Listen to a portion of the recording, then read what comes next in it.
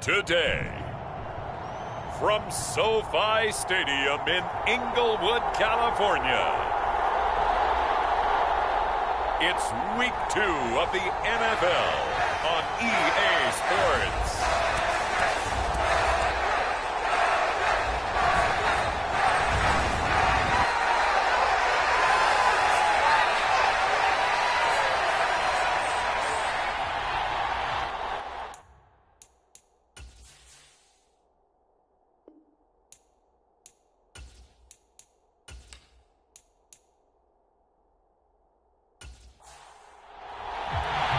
The first game's out of the way. Time to buckle down for the long season ahead, and we're off in Week 2.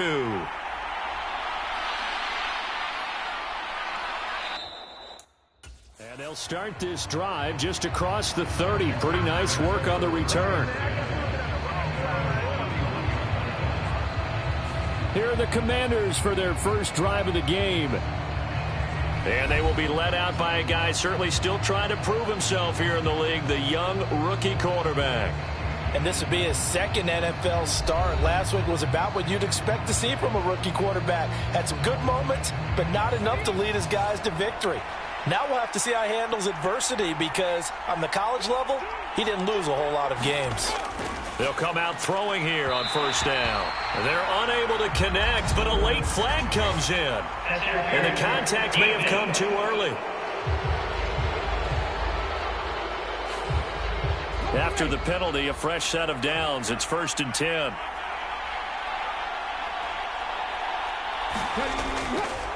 A-Chain gets it from the gun. And the result here, a pickup of 8. Leaves him with 2 to go on second down. The numbers for him from a week ago, 16 carries, 53 yards. Not a horrendous week last week running the ball, but definitely room for improvement for their numbers. No doubt they made some slight adjustments to how they're going to call plays this week in hopes they can kick those numbers up a notch. Now a deep ball there on second down, but it'll wind up incomplete. An early test, 2 plays in. This is 3rd and 2. They'll look to throw here. That is caught. And he's got enough for the first across midfield to the 48. Give him 6 yards, and they do convert on 3rd. So, Charles, this, game number 2 in the NFL career, this rookie quarterback, his guys took the loss in the opener. And when asked after that game by reporters how he did, he was pretty curt. He said, not well. What did you see? Well, first and foremost, I loved his answer to the media because he was being honest. And those veterans in the locker room, they're looking at him to see how he's going to handle things, and they like the fact that he's not blaming other people because I thought he struggled. The only thing that's going to help him, though, reps. No matter how many big games you played in college, how well you do in practice, the reps in the real games, that's when you begin to grow as a quarterback. 15 yards the pickup, first down Washington. Nothing flashy there, the slant to the slot. Oh, and the frustration for the defensive guys because it's a quick play. And you know it's going to be a bang-bang play in terms of the throw and the catch. And then he's able to absorb the contact and complete it.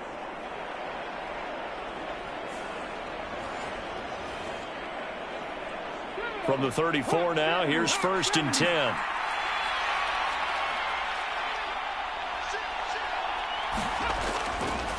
A play-action fake. They'll look to throw.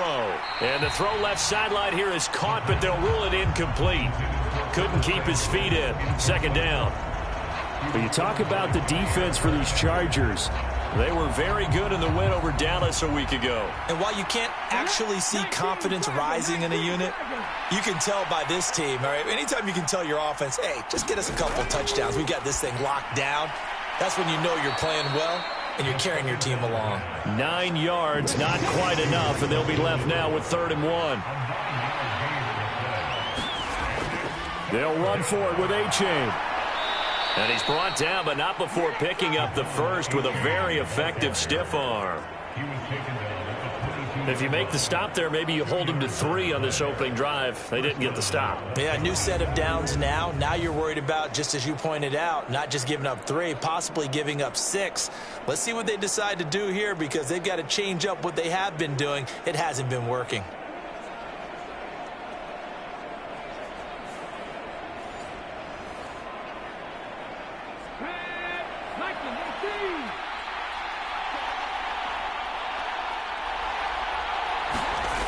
Back to throw now on first down. That's going to be caught by Samuel. And able to get this down inside the 15 to either the 13 or 14 before he's out of bounds. 2nd and 2. He's got it. And they corral him just a couple yards shy of the end zone. 1st and goal, a chance for an early statement here on the road. A-Chain is in. Touchdown, Commanders. Just power football there, down near the goal line. Give it to him. He's able to push his way across. Yeah, they went heavy there. Sometimes you have those big offensive linemen come in, have to report like they're eligible, but all they're doing is getting a good stance, blocking, and getting their runner across the goal line.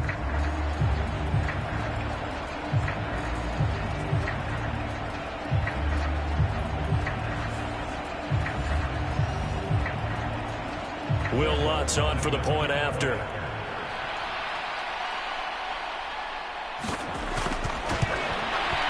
It's good, and Washington will take a 7-0 lead. A 10-play drive that time. And it was finished off with a touchdown run from Devon A-Chain. The kickoff team on the field now as they will send this one away. Cordero Patterson to return it, bringing it out of the end zone. And they'll get him down right around the 25, actually the 26 officially, so a net gain of 1 there. So here's the Charger offense making their way out. And they'll be led out by their third-year quarterback. I tell you what, when he is on schedule for that week, secondaries take notice because you've got to stay alert back there on every snap. A truly powerful arm, one that's capable of challenging any level of the defense on any given play. That's why so many scouts preach arm talent when preparing for the NFL draft. A quarterback with arm strength to make every throw in the book, he's an asset to have in any offense. And that's good for a pickup of 10 yards. And that'll leave him with a second and just a few inches left. Defense gives up a touchdown the opening drive.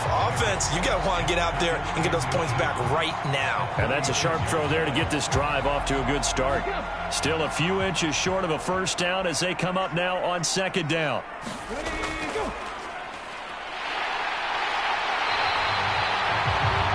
These are his numbers from last week's contest. 17 carries, 112 yards, and a touchdown. So coming off the opener where they established the run and established it well, their goal is to make sure that the trend continues and to serve notice to the rest of the league that they might be a run-first team.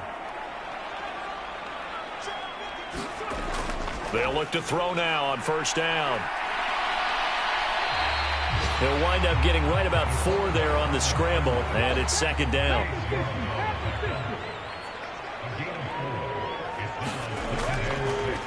Now a give right side. Porter. And this one not going anywhere. They get him at the 44 for a gain of just a yard. This now a 3rd and 4. They're going to look to throw. He's got his target. That's complete. And he'll go down, but not before getting this inside the 30. 27 yards there on a very nice 3rd down conversion. Well, I think when they look at their offense, they think to themselves, weapons everywhere, and they want to move the ball around. They want to spread it to different people, but you absolutely know they want to get this man involved as well, and that's what they just did on that play. From Commanders territory now, it's 1st and 10 as they're down to the 29-yard line. On play action, they'll throw. That's going to be caught. It's Palmer. And down he goes, taking it inside the 10, just shy of the 5 at the 6. That's now a pair of explosive plays in succession, both north of 20 yards. Just picking up yardage in bunches here these last few plays. They have moved right down the field, and just like that, they're going to be set up with a 1st and goal.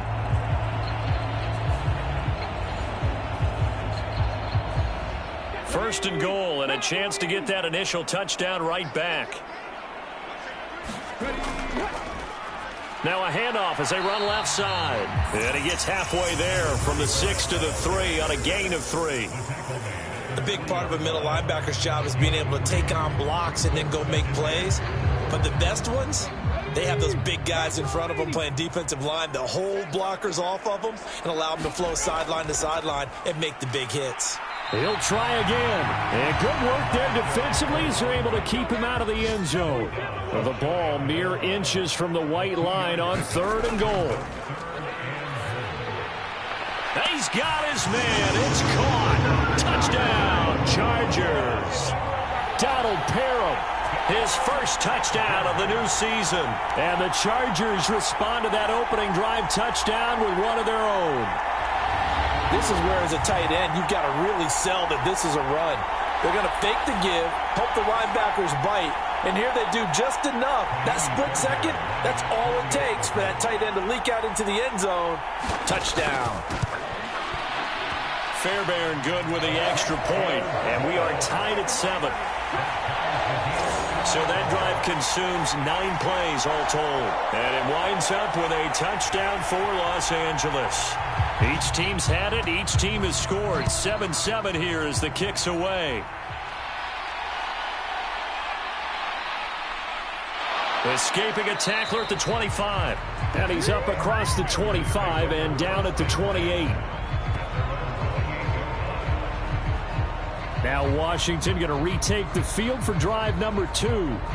A lot of time for this unit to game plan on the sideline after that drive that they watched the other side just score. But remember, last time they were out, they scored as well. We'll see if they can seize that momentum right back. And they have had a lot of time to cool off from reaching the end zone the last time. So have they been able to keep themselves mentally sharp and into this game, even though they haven't been on the field? And you and I both know, one big play, though, gets them right back up to that level. Throw left side taken in by Pittman.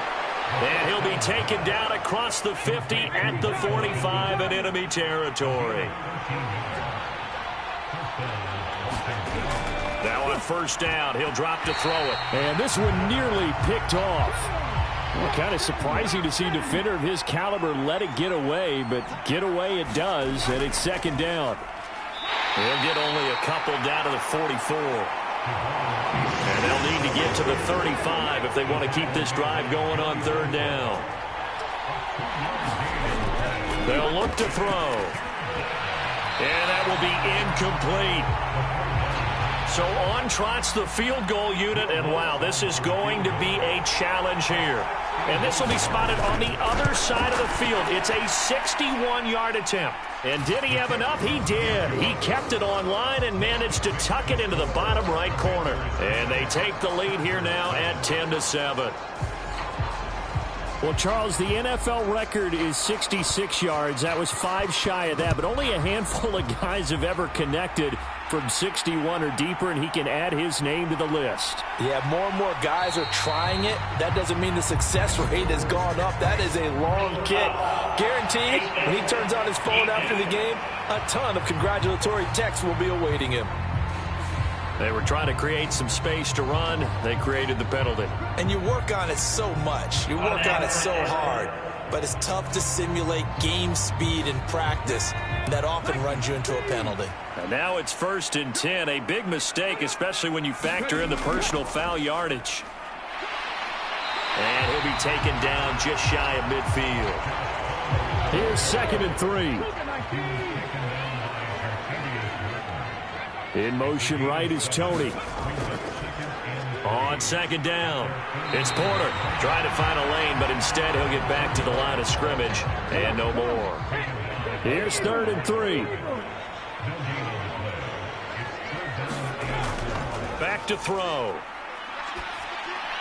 He's going to get that to his running back out of the backfield. And he is going to have the Chargers first down. They needed 3. He doubled that. He got 6. The Chargers are 1-0 on the year following the win in Week 1. And they were able to get that road victory in the opener. Now they look to get to 2-0 in front of the home crowd. And look, any road win in the NFL, that's huge. But when you do it Week 1, that gets you pointed in the right direction and sends notice to the rest of the league that you mean business.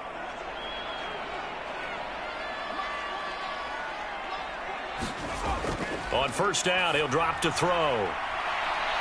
Got a man, it's caught inside the 10. 39 yards there, a big one. With that grab, he now sits at 200 for his career, and maybe more importantly, a first down.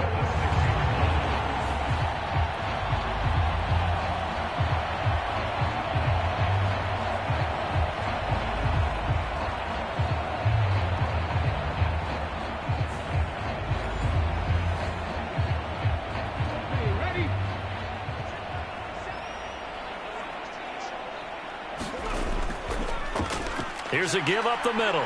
And a minuscule gain of maybe a yard from the 6 to the 5. 10-7 our score after one right here on EA Sports. Charger football to start quarter number 2. A line of scrimmage once again the 5 as they get ready for 2nd and goal. And they'll keep leaning on the running game back to the ground. And he will push his way forward down to about the 3-yard line. 2 runs in a row, but only 2 yards to show for it. His path became similar to almost running a stretch play, didn't it? Trying to find a crease, anywhere to put his foot in the ground and cut back. It just never materialized. They'll look to throw on 3rd and goal. Now a battle for the football. It's caught. It's a touchdown. Josh Palmer. His 2nd touchdown on the season. And the Chargers have moved out in front. Good start to the season for him. He had the touchdown last week in the opener and a 2nd one in week 2 now. How about the pace he's already established, right? Not sure he can keep it up for an entire season, but don't burst the bubble because he thinks that he can. Do guys go into a season with a goal for touchdown scored or yardage? What do you think? I think every single one of the guys who's going to touch the football, they all have those types of goals. They all have those types of thoughts. And then they just have to see how the season unfolds if they can stay with it. Unfolding so far so good for him. Extra point by Fairbairn, up and good. And the lead is now 14-10.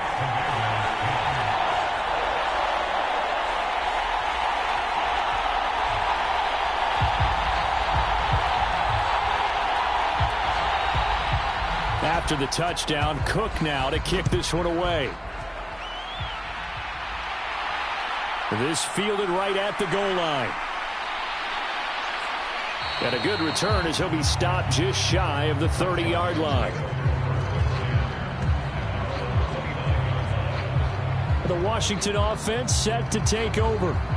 Last time out, you remember their drive stalled, but thanks to their kicker, booted a long field goal to at least get them 3. Now here they'll try to do better and find the end zone. And in our experience, how much fun is it for coaches to know that they've got a kicker who can nail it from long distance?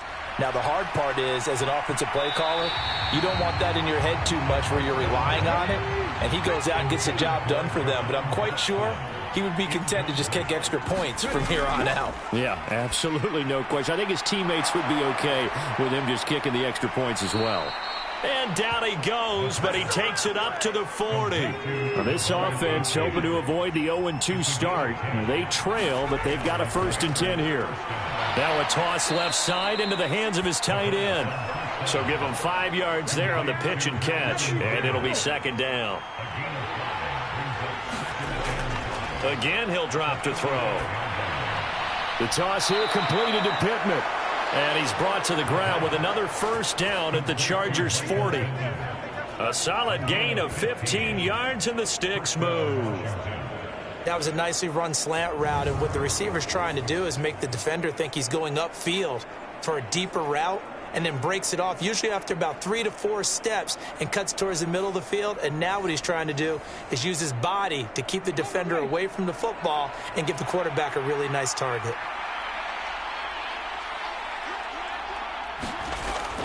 A-Chain on 1st and 10. And the running lane's non-existent in this first half as they'll stop him behind the line. A loss of a full 3 yards, and now it's 2nd down. I have a feeling they'll stay committed to running the football, especially on the early downs. They just haven't had a whole lot of success just yet.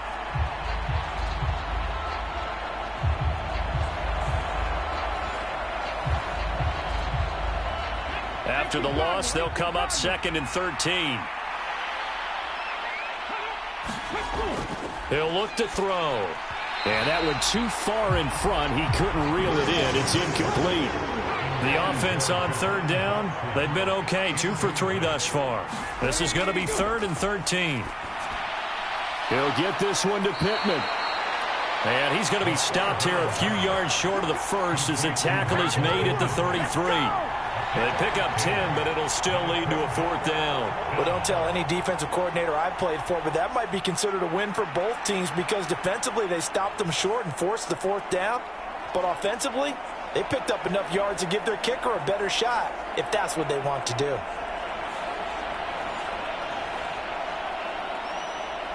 Now Lutz for the field goal try.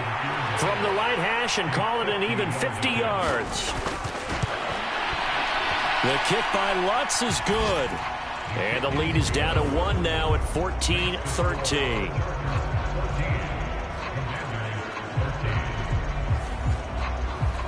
So the margin shrinks there as they get the field goal to draw them a bit closer here in this second quarter. Yeah, nice snap, nice hole. They just want to keep this game close, so give them credit for finishing that one off with 3. And the tackle going to be made right there at the 25-yard line. And the Chargers offense back out and ready to go. And right now they're saying, hey, let's keep this going. 2 drives, 2 touchdowns. Yeah, can't ask for a better start than that, can you? I mean, this is the way you practice it. This is the way you rehearse it.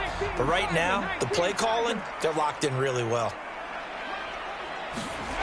They'll try and start this drive in the air. Here's Tony on the quick slant. And up to the 35 before they're able to knock him down. It'll be a gain of 10 to start the drive out, and by a few inches, that'll be a 1st down. And a good quarterback facing zone coverage. If he has just a little bit of time to survey the scene, that's what's going to happen. No doubt about it. If there's no pressure, he's going to continue to pick them apart because he'll have all that time to find someone open downfield. You can only cover for so long. So maybe they want to go to a zone blitz scheme, get a little bit more pressure. Remember when Carolina did that against Denver? They lost the game ultimately. They dropped the defensive end out, and he ended up with an interception in that game in Super Bowl 50. Maybe some sort of scheme like that to try and get more pressure at the passer. On 2nd down, a run with Patterson. 5 yards. Now it's 3rd and 5. That 2nd down play call was not to pick up the 1st down. It was to accomplish what they did to get them into a manageable 3rd down because they had incompletion on 1st down, so they were behind the sticks, so to speak. They needed to make up some ground, and they did. It is taken in by Everett, the tight end. And he is going to have the Chargers 1st down. They needed 5 there on 3rd down. He winds up getting 7. That was a route run not just with dexterity, but with intelligence. Found the hole in the zone, made sure the quarterback saw him, and was able to make the sure catch and flip the down marker back to 1. Working with the lead, trying to get to 2-0. Here's 1st and 10. Back to throw here. Working the middle here. That's complete to Everett, the tight end. Ball on the 47-yard line. Here's 2nd and 4.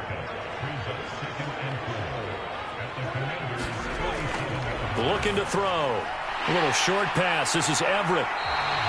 He had 3 catches last week. That one his 3rd on this drive alone.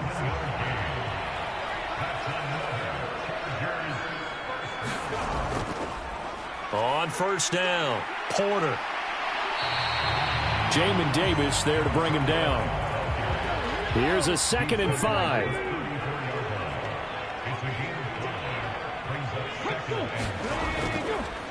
They'll keep it on the ground. It's Porter, and he'll go down at the 28. 7 yards there and a 1st down. We both know it's difficult, but they've made it look effortless out there. Through the air, on the ground, they've moved the ball with relative ease. They'll bring the tight end in motion right. They'll run on 1st down. Porter. And he is going to be stopped cold behind the line of scrimmage. 2 yards the loss, 2nd and 12. An interesting and intriguing decision there defensively because they kept extra DBs on the field despite seeing the multiple tight end look that came out for the offense. I thought they were going to switch out of it. I didn't know if they felt they didn't have time or what the case was. Well, in any event, the extra speed allowed for great penetration as they stuffed that one behind the line of scrimmage. A rare misstep on that last play because the drive has been strong, but now it's 2nd and 12. Now they'll switch it up here and look to throw. That's taken in by Palmer. The result, only 4 yards there on the play. And 3rd and 8 now. They'll be in search of 8 yards here as they hope to convert the first down. Now back to throw. That's again complete to Palmer. And he'll be stopped here well short of the first down at the 24-yard line. Just a gain of a couple there. And that'll bring up 4th down. So much about this game is just understanding situations and then having to execute, isn't it? Guard the first down sticks. Don't let them get there. And they rallied and made the tackle. Now Kaimi Fairbairn for the field goal try. From the left hash, this will be a 41-yarder. Fairbairn able to put this one through, and that'll move their lead up to 4 now.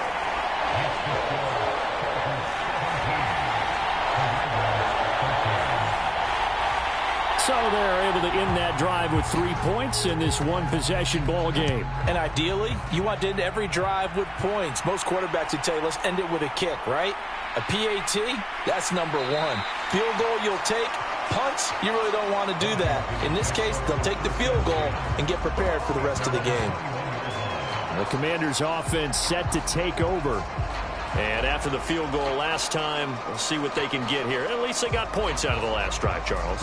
I never met an offensive coach that didn't want to drive to end with a kick.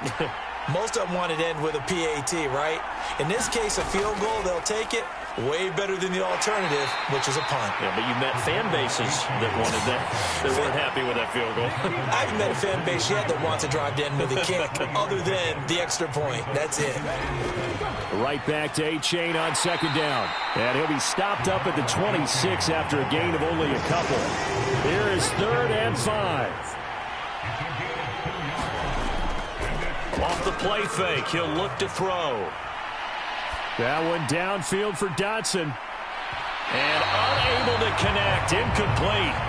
I'll give them credit. They took their shot, but it's going to bring up 4th down. Anger is on to punt, and he gets this one away. Fielded at about the 28. That'll be a 43-yard punt, but a net of just 33 following a 10-yard return. And it'll be Charger football here as they take over. The offense for Los Angeles returns to the field. And they split the uprights last time for 3. They've got the lead. They're not going to play this conservative. They're not hoping for another field goal. They're hoping for a touchdown. I'm with you on that one. I like where your head is. I like the way you're thinking because you're exactly right. Trying to sit on a lead. That's into a crowd and intercepted. Picked off by Deshaun Elliott. And the Commanders are going to take over a couple of yards shy of midfield. Well, he's certainly not been afraid to take some chances downfield. Now, look, it's paid off for him a couple of times.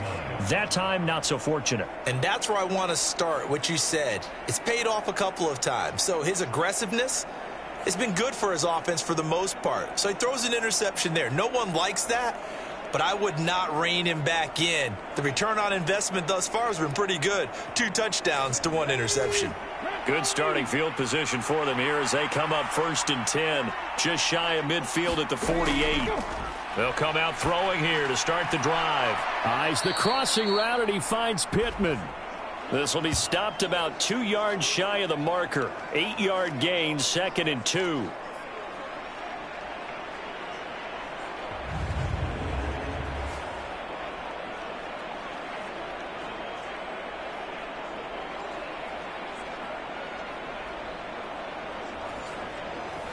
Coming up at halftime in a little less than 2 minutes, we'll send you to Orlando where Jonathan Coachman is standing by. He'll have highlights and analysis of this first half. And they will not get the connection there. It's incomplete. So 3rd and 2. This quite possibly 4-down territory, though, if they're stopped. He'll drop to throw. They set up the screen to A-Chain. And he gets this inside the 35-yard line. 10 yards there, good for a Washington first down. As an unbiased observer, I think it would have been interesting to see what they would have done if they hadn't gotten the first down there. But since they did, I guess the point is moot. Yeah, they were right there in that middle ground, field goal range, punt, go for it. But as you said, they picked it up. So they'll come up 1st and 10 now from the 33. Back to throw again. And that is incomplete. Now a 2nd and 10.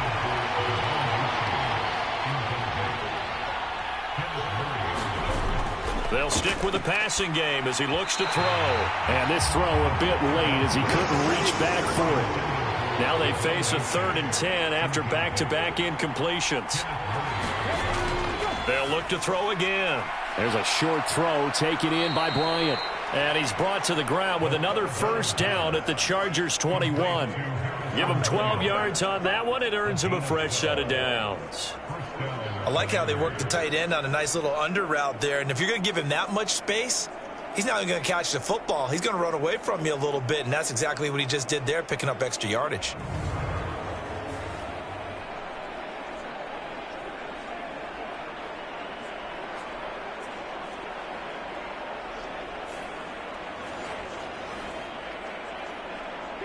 Creeping up on a minute to play in this 1st half.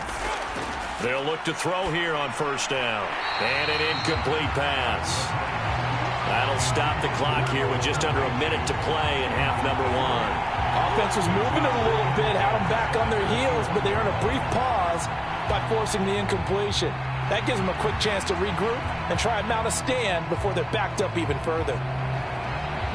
Here's 2nd and 10.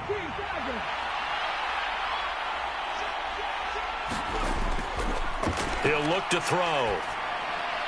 Throw caught by H.A. And Washington now going to use the first of their 3 timeouts, as the clock will stop with 55 seconds to go until halftime. They'll break the huddle and come up on the 9th play of this drive, needing 5 yards on 3rd down. And he'll find Pittman. And stopped a few yards shy of the goal line at the 3. Now Washington going to use the 2nd of their 3 timeouts, as they get the stoppage with just under 50 seconds remaining in half number 1. They'll drop to throw. They'll swing this out wide. Here's A-Chain. So they'll get nothing out of that play, and that'll set up 2nd and goal. As a defense, you're more balanced when you're in zone coverage because you're able to keep your eyes on the quarterback and see the play develop in front of you. They're able to... Touchdown, Washington. Harrison Bryant from 4 yards out. And the Commanders will take the lead here in the final minute of the 1st half. His first career touchdown pass, and, you know, it's cliche to say, but he's probably been envisioning this since he was a little kid. That's a cool moment. It really is. So enjoy the moment, enjoy the time, celebrate, save the full reflection for later, but make sure you grab someone on the sidelines and say, hey, make sure I get that football, okay? Lutz will look to add the extra point.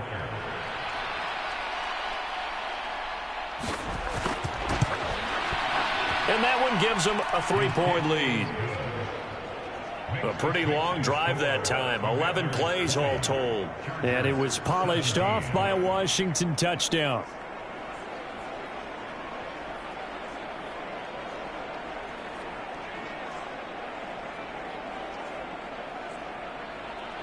Kick team out there for the Commanders as they send this one away.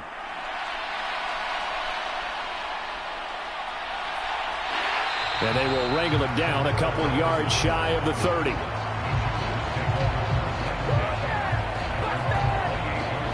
The Chargers going to take over here one more time before the half. And with time quickly fading here in the second quarter, not sure how aggressively, offensively they want to play this. I think we'll find out just how much they trust their guys in this situation if they decide to take a shot. Trying to shake off the interception, he'll look to throw. And they'll wind up getting this to the 37, gain of 9. The Chargers going to signal for the first of their timeouts as they stop it with 19 seconds to go in half number 1. And he'll be taken down, but not before he gets into enemy territory.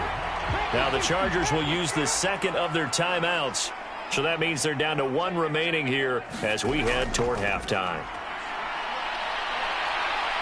staying on his feet. And he'll take this beyond the line of scrimmage as he slides to a hole. And offensively, they'll take the timeout with 6 seconds left in the second quarter. So on second down, the field goal unit is on here as they try to get 3 before half. This will approach NFL record territory. It's a 62-yard attempt. And this is off target to the left. Didn't get there anyway. It's no good. And instead of tying it up, they'll remain down by 3.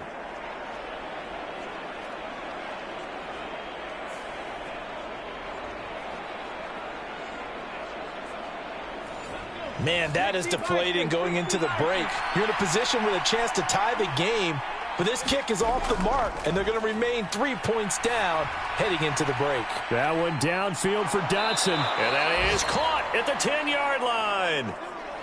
So we've hit halftime, just a field goal separating these two teams at the break. As we'll send you eastward to Orlando. Standing by with that EA Sports halftime report now is Jonathan Coachman. Take it away, Coach. Okay, Brandon, we'll get you back to you and Charles in a bit, but first it's time for a trip around the NFL following an eventful opening weekend.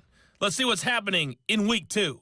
We'll begin our tour out at Nissan Stadium in Nashville, where you see the final score there. Joe Burrow, 5 touchdown passes, leading his guys to the victory. From there, we head north to Minnesota. Check on the Vikings at home at US Bank Stadium. And they were winners in that one over the visiting New York Giants. Saquon Barkley, what a game. 3 touchdown runs in the victory. Finally, let's get to the desert to check on the Cardinals at home in Glendale. And they have the lead over the visiting Steelers as that game has gone to halftime. Rondale Moore, a touchdown catch in that first half. It's been Devon A-Chain who's had the strong first half. He had a touchdown run that helped get his guys this halftime lead. Okay, Coach, yeah, adjustments likely going to play a big role in this third quarter in what's been a tight contest so far.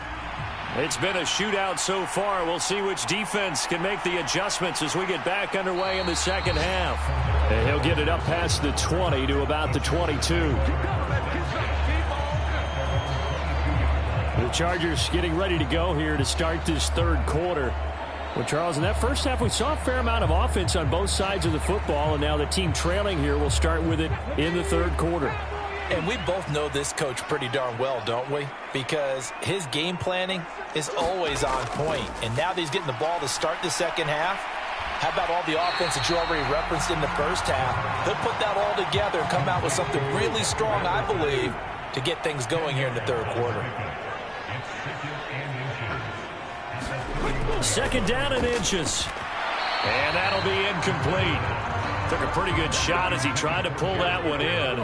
Couldn't hang on third down. They'll set up to throw. Oh, he stays up. A great effort there to shed the contact, and it helps him pick up the first. It's a gain of 8, and it'll wind up moving the chains.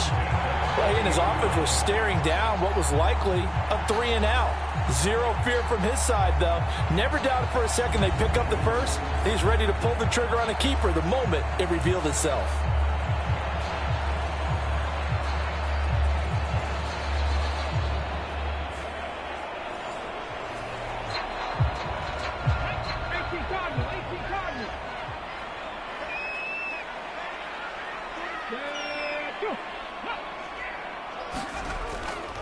On first down, it's Porter, and he is met in his tracks behind the line of scrimmage. He'll lose a yard there, and it's 2nd and 11. I think it's pretty evident we can say what a difference a week makes. Last week, he ran pretty much wild, didn't he? Did pretty much what he wanted to do. But this one, they've stopped him cold. That, to me, that's good scouting and even better execution. Yeah, and they stopped him behind the line right there. They obviously watched the tape a few times and made some adjustments.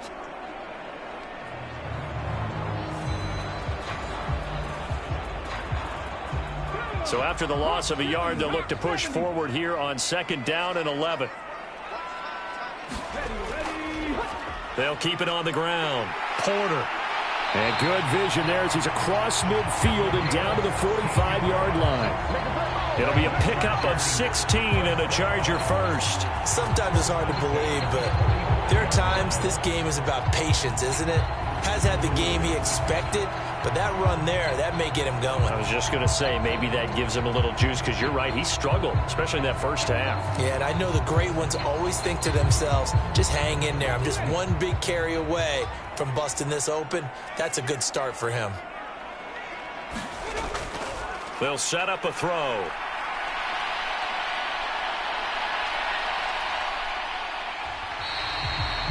He'll wind up getting right about 4 there on the scramble, and it's second down. They'll look to throw here. Out left, he's got it to Everett. They call his number again. It's his 6th catch and a first down.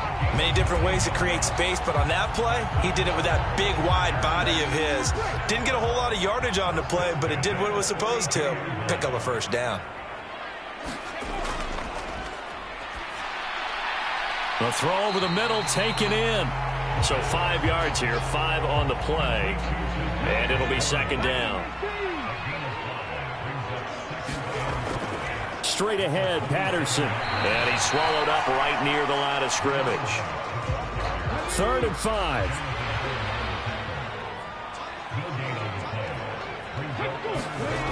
Now a shotgun snap as they'll look to throw. A little short pass. This is Everett. And they'll bring him down 1 yard shy after a pickup of 4. If this were baseball, we'd call this small ball. Instead of pushing it downfield, they throw a short pass trying to pick up the first down, but the defense rallies to the football and stops him short, bringing up a 4th down.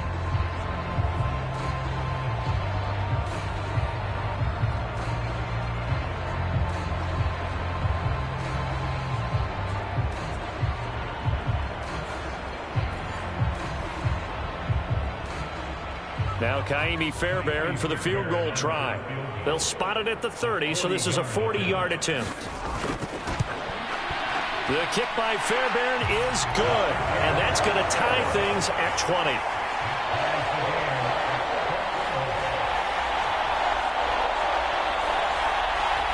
So they come away from this opening drive in the 3rd quarter with only 3, but it does draw them even. Yeah, and that has to be job 1, doesn't it? A touchdown definitely would have been nice. We know that. But here, you get back on even terms, and now you've got most of the second half to try and get yourself into a position to win. First possession of the second half now for Washington. And their 3-point halftime lead gone now, back to a tie game. But, Charles, I don't imagine that changes too much for this offense. I would agree. I don't think it changes much at all, whether it's a 3-point lead or a tie game. They know they have their work cut out for them, and they were going to run their offense in the same vein. Yeah, this will be a gain of 5 as he gets it to the 30. Ball on the 30. They'll come up with a 2nd and 5. Now a first carry here for Robinson. And he'll be upended at the 33 following a gain of 3. And guess what? It brings up 3rd down.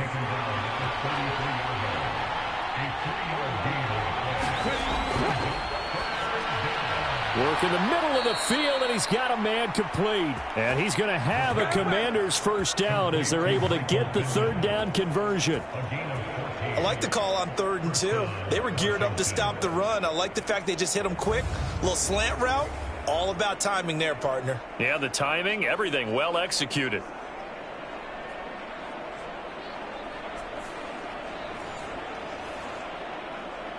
Ready, set.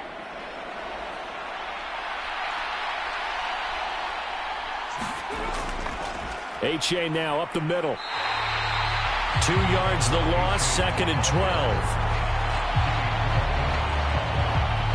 To say they've kept him under wraps running the football, that's an understatement. He's been completely neutralized. Yeah, they've essentially taken him out of the game, haven't they? And you know all the teams say, we're not going to let him beat us. Well, that's exactly what's happened here. They've lived up to that.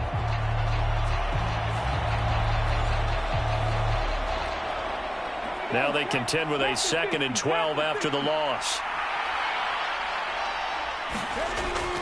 From the shotgun, he'll look to throw. And that almost their first INT of the ballgame. Had his sights on it, but he couldn't seal the deal. On 3rd down, he'll drop to throw. And a throw there going to be incomplete. Here's Brian Anger now, as he'll kick it away for the second time.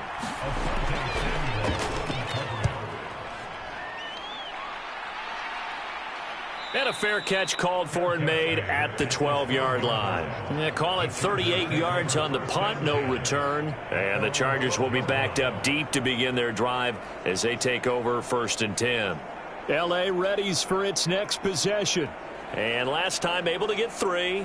It's not what they wanted. They wanted 6, but they got at least something. They mustered something out of the drive. They'll take it. I like the way you've described it. Not ideal, but they'll take it. Anything to put some points on the board. But this time on offense, they don't even want to see the field goal kicker trot on the field. They want that ball in the end zone. Yeah, they'll be going for 6. 2nd and 4. A little short pass. This is Everett. 63 yards receiving for him now, and that last catch good enough for a first down.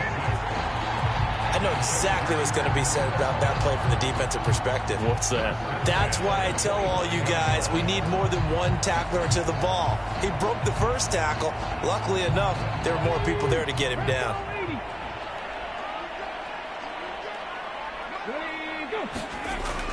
Jet sweep. Here comes Marshall. And some room to maneuver. And he'll take this to the other side of midfield before going out of bounds. That'll be marked as a 27-yard pickup. I think the reason this play is so successful is not just the blocking at the point of attack, but how about the speed at which he takes the handoff? He's in motion already, so he's not coming from a flat start like a running back often is. He's at a full run by the time he gets the football. In Washington territory now. Here's 1st and 10 at the 48-yard line. Now a give right side. It's Porter, and they're going to stop him right at the line of scrimmage. Just no cutback lane to be found whatsoever. 2nd and 10. Palmer going to go in motion left. He's going to handle it on the touch pass. And a great read by the secondary. They come up to stop that touch pass before it can even get back to the line. The defensive coordinators love that. You got a cornerback willing to stick his nose in there, come up on run support, and stop that pop pass dead in its tracks. And, partner, one good thing about trying to defend that play, you should see it coming the whole way. You see the receiver coming in motion in your direction. Nice job eluding the blocker, making the play behind the line of scrimmage, but an even better job studying the play before you have to try and defend it in a game. Throw left side, complete to Tony. And he can only manage to get this to the 45-yard line, well short of the first. And that's good for a gain of 6, and it'll be 4th down. Brandon, a good idea there on 3rd down. Run a little clear out and hope you can get your receiver the ball coming across the formation. Nice design, but well played defensively, and they stop him well short.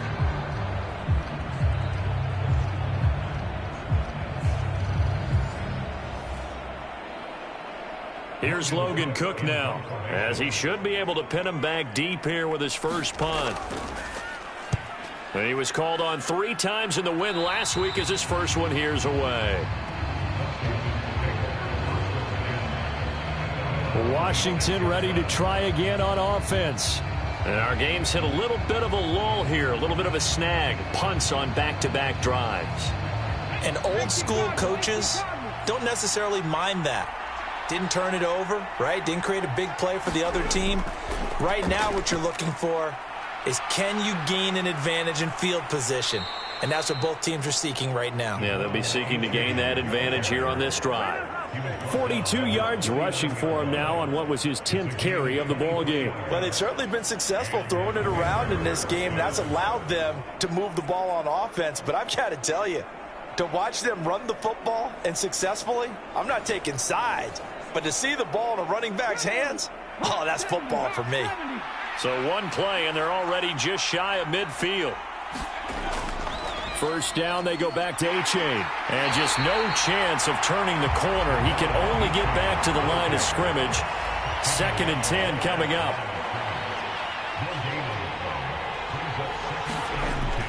A-Chain here. They stay on the ground. Some extra space following the display of power. Down just inside the 45. A good chance this is 4-down territory if they're unable to convert. But right now looking at a 3rd and 3. In motion right, one of the tight ends. Robinson will try to pick it up. And this one goes nowhere. Losing yardage on the play back at the 46. Here's Brian Anger now as he's on to punt for Washington.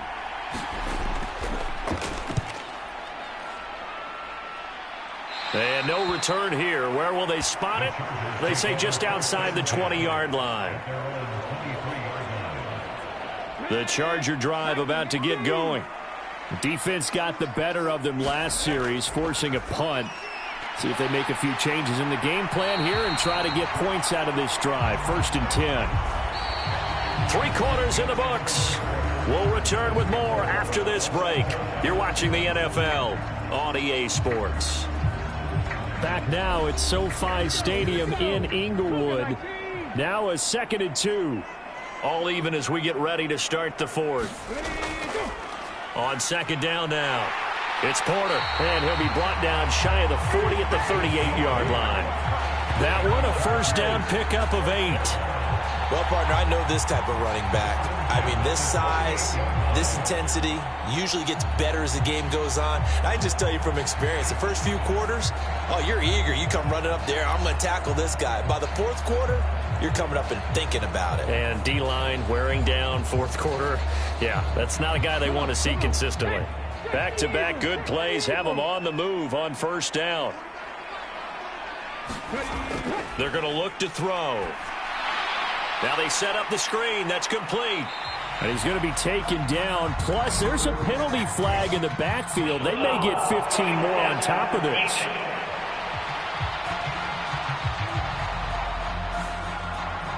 So the yellow flag came out, and that leads to a new set of downs for this offense. 1st and 10. They'll motion the tight end across the formation. Now a handoff up the middle. Porter. And he'll power ahead, but only for about 3 yards. 2nd down coming up.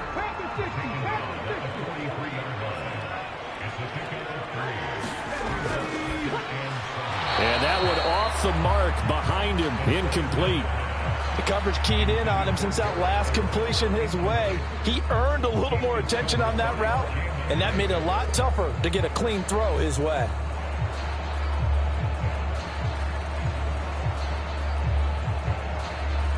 They will look for some important yardage on 3rd down. From here, it would be a 60-yard boot. Out of the gun, they'll look to throw. And he'll complete this one to Patterson. And he is going to have the Chargers 1st down as they're able to get the 3rd down conversion. Another catch for him there on this drive, Brandon, and it looks like they're going to utilize him out of the backfield any way they can. And that time, they pick up a 1st down. So now on defense, you assign a man to him and try and cover him before he gets going.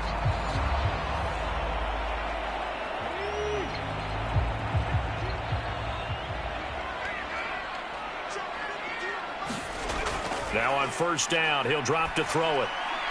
And that'll be caught by Tony. And that's good for a pickup of 10 yards. And they'll be left with a 2nd and about a foot.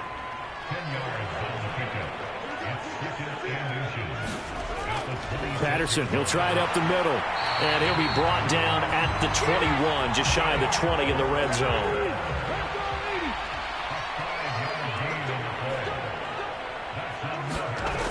Back to throw now on 1st down. Oh, nice move. And he takes it in for a Charger touchdown. A great effort there. His 3rd touchdown of the game and 5th on the year. And the Chargers have broken our tie and have taken a 4th quarter lead. And maybe the defense got so caught up in him throwing the football, they forgot he can take off too. And you often hear about the quarterback being the unaccounted for guy as a runner. Well, even on a passing play, he's unaccounted for as a runner, and he turned it into a nice gain. A very nice run, and it turns into 6 points. Fairbairn now to add the extra point. And they will take a 7-point lead now. So that drive takes him down the field in 8 plays.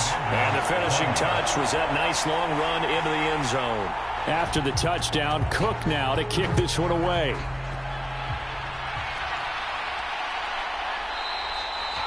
And he'll elect not to return this one, so they'll bring it out to the 25 on the touchback. A look at Washington as they come onto the field. The pressure is on now. They're being shut out here in the second half after a decent first half offensively. And they need their best drive of the game right here. They'll come out throwing here on first down. It's a short one here, complete to his tight end. And he's taken down but able to slip across the 35. A gain of 11 to kick off the drive, and it's a quick first down.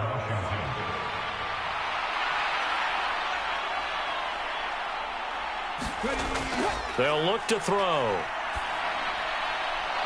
It's a short one here, complete to the tight end. And this will be stopped at the 44. That one good for 7 yards.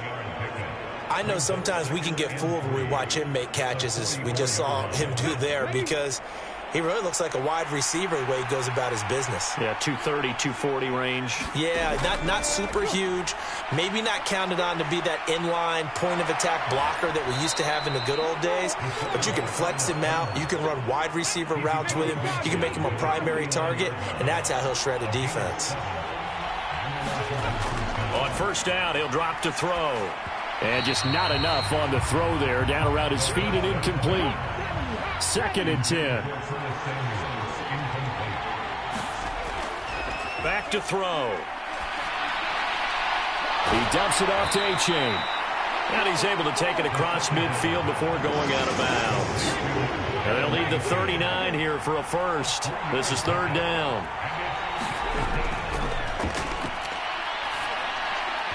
And that is incomplete. Here's Brian Anger now as he's on to punt for Washington.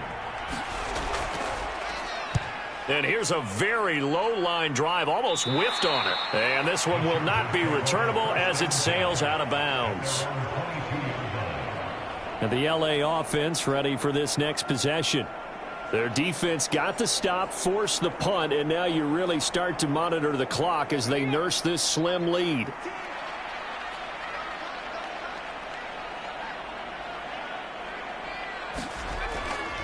They'll start on the ground here on first down. And he'll fight forward on the straight-ahead running for just a couple of yards. 2nd down. So 4th quarter, a nice run there to start this drive. Charles, what do you think the split will be here between run and pass? Well, partner, I think it'll lean towards the run, but this is also not a time where you just totally do that. You still have to possess the ball, move the sticks, and keep the clock moving as well. So they'll run their offense, but yeah, when they have a chance to run it, they'll do that a little bit more. The Chargers on 3rd down. They've been really good, converting 7 of their 10 tries. This will be 3rd and 5. He's got his target. That's complete. And he is going to have the Chargers first down as they're able to get the 3rd down conversion. And that pickup of a first down, that's going to leave a mark because they really needed to stop them there, didn't they? So frustrating. Defensively, you're a play away from getting that football back here down late. Tough. Now they've got to find a way to create a turnover or a takeaway. Otherwise, this one will probably get away from them.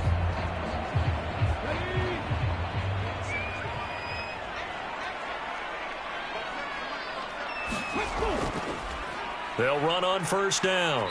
It's Porter, and he'll fight forward on the straight-ahead running for just a couple of yards. 2nd down.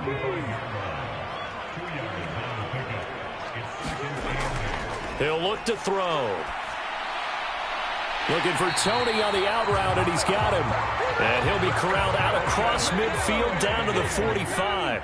So on the other side of the field now, it's 1st and 10 as they've got things rolling on this drive. Now a toss left side into the hands of his tight end. And he's corralled, but not before getting it inside the 35. So they'll come up 1st and 10 now from the 33. Back to the ground now. Patterson. And he's going to be met at the line of scrimmage and taken down.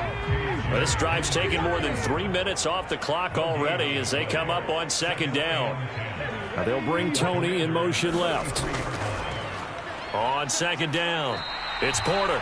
And here's another tackle made at the line. So they're converging well on the football now. Possibly a turning point. Big play coming. This is 3rd and long.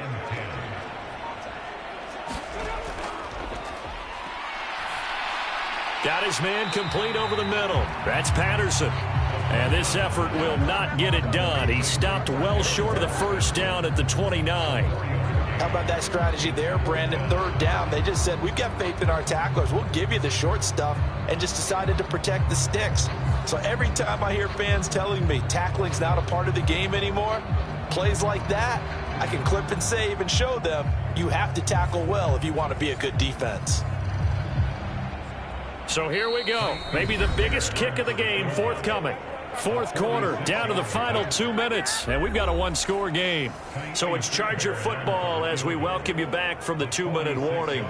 They're looking at a fourth down now as they try to hold on to this lead for... Now the holder's going to keep it. He's going to try to run for it.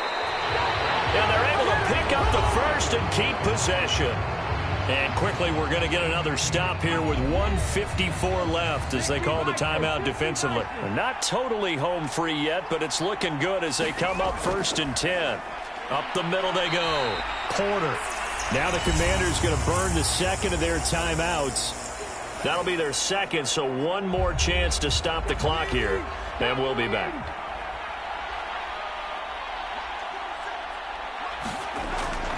He's going to get it again. Just looking to get forward and protect the ball.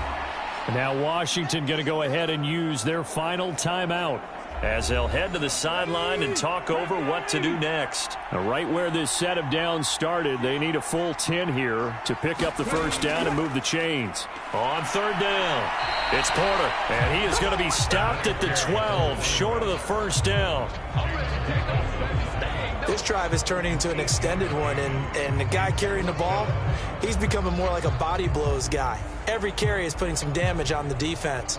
So after a while, I'm not too sure how many guys are going to want to run up and tackle him.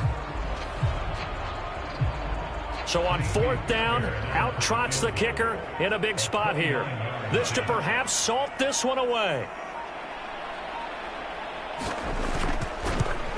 The kick by Fairbairn is good, and that will extend their lead even further.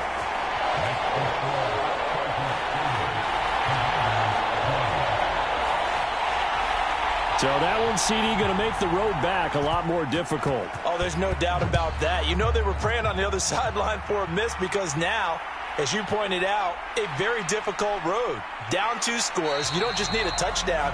You need a chain of events to go your way. You've got to score, somehow get the ball back, and score again. The odds of that happening, not great in your favor. Now Washington down by 10. A little under a minute to go.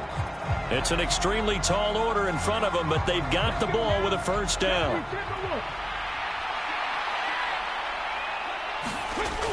They'll try and start this drive in the air. Complete to Bryant. And they'll get him down after a pickup of 8, 2nd and 2. They're going to need to get up and set in a hurry. Finding Samuel. And able to get this one across the 45 before he's brought down. They'll come up 1st and 10 here. Pass complete, Samuel. Oh, and the tackle comes quickly. That's only going to get him a couple. Now Samuel. And now the ball's out. Fumble near midfield. And picked up by the Chargers. And that will write a finish to this ball game. Well, that second half, Charles, a little bit different from the first. Not only did we have the lead change after intermission, but they were able to pitch the shutout in the second half and get an impressive victory. And what's the old expression? That's not quite how I saw it playing out in my head. You know they didn't expect this at all. As you mentioned, went into the half with the lead. Losing the game is one thing. Getting shut out in the second half, that's a surprise. So for the Chargers, it was a great all-around performance as they come out of this one with the victory. And for Charles Davis and our entire crew here at EA Sports, I'm Brandon Gaudin saying so long, everybody.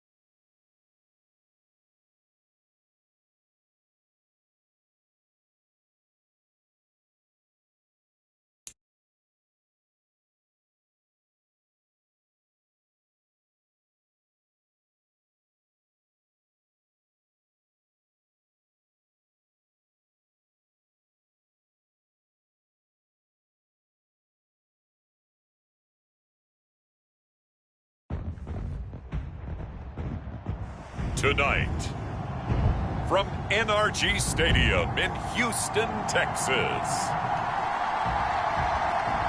it's Thursday Night Football on EA Sports.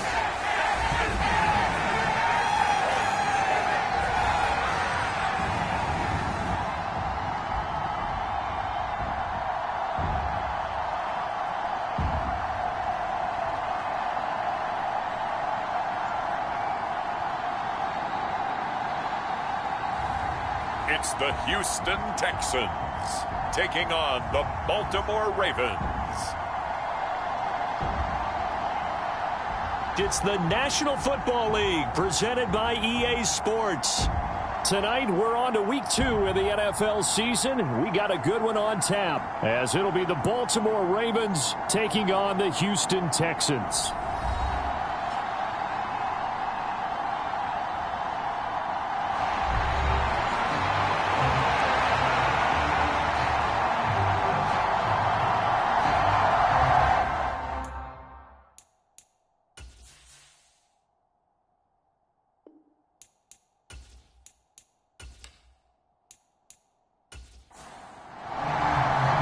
The first game's out of the way. Time to buckle down for the long season ahead, and we're off in week 2. From a couple yards deep, he'll bring it out of the end zone. And it's a pretty good return here as he'll get this up to the 29.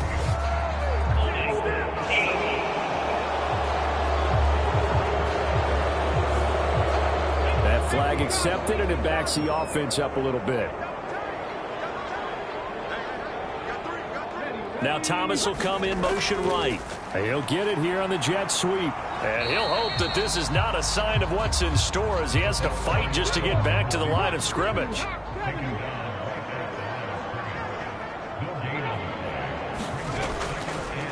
They'll run it for the first time with Dameon Pierce. And not much to speak of. Call it a 1-yard gain up to the 15.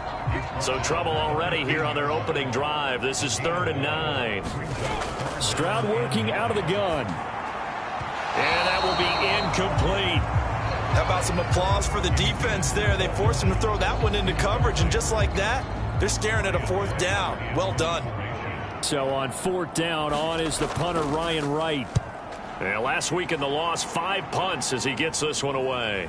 And he'll take it on this side of midfield. And he's able to take it across midfield before going out of bounds.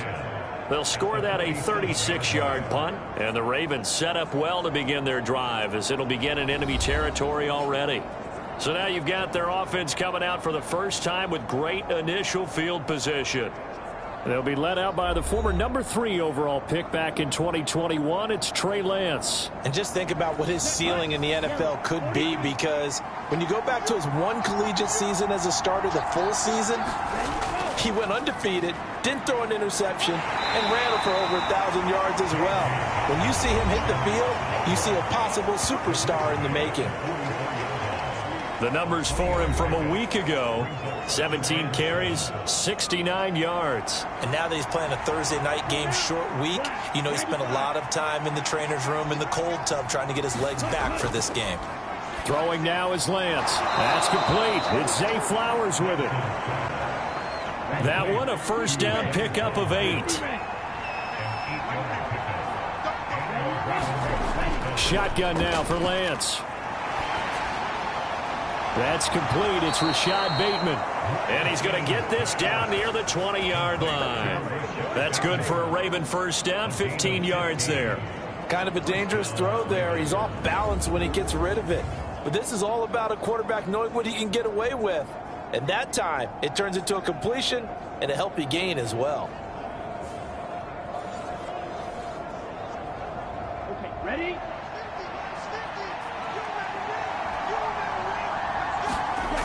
On 1st and 10, it's Dobbins. And he can only manage to get a couple. 2nd and 8 coming up.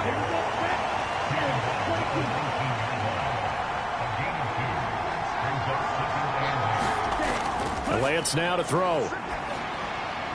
Throw right side here, taken in by Bateman. It'll be a gain of 5. And now we've got a 3rd down and 3.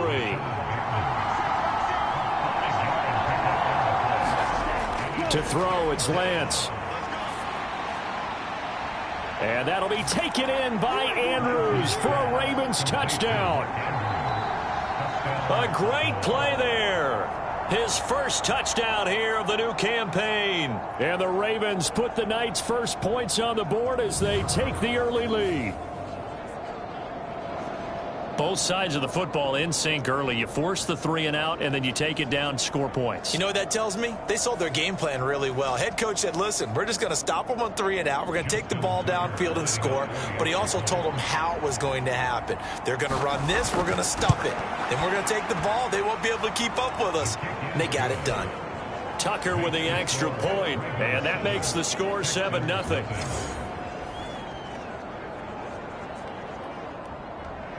Tucker now to kick it away following the touchdown. From a yard or 2 deep, here comes a return. And ultimately cannot get this out to the 25-yard line as he's dropped at the 23. So now we get set to see Houston for their second drive of the ball game.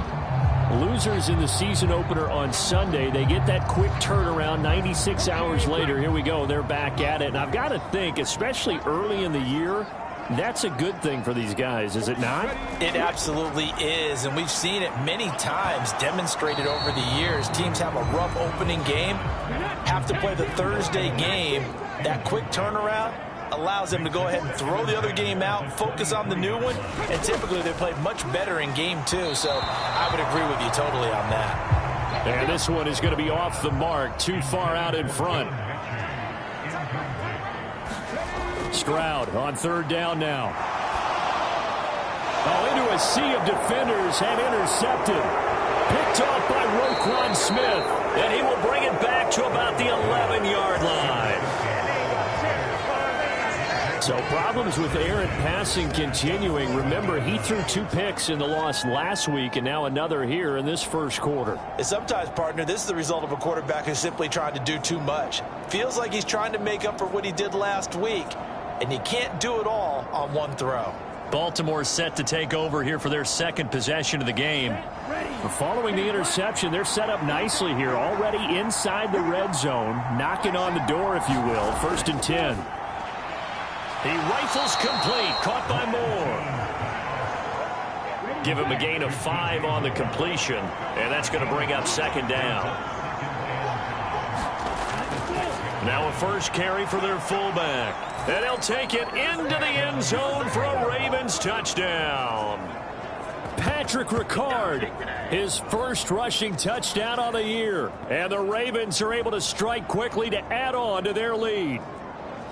So this offensive unit, yeah, they were solid in the opening week victory, and now they are looking just as sharp here in week 2. And that's exactly what you want, too, because you want to get better each and every week and really ramp up as the season goes on. I know it's still early in the season and a lot can happen, but this offense, they look like they're going to be fun to watch each and every time out.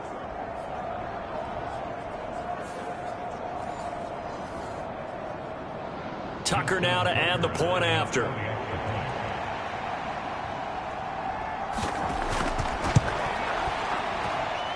And it's good, and they have jumped out here to a quick 14-0 first quarter lead. They had the short field, and they made quick work of it.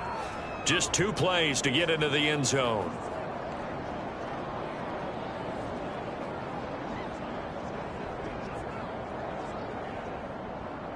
Tucker now to kick it away following the touchdown.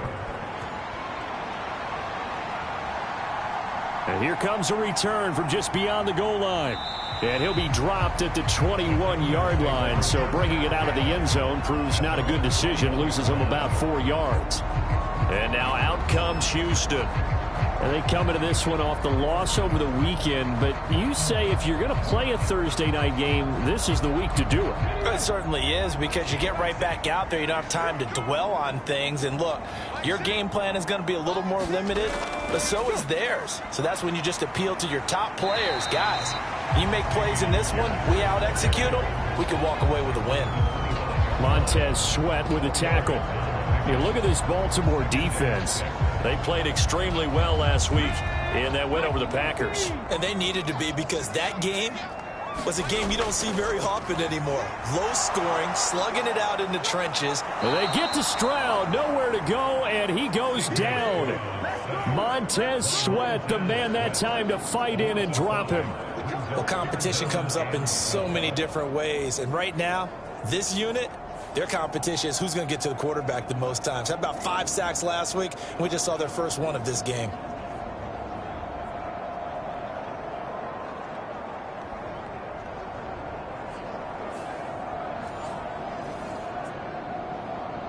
Third and 12.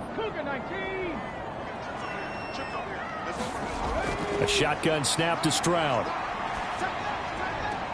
A short one going to be taken in here by Schultz. 2 yards on the pickup there. And that's going to make it 4th down. And here's Ryan Wright now, as he's on to punt for Houston.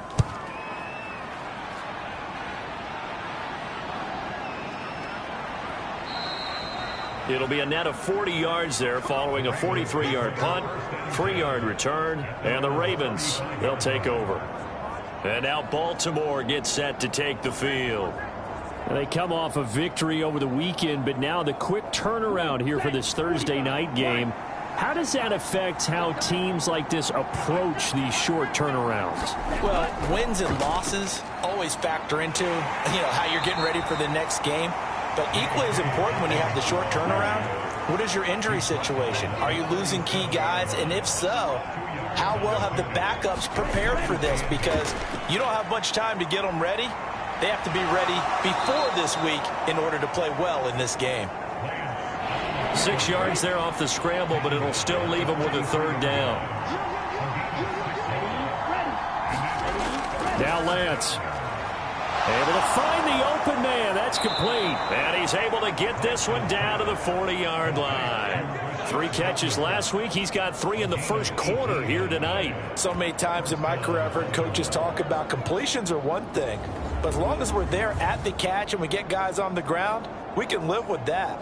But if you're going to give up 10, 12, 15 yards after the catch, then your defense is going to be in a lot of trouble. So a 1st and 10 now in Houston territory, right at the 40. A give up the middle to Dobbins.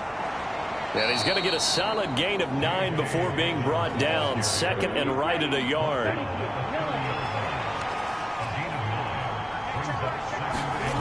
And Lance going to throw.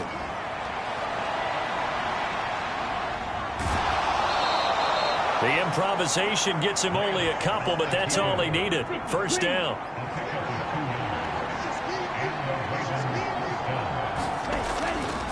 A give. Dobbins trying the right side. And he is met at the line of scrimmage, and he goes down right there. So after the run for no gain, here's 2nd and 10.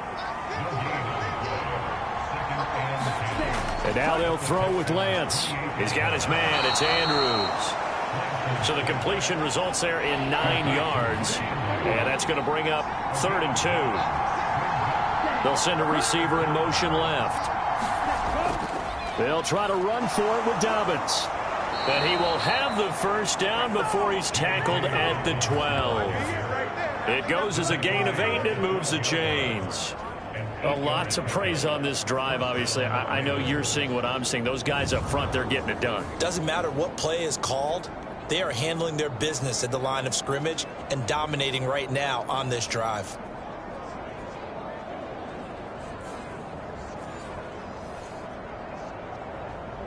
From down at the 12, it's 1st and 10. Here's Lance to throw it. This is caught. Touchdown. Zay Flowers. A 12-yard touchdown grab. And the Ravens take a 3-touchdown lead. Boy, still in the first quarter, and look out. I mean, they are on pace for over 80 points in this game. I don't know that they'll get there, CD, but this has been impressive to watch so far. That certainly would be history in the making, wouldn't it, partner? I'm glad we're here to actually watch and see if it actually happens, although, like you, I have my doubts, but they are firmly in control of this game. Tucker able to connect on the extra point, and it's now 21-0. A good drive that time as they go 9 plays in all. And it's capped off with a Ravens touchdown.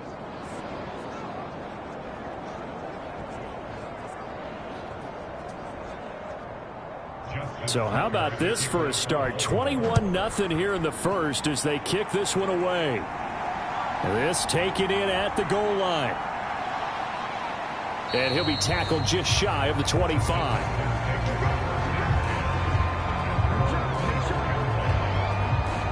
The Texans offense now, they get set to head back onto the field.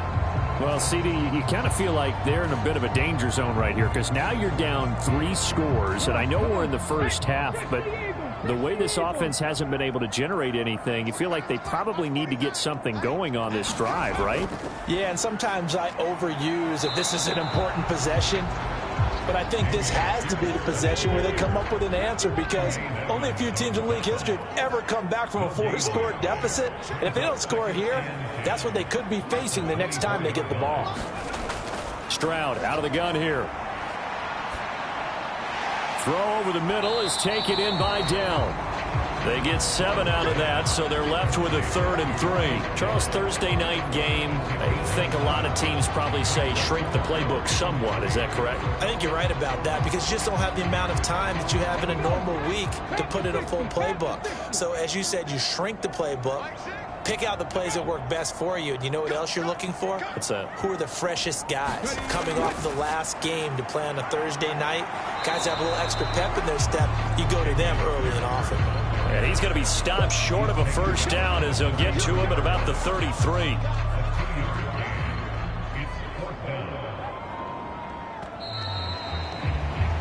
"21-0 our score after 1.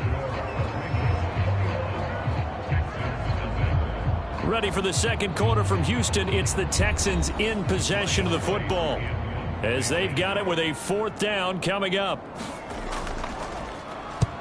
He's been a busy man here in this first half as he gets it away. That'll be a 41-yard punt, just 1 yard on the return. And out will come the offense as they take over.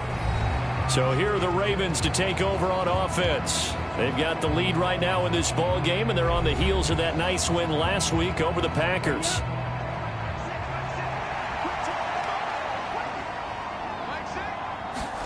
On first down, Lance. And that is incomplete. Oh, the coverage a little too good there, and it's 2nd down.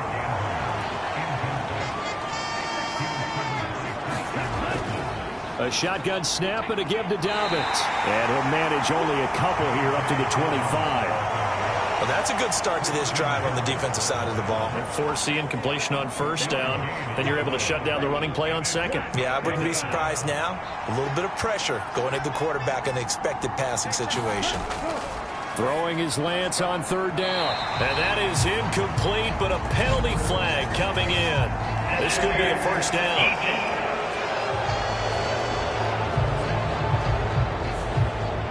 Crowd doesn't like that. Was going to bring up 4th. Now it's 1st. They don't like it at all, do they? It brings them back into it, but really not in a positive way. Now they're angry. That can jangle a team a little bit as well. Pass interference ruined that series of downs for them. So not quite a first down just yet as they come up on 2nd and less than a yard. On the option right is Lance. And this time he's able to take it down to the 42.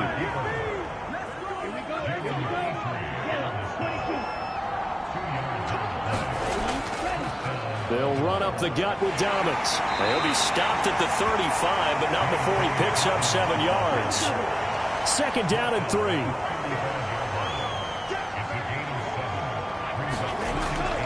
Now a play fake. Lance. And he will slide to a stop. He does have the first down.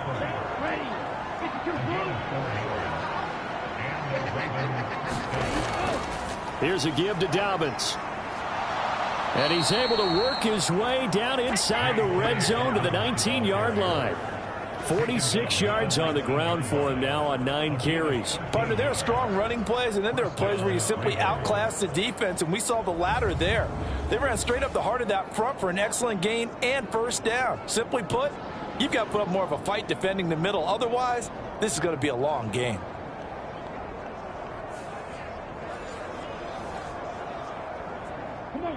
So here's a 1st and 10 now, down inside the 20. Another run here with Dobbins. And he's going to push his way down to about the 12. 7 yards on the pickup there, and it'll leave him with a 2nd and 3. That's a strong pickup right there on 1st down. And as this drive goes on, we're seeing an offensive line and running game imposing its will. Lance looking to throw it.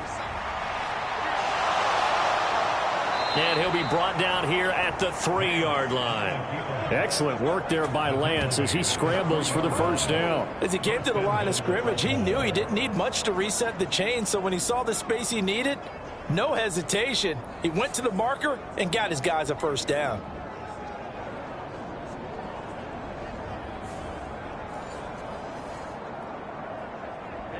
This offense continues to be a hot knife through butter. 3 drives, 3 scores, and knocking on the door again on drive number 4.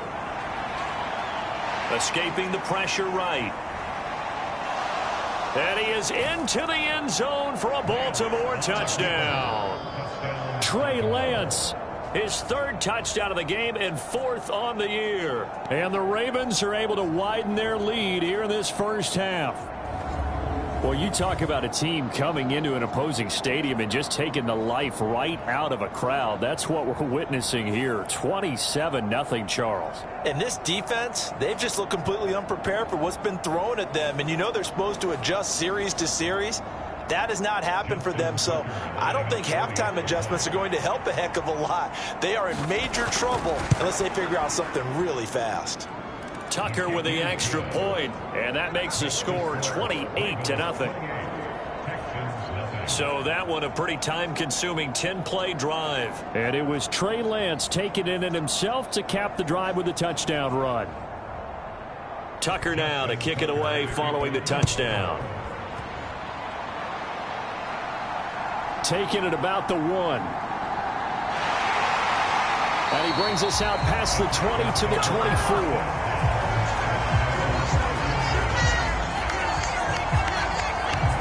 Houston's offense taking over again.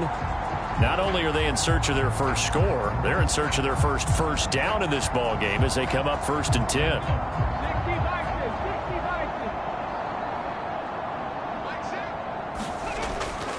They'll start on the ground with Pierce. And this will be a gain of 5 as he gets it to the 30. Ball on the 30. They'll come up with a 2nd and 5. Now Stroud. On the throw, led him too much that time. It's incomplete. The offense on 3rd down tonight, not good. 0 for 4 thus far. This will be 3rd and 5. Here's Stroud. And the Raven pressure too much. Down he goes. David Ojabo running in to take him down. The pass rush has been a real strength of late. They know how to get after the quarterback. Absolutely. 4 sacks last week. That's their first one here. Anything in particular you've seen from them or on film? I think that they're winning athletically up front, winning those one-on-one battles, but also when the offensive line wants to keep everyone in and mass protect, they know how to scheme their way back to the quarterback as well. And here's Ryan Wright now as he's on to punt for the 4th time tonight.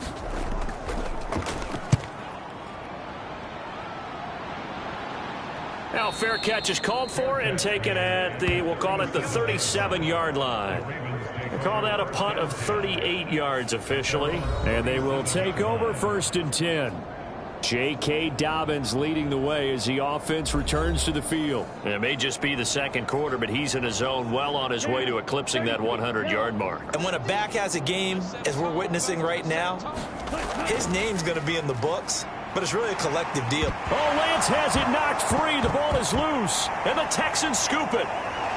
Look at the big man rumble. And they will bring this one back. A fumble return for a Texans touchdown.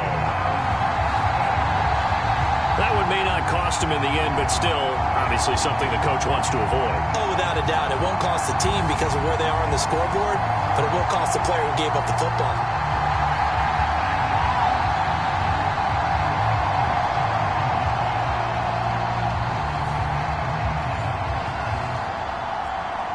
Now Greg Zuerlein on for the extra point.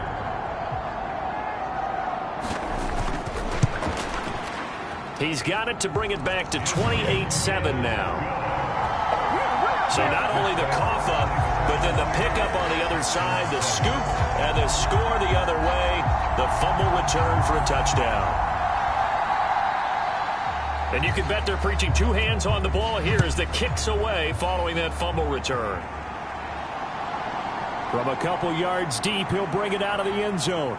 And ultimately cannot get this out to the 25-yard line as he's dropped at the 23. Baltimore about ready to go on offense. Now, they were winners in the season opener Sunday. Now they get the quick turnaround game here on Thursday night. But, CD, you say this is an ideal setup for them. Why? Well, it's just the way the schedule lines up because everyone's got to play a Thursday game, and that's because of competitive balance. So, let's face it, would you rather play week 2 when you're still relatively fresh and excited about the season? Or week 15 when you've had a season's worth of bumps and bruises to factor in, and who knows what your record might be at that time as well? A gain of 8 there on the play, and that'll bring up a second down in just a couple.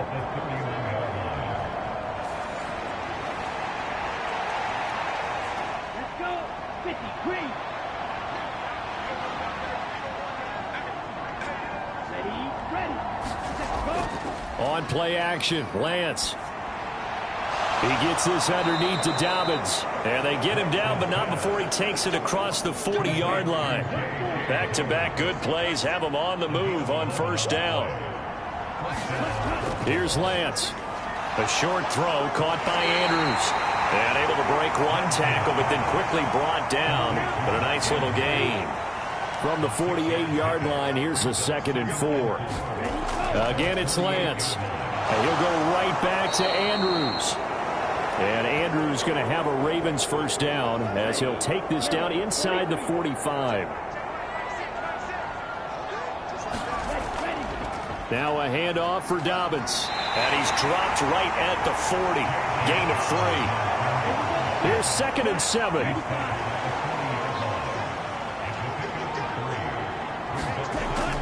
Looking to throw. Lance. And this one's incomplete. Here's play number 7 on the drive. This is 3rd and 7. Operating from the gun. Lance. That is caught. And he's going to be taken down with another first down as the stop's made at the Texans' 27-yard line. The drive stays intact with a pickup of 13. Well, things are definitely going right for them here in the first half. Pick it down, any down, even 3rd down, no problem. They get a connection there and pick up a fresh set of downs, continuing to move the ball.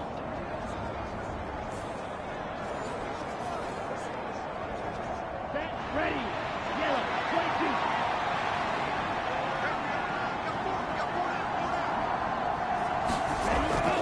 22. They go back to the ground with Dobbins. 5 yards on the carry. Good pickup on first down. From the 23, here's a 2nd and 5. Operating from the gun. Lance. And he works his way past the line of scrimmage and then slides to a halt. Heavy set out there on 3rd and 1. Now a carry for Dobbins. And he'll take it into the end zone for a Ravens touchdown. J.K. Dobbins. His 2nd touchdown on the season. And the Ravens add 6 to their lead. Well, they were looking to pick up the first down on 3rd and short. They got a little more than they bargained for, finding the end zone as well. And oftentimes in short yardage situations, you get a lot of defenders stacked near the line of scrimmage, partner. So if you can get past that first wave, there's usually room to roam, and he found it.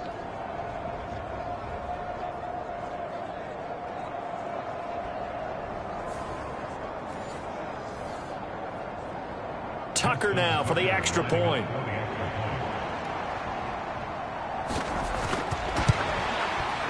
And he's been a busy man, 5 for 5 now as he knocks another one through to extend the lead. A 10-play drive that time. And it's finished off by a touchdown run from J.K. Dobbins. Tucker now to kick it away following the touchdown. The return man down to a knee, and this will come out to the 25-yard line. Out comes the Houston offense as they get set to take over here.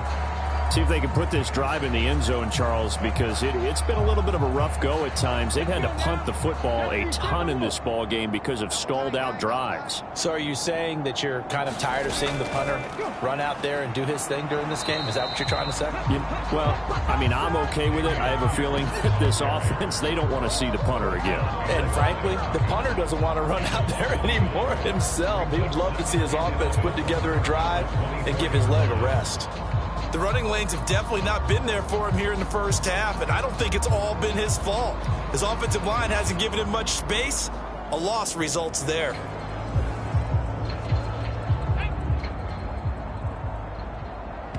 And we've hit the 2-minute mark in this first half of action. Ball at the 24 and a 2nd and 11.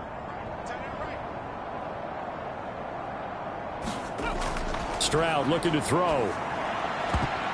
This to the sideline and nearly intercepted. Oh, he had that in his grasp. Couldn't get it. Instead, it'll bring up 3rd down. Going for it with Pierce.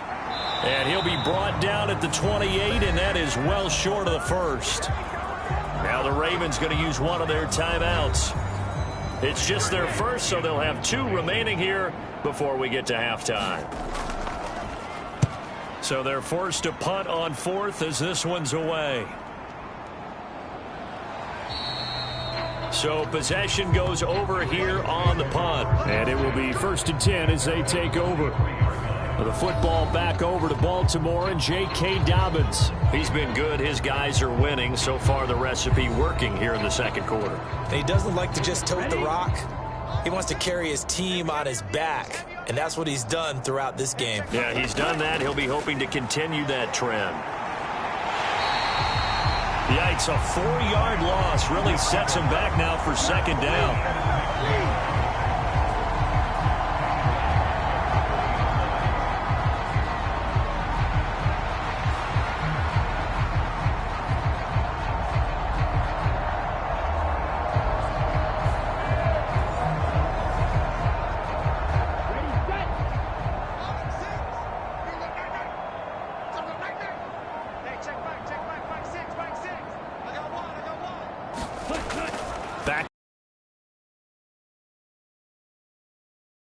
Intercepted, and they will score a pick 6 for the Texans TD. So maybe some signs of life. I mean, this has been a defense. They've been all over the map here in this first half, but they're coming through with a big play. And sometimes that one play is what you need. And it sounds overly simple, but this is a team that was close to being down and out before halftime. So to come back and return an interception for a touchdown, that's big. Yeah, maybe it can serve, Charles, like you were alluding to, as a little bit of a wake-up call for them. We'll see. Zerline now for the PAT.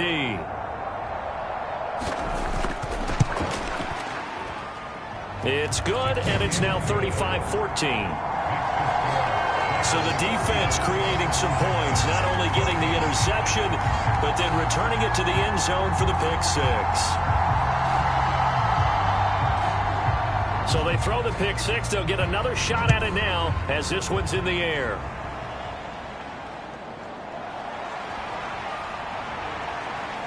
And he won't quite make it to the 25.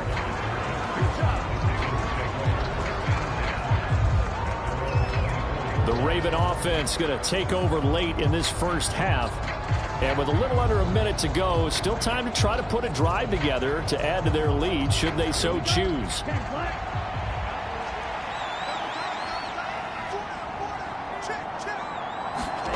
Lance going back to the air after the pick 6. This throw taken in by Isaiah Likely. And he's able to get this one up to his 30 before he's out of bounds. That's certainly one way to beat the blitz. Get it out of your hands quickly. Get it to the big fella. Very effective. Saw the pressure, got rid of it, and the completion ensued. On 2nd down, a run with Dobbins. He's brought down at the 34. Call it a gain of 4. The Ravens going to use the 2nd of their timeouts as they'll stop it with just over 40 seconds to go in the first half. Lance going to try and throw on third down here. Open man is Bateman. It's complete. And he will have a Ravens first down, and he'll have it by plenty as they're able to keep the drive alive on 3rd and inches. Got to say, I was a little surprised to see him, Charles, come out in the shotgun on 3rd and less than a yard. Yeah, but the way the NFL is nowadays, we hardly ever see anyone really run for it on short yardage. So they're going to throw the football more times than not. That was a nice, easy rhythm throw right there, and they pick up the first down. Let's go. 33. Yellow. Throwing on first down is Lance. And this will be incomplete. Physical play on the football there, and it's 2nd down.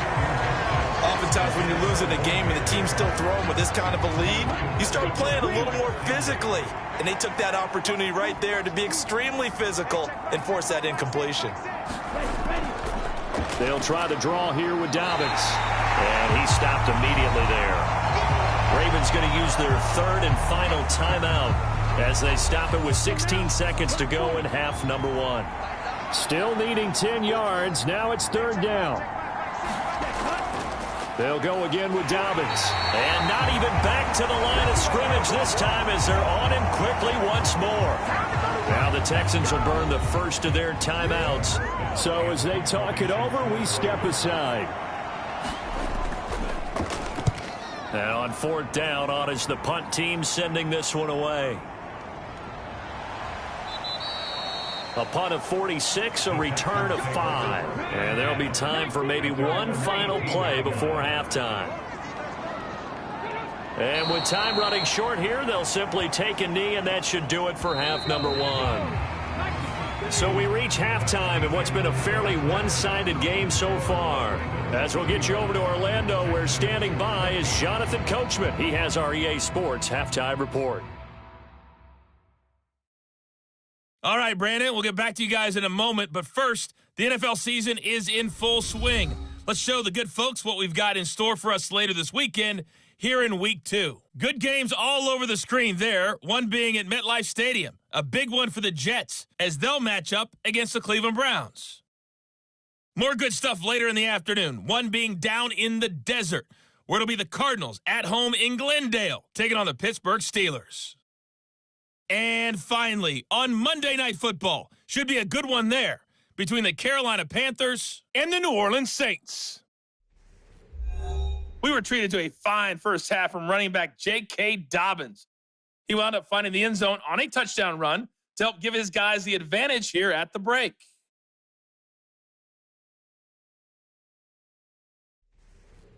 All right, Coach, thank you, and we welcome everyone back for quarter number 3.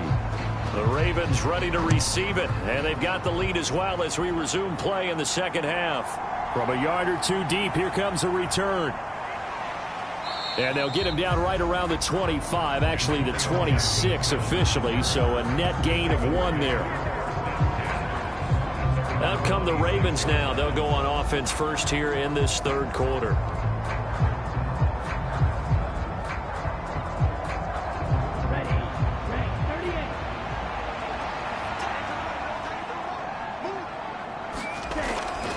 Second half starts with a run by Dobbins. He'll work his way up the middle for a gain of about 4. Second down.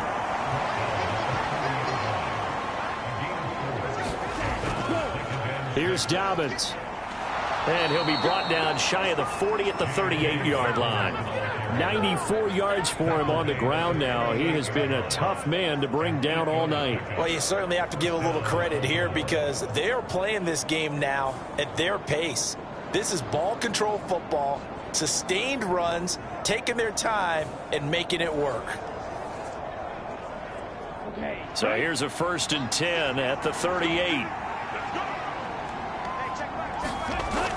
Looking to throw. Lance. And able to get this one across the 45 before he's brought down. Give him 10 that time, escaping the danger, running with it, and picking up a first down. Oh, partner, just a second earlier, and they might have had him because they certainly thought they were going to close in and drop him behind the line of scrimmage, but he had just enough time to dodge the pressure, and he ends up getting yardage before being stopped.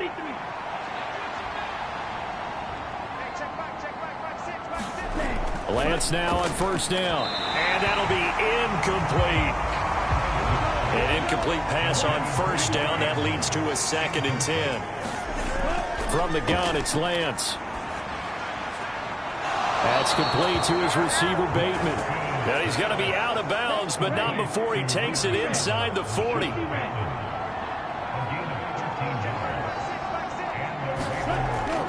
Off of play action, here's Lance. And he'll slide down to avoid the tackle. He'll get 10 there all on his own, but it'll be 2nd down. Well, he's proven real effective running the football. No one open, don't force it. Just get what you can, and that's what he's done very well in this game. Lance to throw on 2nd down here. That's complete. It's Devin Duvernay. He was held without a catch in the first half, but he's got one here, and he also picks up a 1st down. Operating from the gun, Lance. That's caught. It's Flowers. And in for the Ravens touchdown. Zay Flowers with 2 touchdowns on the season, both in this game. And the Ravens take the opening kickoff of the 3rd quarter and drive right down the field to extend their lead. So, Charles, they're well on their way to a 2-0 start. Now, last week, they had the close victory. This one more commanding, much more comfortable. Well, the sense we got from them was that last week they felt like they didn't play their best. They got the win, but they weren't really on top of their game. But they put it all together here in this one, haven't they? What an impressive, impressive performance. Tucker able to connect on the extra point, and that'll increase their lead to 28.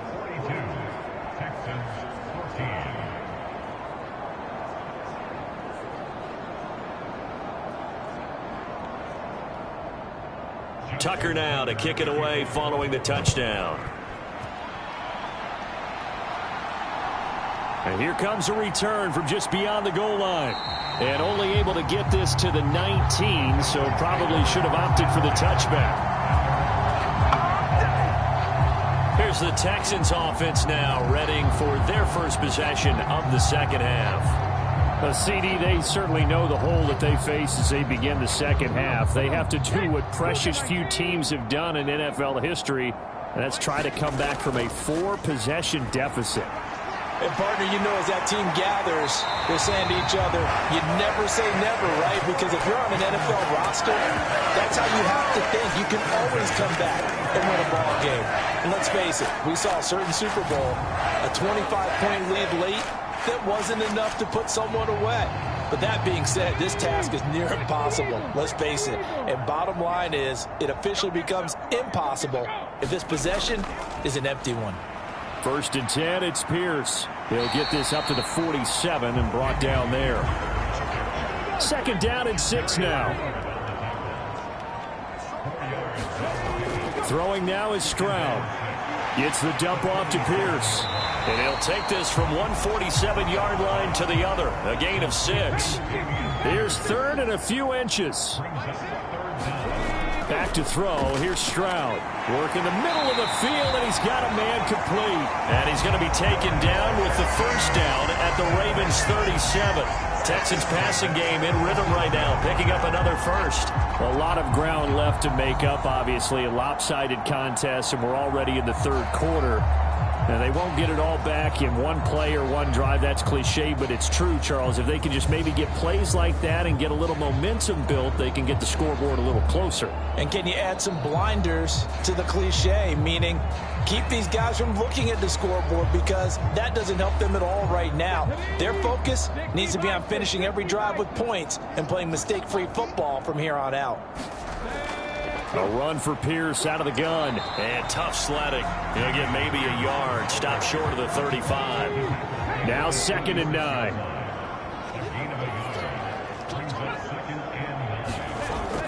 They go again with Pierce. And he's going to be down close to a 1st down at the Ravens 28. Play number 7 coming on this drive. It's 3rd and inches. Pierce will try to pick it up. And he gets the 1st down here as he's taken down at the 24. So just 4 yards on the pickup, but that's good enough to extend the drive. Well, it wasn't a goal line situation, but how about the goal line formation on 3rd and short? They went in and went heavy. No surprise, I knew he was going to get the football. How about the power exhibited there? Yeah, that was just put a hat on a hat, drive forward. Nice job to pick it up.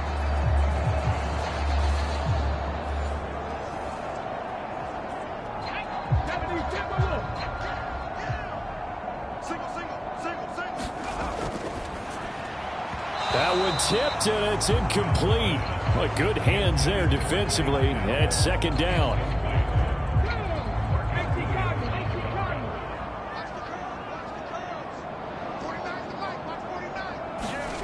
And Stroud now to throw.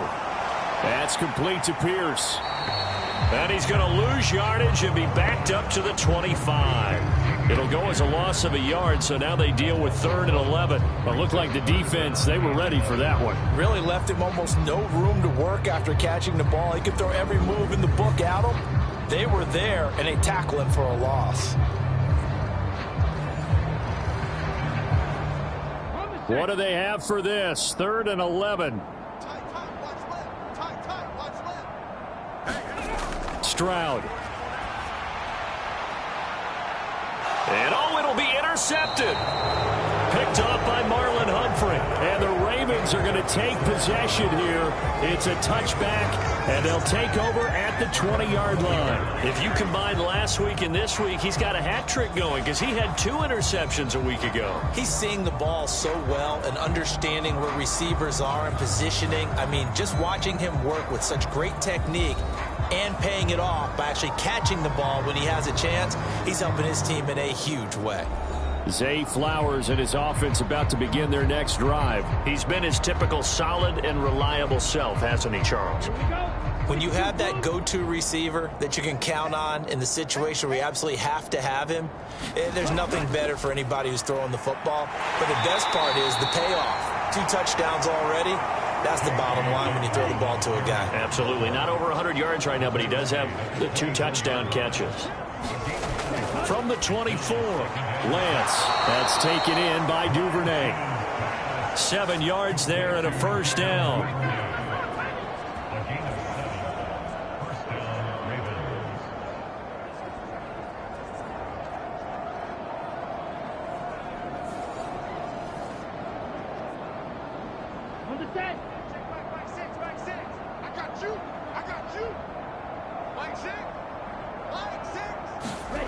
Working from the gun. Lance. A quick throw knocked away and incomplete.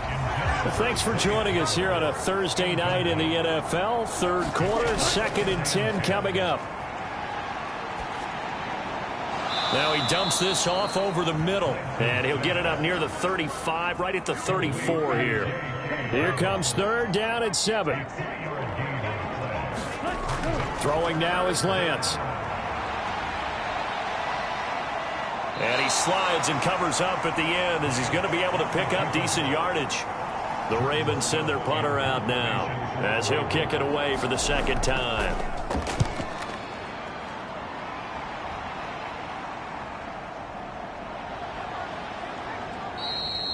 It'll go as a 42, make it a 43-yard punt. 6 on the return. And the Texans will take over. Houston set to take over. It's a game that they would rather probably forget about, at least to this point, Charles. And one reason is turnovers. The turnover on the last drive, they had the issue in the first half as well, and that's really, unfortunately for them, helped to put this game out of reach. And you know they won't admit it to themselves, but we know that winning the game is pretty much out of the picture now. So their bottom line is, how do they play a clean game the rest of this one, right? Take care of the football, no more turnovers, and see how that works. Finds his man, it's John Mechie. And they get him down, but not before he takes it across the 40-yard line. Back-to-back good plays have him on the move on 1st down. Stroud to throw it. A short one going to be taken in here by Schultz. And he's tackled a yard short of the marker. Good gain of 9 on 1st down. Final minute now of the 3rd quarter. From the midfield stripe, they'll look to throw. Got his man, Dell. And he's going to be taken down with the 1st down at the Ravens' 38-yard line. Again, he'll drop to throw. They get to Stroud, nowhere to go, and he goes down. Montez Sweat, his second sack of the night. 1 quarter remains here in this Thursday night matchup. We'll return with more after this. This is the NFL, and it's on EA Sports. So now 20 yards to go on second down after the sack. Work to be done. Back to throw. Stroud to Pierce. They set up the screen. A good job defensively to hold that to 4 yards, and now it's third down.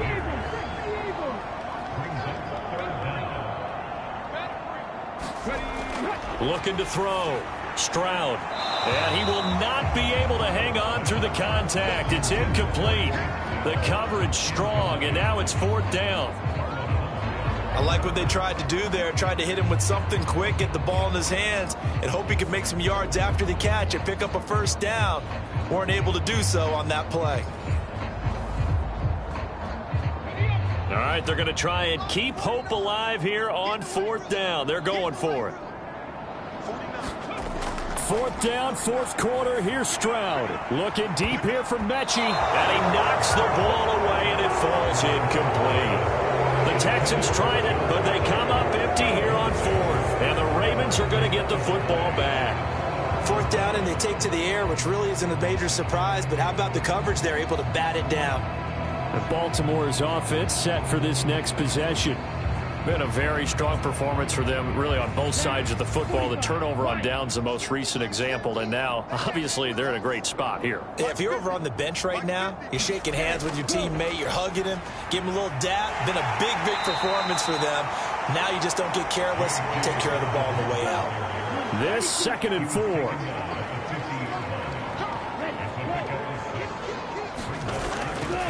A give up the middle to Dobbins.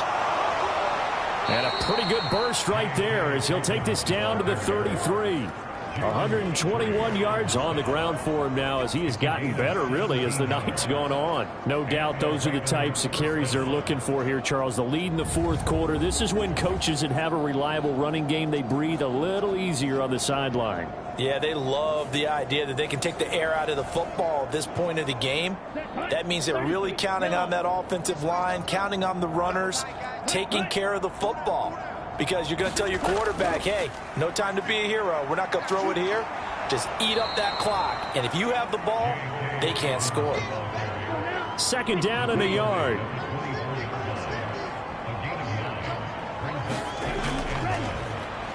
A give running right, Gibson.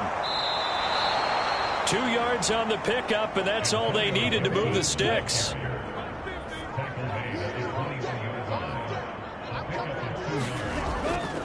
They'll run here with Dobbins. And he'll keep it moving down to the 15-yard line. A solid run on first down. Gain of 7 leaves him with a 2nd and 3. This drive is pretty clear. Almost feels like old school fundamentals, doesn't it? Want to impose their will on the defense. Was that 5 straight runs? Yeah, 5 straight carries to start this drive. And like you said, the way it's working, they may just stick with it. So not quite a 1st and goal. It's 1st and 10 from the 10. Lance on the option left. And he'll be brought down this time at the 5-yard line. 6 yards there on the keeper. It's 2nd down. Oh, man, that wasn't far from breaking in a big way into the secondary. Read option, quarterback kept it. And while he didn't get a first down, he did get a nice chunk of yardage. And he'll get in. Touchdown, Baltimore. J.K. Dobbins with his 2nd touchdown of the night. And the Ravens are on their way to a 2-0 start. Well, this offensive line has really stepped up to the challenge here because those Mastodons, they've been sensational clearing holes all game long. And this is great work down here near the goal line to give their back the space he needs to work his way into the end zone.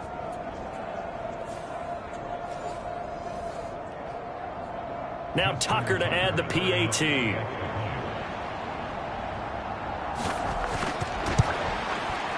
And this one was over a while ago as they just add on to their big lead.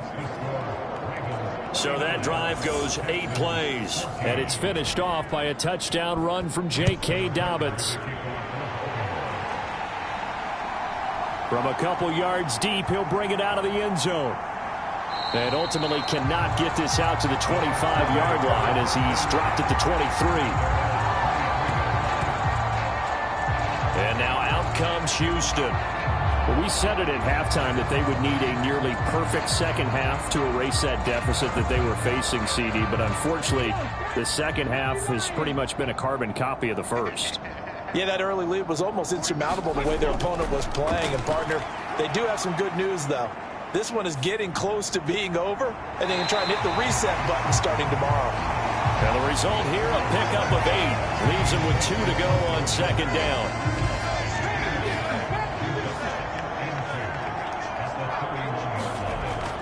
Back to throw. Stroud gets this to a standout receiver, Thomas.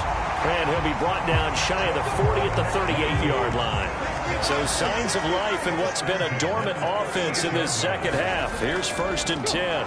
Stroud is hit and the ball is loose.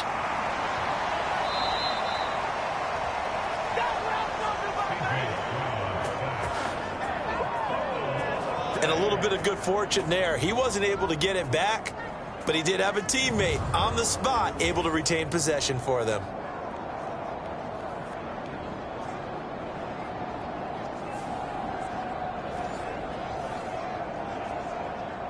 Pass protection has been a problem all night long as they come up facing second and a bundle. Looking to throw. Stroud. He finds his target. It's Schultz. And he has a big gain inside the 40 before being dropped. Good yardage after the catch. Is that play good for 30 and a first? Defensively, I know they have the comfortable lead here in the fourth, but they do not want to give up big plays like that. They want to finish strong. So oftentimes in this situation, you tighten up underneath in your coverage, and you bring your safeties back. They can pick up anything that leaks through. But in the meantime, upfield, you're making plays on the football. Now a dump off here complete. Busting through contact. Just wasn't a huge hole there for him to operate. Stopped just inside the 35-yard line. Here's a 2nd and 5. Back to throw. Stroud. Oh, that one sailed a bit, but the catch is still made. A gain there of 21 yards. Now, fourth quarter, certainly not enough time for a comeback, but nice to see them making use of the time remaining to try and make this one a little more respectable. Yeah, I think the ultimate goal, good execution, be crisp, be sharp, and find a way to put some points on the board to make this thing look just a little bit better. Here's a 1st and 10 at the 14-yard line. Stroud working out of the gun. He finds his man, complete. That's Schultz. Under 4 to go now as they come up on second down.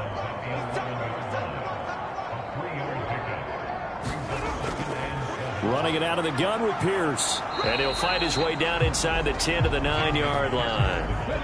They'll break the huddle and come up on the 9th play of this drive, needing 5 yards on 3rd down. A shotgun snap to Stroud. And got his man. It's caught. Touchdown, Houston. Michael Thomas. Halfway to 100 now with career touchdown number 50. And the Texans get a small measure of revenge as they cut into this fourth quarter deficit. And partner, they found a gap there on the post pattern, and it was in the middle third of the field. And that's really difficult to do because ordinarily the safeties are back there to prevent that happening. But they found the opening and exploited it. Now Zerline on to add the extra point.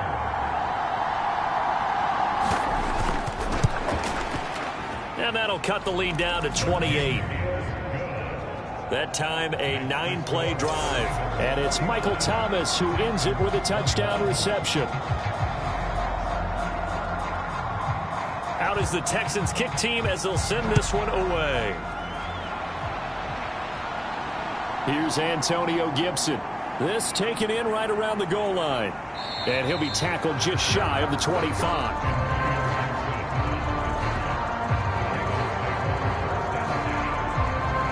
J.K. Dobbins leading the way as the offense returns to the field. He's already hit pay dirt twice. He's up over 100 yards. He is feeling good. He's just zipping along today. Everything coming together for him. It's that type of a day that you see it back. Just got to have a grin on his face every time his number is called, because he doesn't feel like there are going to be any lost yardage plays. Nothing but big-time positive runs. Making the sideline grin as well. 149 yards rushing for him now as his big night continues.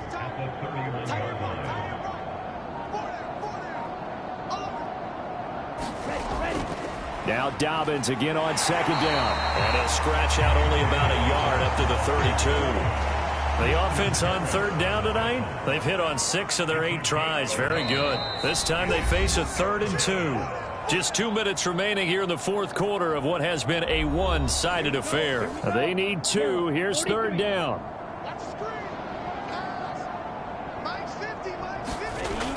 And Lance now to throw. Able to find the open man. That's complete. And he will have a Ravens first down as they're able to get the third down conversion. Well, partner, nothing but praise from me for this offense. They have been tremendous all night long. They knew what they had to do to unlock the defense. And let's face it, this has been a master class in offensive football that we've been here to witness. Set, ready, black, 95. Hey, defense, let's go. Pick it up, D. Mike 50, Mike 50. Let's go. On 1st and 10, it's Dobbins. Give him 5 on the carry there, and it'll be second down. Right.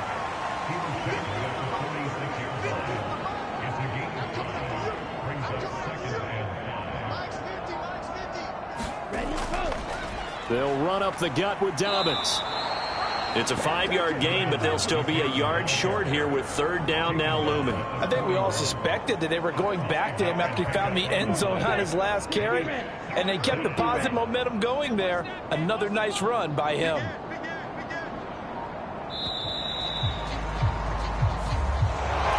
Well, partner, under the lights in primetime, this offense, they gave the nation quite a show, putting up that many points to come away with what will certainly be a memorable win for them.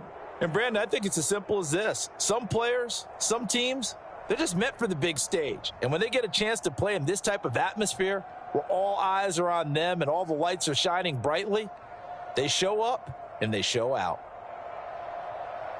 So for the Ravens, it was a great all-around performance as they come out of this one with the victory. And they'll get a few days to savor this one before they take on the New England Patriots. Meanwhile, for Houston, they'll drop to 0-2, and they'll look to regroup next week as they head down to Miami to take on the Dolphins. That'll do it for us. I'm Brandon Gaudin alongside Charles Davis. Thanks to our entire crew as well. We'll talk to you next time. So long, everybody.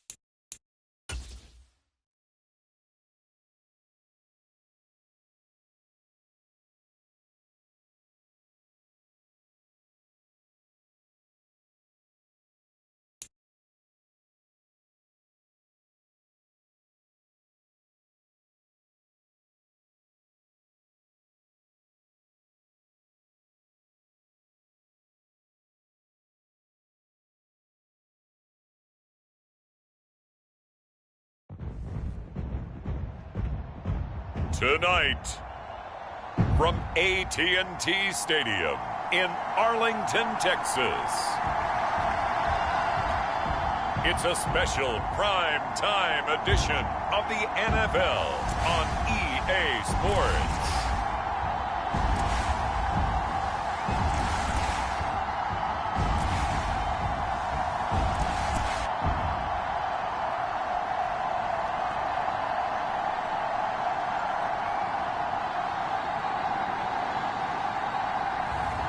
It's the Dallas Cowboys taking on the Detroit Lions.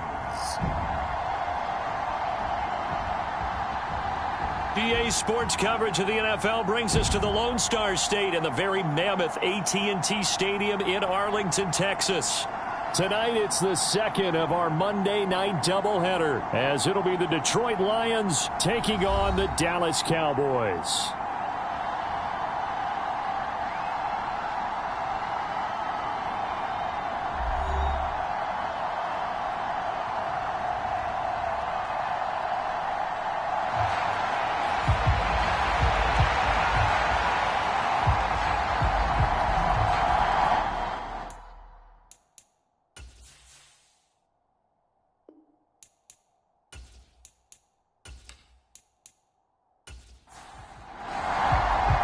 Two 1-1 teams here, each looking to move over 500, and we're underway here in Week 3.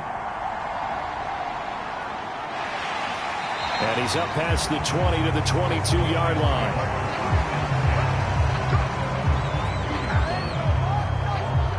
So here are the Lions now coming out for their opening drive.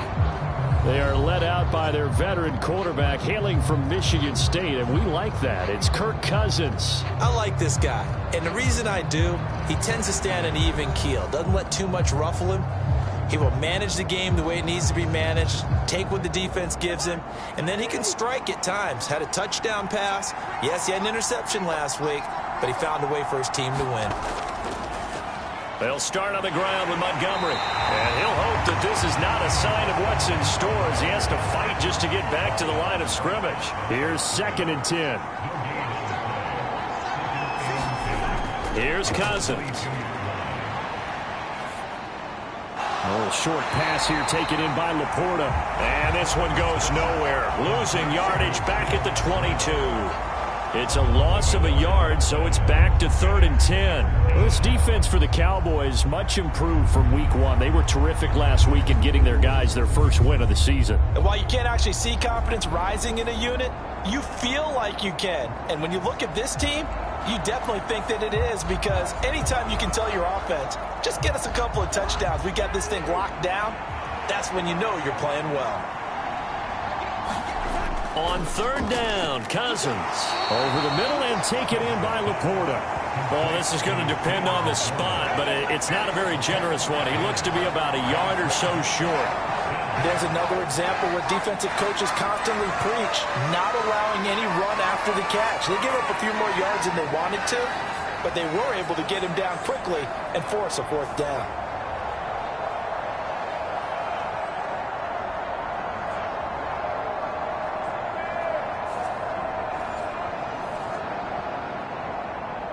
On 4th down, on is Corey Bojorquez to punt. He only punted twice in the win last week as he gets this one away. This is taken at the 18. A pretty good punt, but a nice 13-yard return. And the Cowboys will take over the football with a 1st and 10. So now we'll get a look at the other offensive unit as they come out for their first possession. And leading them out, their signal caller, now in his 4th season in the NFL. If you ask coaches at any level to design their ideal leader of a team, I think they're going to check every box with this guy. He's got the poise to handle responsibility. He stays calm under any kind of pressure, and he brings out the best of his teammates each and every week. A throw left side to start the drive is complete, and he goes out right around the 39.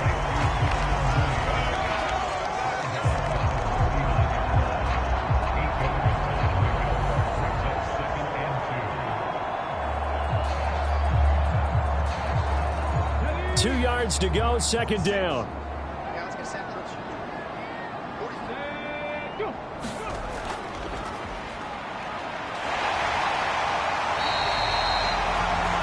simply not much more you can ask out of your running back. Over 100 yards and the 3 touchdowns. And for an old coot like me, I loved it because he did it on the ground. A running back taking control of the game. That's what I like to see. Hold on. An old coot? Coot, C-O-O-T. All right, I'll look that up later. They'll look to throw here on first down. Locates Mooney on the out route. They'll go for a gain of 7, and that'll bring up second down. The Cowboys are 1-1 through 2 games thus far. It's not a start that's going to set the world on fire, but they've been pretty solid nonetheless. And the first thing that crosses my mind, it certainly beats the alternative of starting 0-2. I do think that this is a team that's going to take a little time to find its footing. Hard to navigate the always tough NFL. A leap, and he will make the catch. Taken down, but not before reaching. That's a cliche alert here. Big players make big plays. Should I say in big games, too? What the heck. And this defense, they're going to have to find some way to slow him down as this game goes on, because when this combination is going good, they can tear your secondary apart. So now, following the big play, they've got a 1st and goal all the way down at the 10. Now they'll run on the draw. And he'll be brought down right on the edge of the goal line at about the 1-yard line. That one good for 10 yards. And that'll bring up a 2nd and just about a few inches here. He was solid last week, over 100 yards in their victory on the ground. They want to get that going again. Absolutely. What they also understand is that from week to week, it's not necessarily the same, but they want it. And he'll get in. Touchdown, Cowboys. A great effort there. With his 4th rushing touchdown on the year. And the Cowboys will claim the early lead as they're on the board first here tonight. So that a great sequence for these guys to begin the ball game. They force the punt on one end, then come right down the field and score on the other. And that's a great example of leaning on each other and building a little momentum that way. How about the defense forcing the punt? Turns it over to the offense with confidence, and they take it downfield and score. Matt Gay on for the extra point.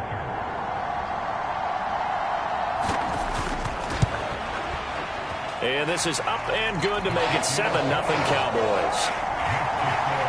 A drive that time of 6 plays. And it ends with a 1-yard touchdown run.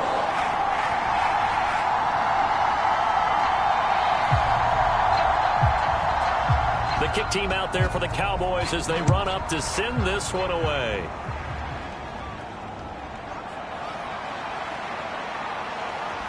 And a nice return sets him up pretty good here right at the 30-yard line. Back onto the field come the Lions for their 2nd overall drive. And the last drive, the first drive for them, not very good. 3 and out. What do they go to here? Well, you don't look down at your play sheet and say, this is what the problem is. Now, let's find out who my playmakers are. Get the ball in their hands, and maybe the offense will move a little bit better. Sometimes it's more important to get it to the right people rather than dialing up the right number. Exactly. Or the right play, yeah. That, too. The numbers on the ground for Montgomery in last week's affair. 17 carries, 60 yards. Just an all-right day from him last week. He really didn't break out for the huge yardage he had hoped going in. I talked with him before the game, though, and he knows this is a new, fresh opportunity. He's put last week behind him, and his focus, getting some extra yardage with every carry he receives this week. Cousins on first down. And that is incomplete. He couldn't hold on through the contact. Brings up 2nd down.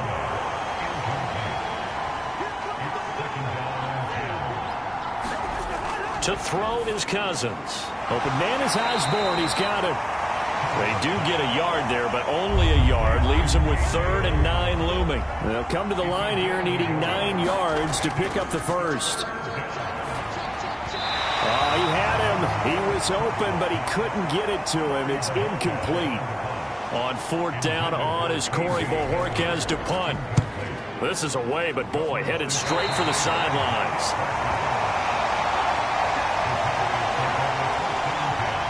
getting set to go again as we look at the back heading onto the field again. And you see his numbers from a week ago. He was up over 100 yards then, and he's already hit pay dirt here once in this one.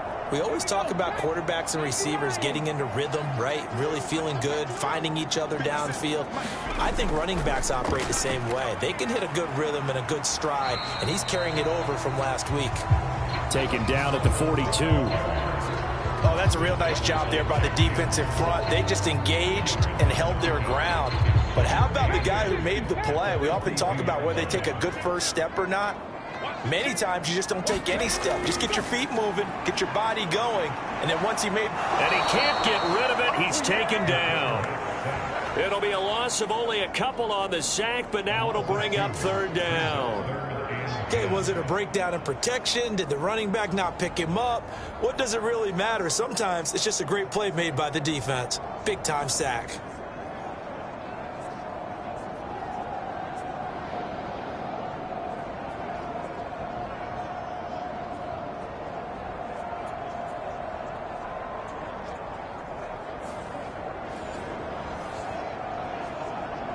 Here's 3rd and 10. They'll drop to throw. A bullet throw, but incomplete. On 4th down, Ryan Stonehouse on to punt. He was only asked to punt once in the victory last week as he sends this one away. And a great job on special teams to down it, as this will be marked out inside the 5-yard line. That punt was near perfection as it checked up inside the 5-yard line. You never know where these things are going to go, do you? No, what was it? You got a John Heisman quote about that, yeah, right? He said the football is roughly a prolate spheroid, which means it's going to bounce funny, and you never know where it's going to end up.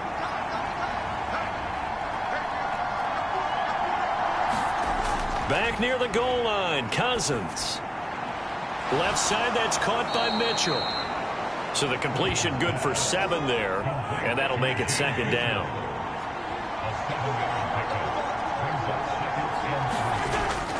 Play fake, Cousins. He'll go up top here for Hamler. And that's going to be incomplete. Good effort there, trying to take a shot, but it's 3rd down. Now Cousins.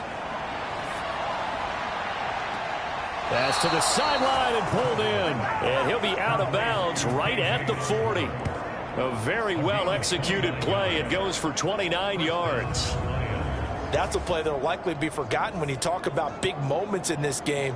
But plays like this are critical to keep drives going. And if points result, we'll call this play significant. Mike McCarthy pretty decisive. He brings out that red challenge flag. Did he keep those feet in bounds? That's the question they've got to decide. And I got to say, watching it in real time, it was awfully close. Yeah, it certainly looked like a heck of a catch because he didn't appear to bobble it, which could complicate things. But even with the benefit of replay, that's pretty tight. Well, here's the call. Winds up a very good call there defensively to challenge that one, as that now will wind up an incomplete pass. And Bojorquez on to punt as he gets it away. Call that a 45-yard punt, just 2 yards there on the return. And out will come the offense as they take over. Dallas offense set for this next drive. They've got a 7-0 lead in the football as well as they start out 1st and 10.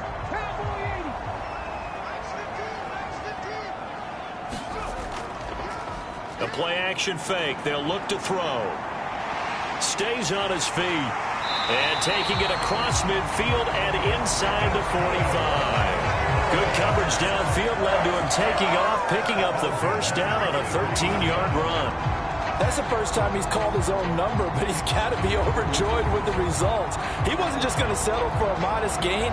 To me, he was determined to come through with a big message to a defense that slept on him in the pocket.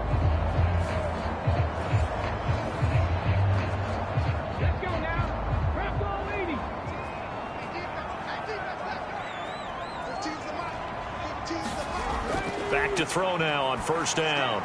There's Chris Olave. This will be stopped about 2 yards shy of the marker. 8-yard gain, 2nd and 2. One back in the backfield, he'll get the carry. And he's going to get it down to the 33-yard line here. So they'll come up 1st and 10 now from the 33. Off the play fake, he'll look to throw. That's going to be caught downfield by Mooney. And he doesn't quite make it, taking it within an eyelash. Dropped at the 1. That goes for a gain of 31. Well, as my dad would say sometimes, I'm just scratching my head here trying to figure out what was going on there defensively. How did you lose him in the middle of the field? If you're going to lose a receiver, make sure it's someone on the short side of things, not deep downfield, that can hurt your defense.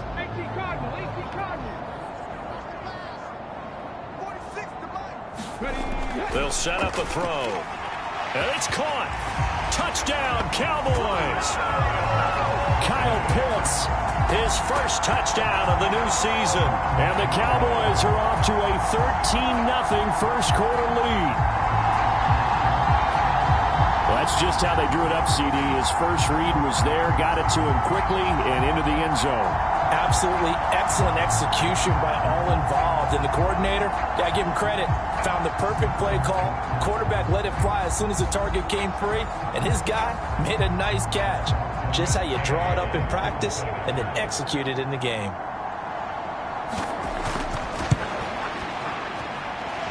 Extra point by Gain is up and good. And that'll make the score 14-0.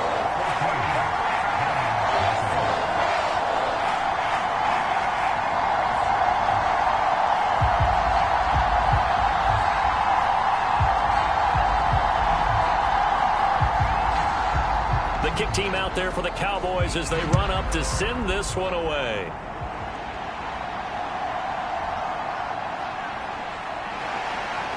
And he brings us out past the 20 to the 24.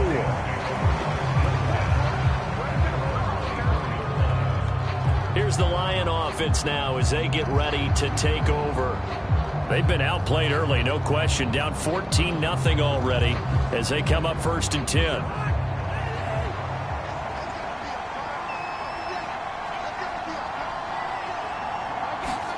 From the gun, here's Cousins. That's complete to Laporta. And this will leave him a yard short. Nice pickup of 9 yards on 1st down.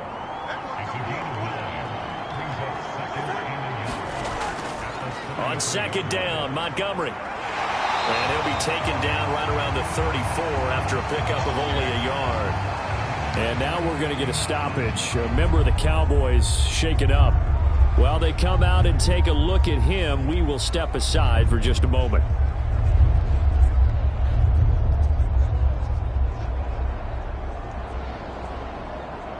Here comes 3rd and the length of the football.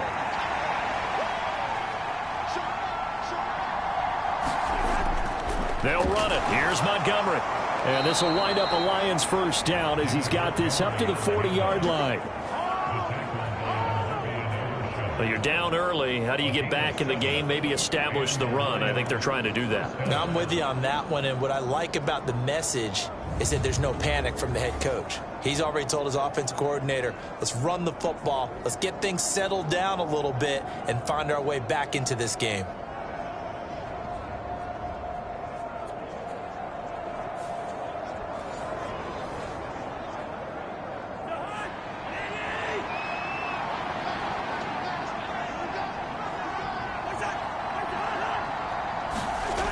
Here comes Hamler on the jet sweep.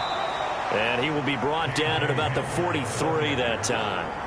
The linebacker, Jeremiah Owusu-Koramoah, on the tackle. And they'll come up 2nd and 7. They'll try to throw now. Cousins. He's going to air it out deep for Green. And this is caught inside the 5. Touchdown, Detroit. A big play there. 57 yards. And the Lions have cut it back within a score.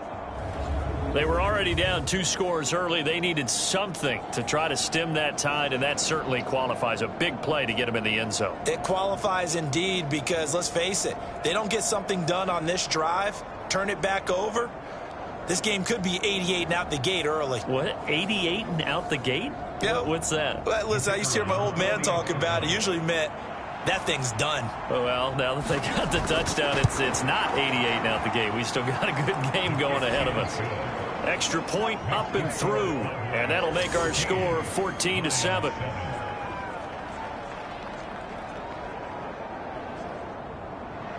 Here are the Lions now as they line up and kick this one away. And this will not be returned. It'll come out to the 25. The Dallas offense here set to begin the drive. This drive here beginning probably with a pair of motivated groups. Remember, the offense scored a touchdown on their last time out, looking to repeat that in Charles's defense. They were very frustrated after giving up 6 the last time on the field. And frankly, it's just a battle of wills in a lot of ways because you know they're both motivated, they both game plan for this drive, and they both have specific outcomes in mind. To me, it just comes down to who can execute better and which side can step up and assert its will over the other. Start of the second quarter, and it's the Cowboys in possession as they've got it with a 2nd and 4 coming up.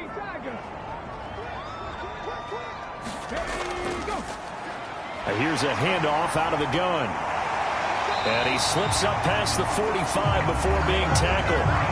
44 yards now on the ground on just 7 carries. Well, if they continue to run the football this strong, right up the middle, I don't know if they can wait till halftime to make adjustments. They better find a way to get it done series to series. I don't know if they need to sub some guys out, bring in extra people, maybe change what they're doing on the defensive side of the ball. But right now, they're running the ball very well right at them and right up the middle.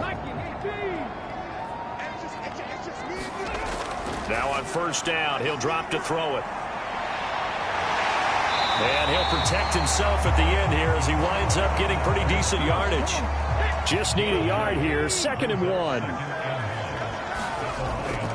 Now they'll switch it up here and look to throw. And that is going to be incomplete as he led him a bit too much. This is 3rd and 1. Very likely 4-down territory, even if they don't get it, though.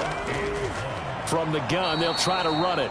He's not going to get there. That won't even be close. It was blown up in the backfield. Nothing doing on 2nd and 3rd down after that 9-yard gain on 1st. Just a simple run play there on 3rd and 1, but this D was up to the challenge and stopped them, bringing up 4th down.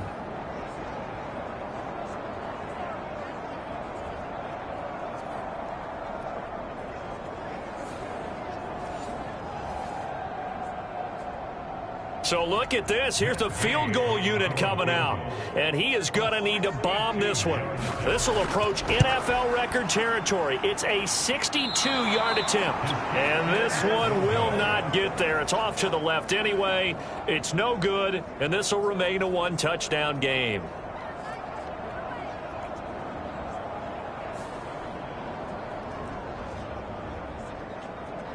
Detroit's offense ready to take there and show it.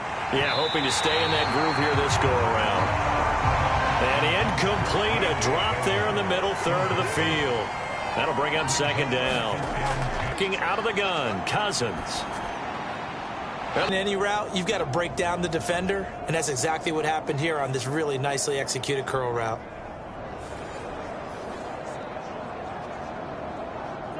From the 34 now, here's 1st and 10. Cousins. He lets this one fly toward the back of the end zone. And this one almost intercepted. Had a chance to come down with it in the end zone, but could not hang on. Throwing is Cousins. Got an open man here, and it's K.J. Hamler. And he's going to have another 1st down here as the tackle's made at the Cowboys' 23. From the shotgun, it's Cousins. His throw incomplete. Now a 2nd and 10.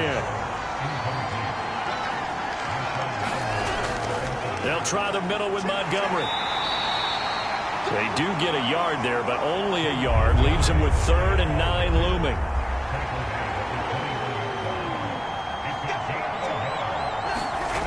Cousins now. Well, this is Montgomery with a grab over the middle. And he is going to have a Lions first down as they're able to get the third down conversion. Well, they've certainly done a nice job spreading the ball around on this drive. This time he gets it out to his back, and it's another nice play and another first down. They've got the defense on their heels a little bit. They're reacting instead of being aggressive and making plays.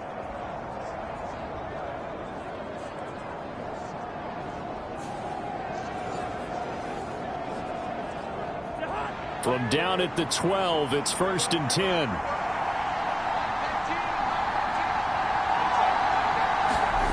Now Cousins. This to Laporta, right side. And they'll lose yardage here. They go backwards to the 13-yard line. He was unable to shake free there, and they'll cover him for a loss of a yard. In today's NFL, we're accustomed to the tight end getting downfield and creating plays and wreaking a little havoc in the secondary. Not on this one, though. They diagnosed that one really well. Tried the dump off, lost yardage. 2nd and 11 now. Cousins to throw it. And in for the Lions, touchdown. K.J. Osborne. His second touchdown on the season. And the Lions are an extra point away from evening this one up. Well executed there offensively. Defense looked a little confused, but he found his receiver, and that one good for 6 points. And the payoff we just saw there tells us how many times they ran this play in practice over the past few weeks, because they executed that flawlessly right here on game day when the situation arose. Extra point splits the uprights, and we are tied at 14. So that drive consumes 9 plays all told. And the end result, a Detroit touchdown.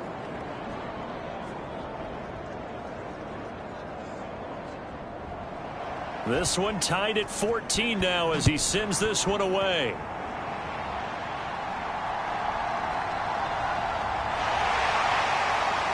And able to take it past the 25 and up to the 28-yard line. Now Dallas gets set to take the field. And that 14-0 lead to begin the ball game, well, that's gone now. Time to regroup. I think even up 2 touchdowns, they knew this wasn't going to be a walk in the park, and I think that's why we would see the head coach going up and down the sidelines telling his team, let's stay with it, let's keep going. It's almost like he knew they were going to make their run at him, and they have. As you said, let's see if they can regroup and get going again. They'll start this drive out on the ground. And nothing doing. He's immediately taken down at the line of scrimmage. 2nd and 10.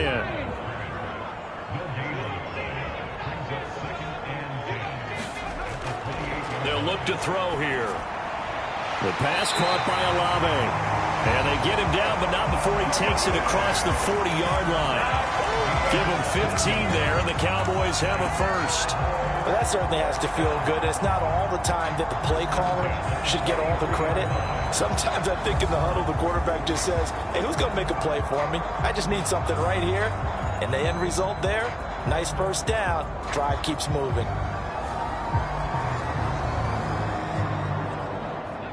Panther 60, Panther 60. On first down, he'll drop to throw. That's Olave bringing in another one. So the completion good for 6 yards, and that will bring up 2nd down. Looking to throw. That's complete to Mooney. And he's able to take it across midfield before going out of bounds. Short completion, just 4 yards. And that'll bring up what looks to be a 3rd and inches. Can't be more than a half a foot. Hands it off out of the gun. And he's got the first down yardage before he's brought down at the 42. 5 yards is the pickup there as that extends this drive. They had yet to run the ball at all on this drive, but 3rd and short definitely was a great time to dial one up.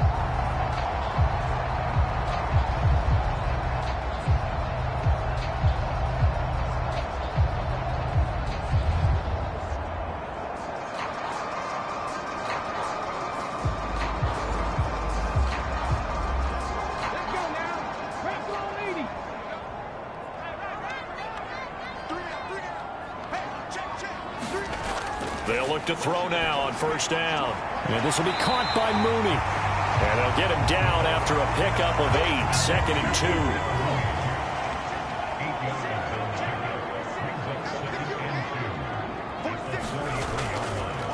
2. On play action, they'll throw. And he can't find a receiver, and he's brought down. Call it a loss of 5, a big sack to bring up 3rd down. One thing that I liked about this guy during the draft process was his motor. Of course, I loved his skills, but he plays hard on every down. And that motor on full display there as he gets his first NFL sack.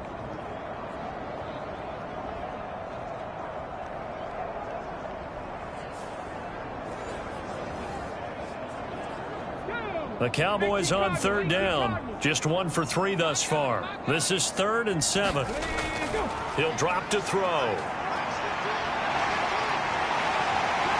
And it's going to be another first down as they'll get him to the ground at the Lions' 26.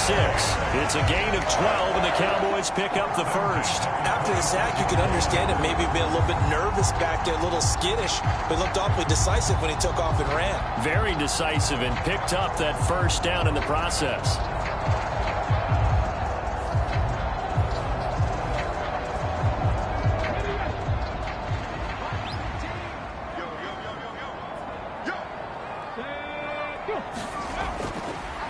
From the gun, he'll hand this off. A little second effort there on the strong run.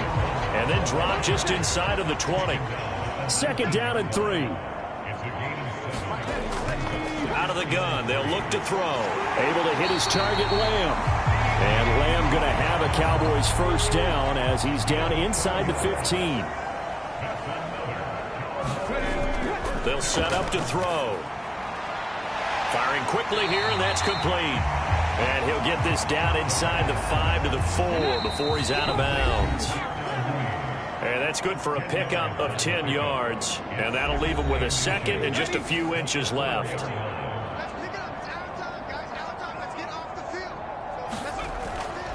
Back to throw. And he is into the end zone for a Cowboy touchdown.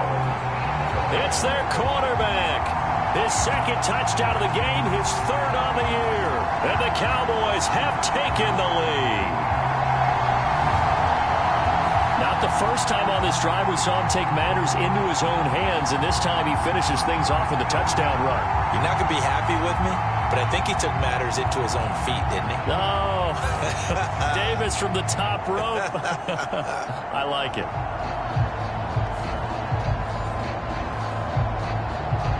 Here's Gay now to add the extra point.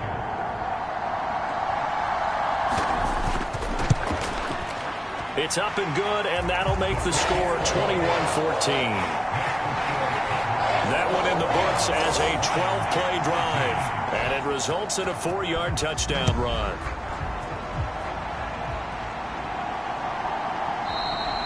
And from back there, a wise move. He'll just sit on this one, and it'll come out to the 25. And Detroit getting set to go now. As this offense comes back out here, Charles, they're trailing in this ball game. And they've been on the sideline for a while. They did score their last time out, but they just had to watch that long, sustained drive, so we'll see if they can shake the rust off. Yeah, and that's always a question that you have when you have to come off the bench after having sat there for a long time. Are you ready to go? Are you loosened up? But even more so, are you mentally alert and ready to put your best product out there? And the Cowboys' pressure gets there this time for the sack. Now the Cowboys going to burn the first of their timeouts as they'll head to the sideline and talk over what to do next. They're going for Hamler, but this is intercepted. Picked off by DeMarvion Overshow. And this one will be brought back to the 22. Boy, he had to fit that into a pretty tight window over the middle. And, Charles, I think they were in zone defensively, weren't they? They certainly were. Nice read on your part. And sometimes the quarterback isn't fooled between zone and man. Sometimes just fooled by the type of zone that he sees. Because oftentimes those linebackers will vacate and run downfield with receivers. In this case, he played a pure zone and was in the wrong spot for the QB.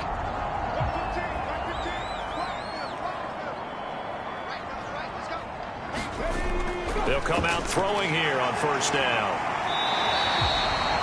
It'll go down as a gain of 6, and it's second down.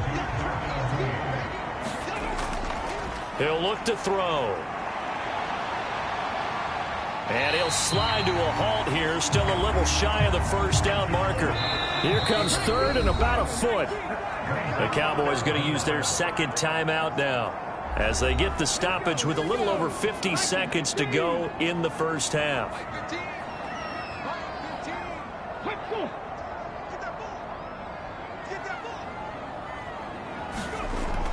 On third and short, they'll try and pick it up through the air. And he'll be taken down, but he does have first down yardage.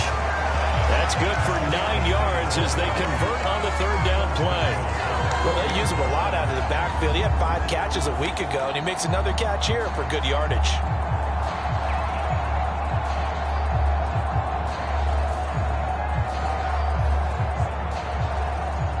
A chance to really cap off a big first half here as they come up on first and goal. Dancing to his left. And he'll take it into the end zone for a Cowboy touchdown. Taking it in from 4 yards out. And the Cowboys will extend their lead in the final minute of the half. This is a great decision right here. Out of the pocket to his left, and he knows if he waits too long, the defense is going to be all over him. So he makes a decision to go and wins the race to the pylon.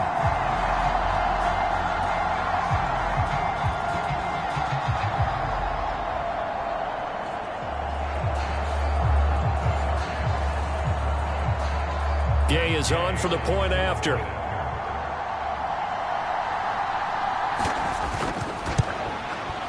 He's got it as they double up the lead. This one's now 28-14. A drive there of just 4 plays. And it results in a 4-yard touchdown run.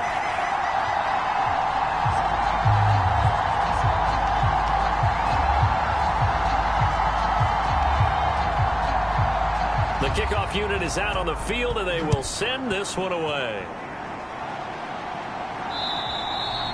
And that'll carry over the back line of the end zone for a touchback.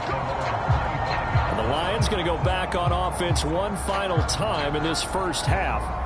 And with time quickly fading here in the second quarter, not sure how aggressively, offensively they want to play this. I think we'll find out just how much they trust their guys in this situation if they decide to take a shot. Trying to shake off the interception, he'll look to throw. Now, a quick throw there, but it's going to be incomplete. A lot of times it's that first read that you have. Maybe you get it in pre-snap, and he locked in on his target, but he was covered quite well, and that one's incomplete.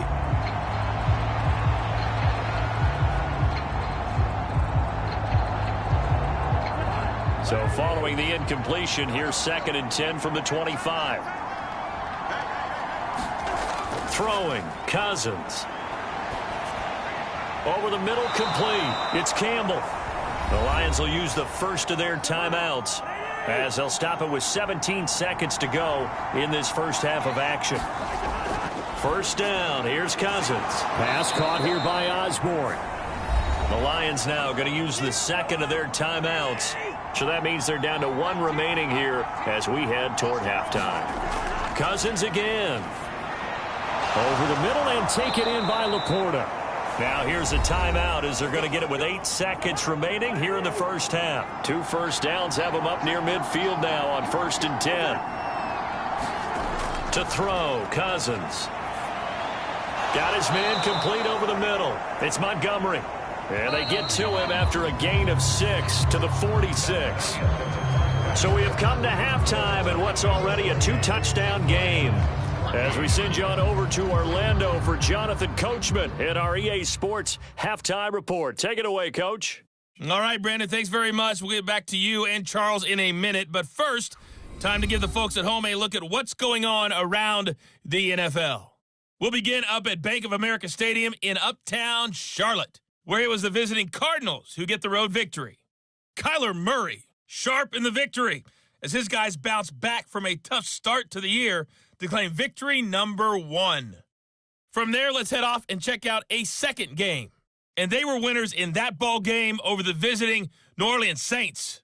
Matthew Stafford, 3 touchdown passes as his guys stay unbeaten on the year. Finally, we're off to Atlanta to check on the Falcons at home at Mercedes-Benz Stadium.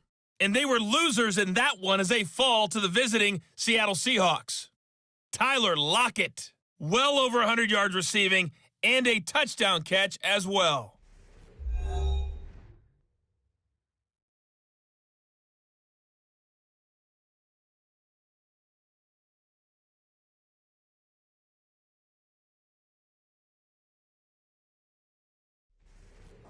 All right, Coach, thank you, and we welcome everyone back for quarter number 3.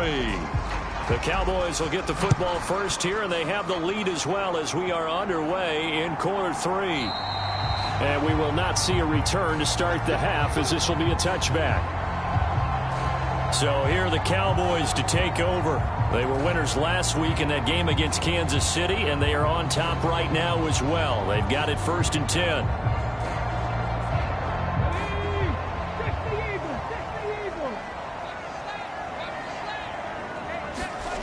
They'll come out throwing here to start the drive. And that's going to be incomplete. Too tough to hold on to that one. It's 2nd down. They'll drop to throw. Out to the flat. That's complete to his running back. And he's going to be dropped following a pickup of 7 past the 30 to the 32.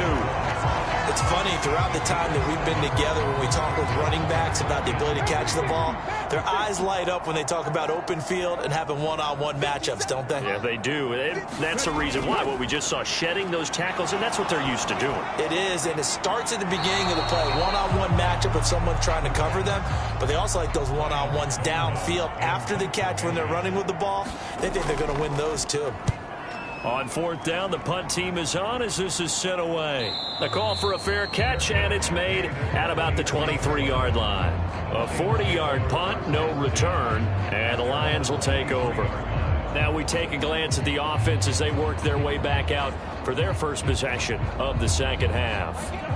And their defense did its job by forcing the punt to start things out. And now, Charles, can the offense get in gear? I think, partner, you can sense them saying, okay, the first half was theirs, but now let's get the momentum back on our side. We forced a punt.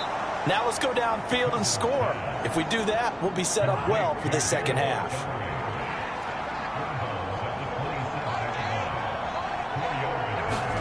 Here's Cousins. He'll get this to Hamler over the middle. And he's able to take this one up to the 35-yard line. Ball up to the 35 now as they come up on 1st and 10. A give to Montgomery out of the gun.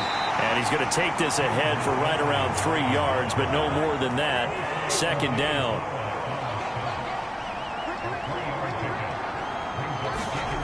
Cousins. A throw left side, hauled in by Hamler. And he'll get it out a couple yards shy of midfield at the 48. 9 yards to pick up there, and it's a 1st down.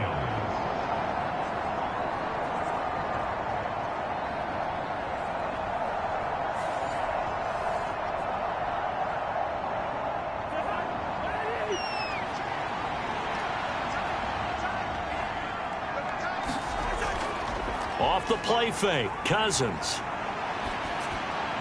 He'll find Osborne here. And he's brought down. So from Cowboy territory now, here's 1st and 10 at the 41. Montgomery back to the ground. And nothing much materializing there on the 1st down run. He'll get a couple, and that's it. 2nd down and 8. In motion right is Osborne.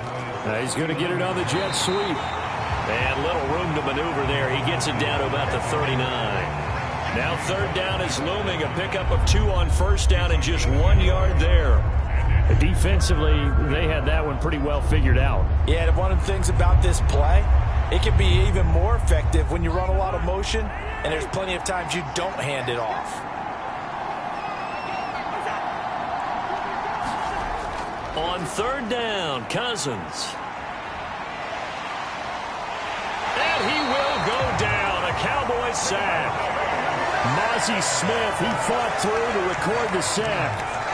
Okay, I'm not sure you could actually draw a better pass rush than that one right there. Nowhere to go outside. He had to keep backing up and backing up and backing up. Eventually dropped for a huge loss.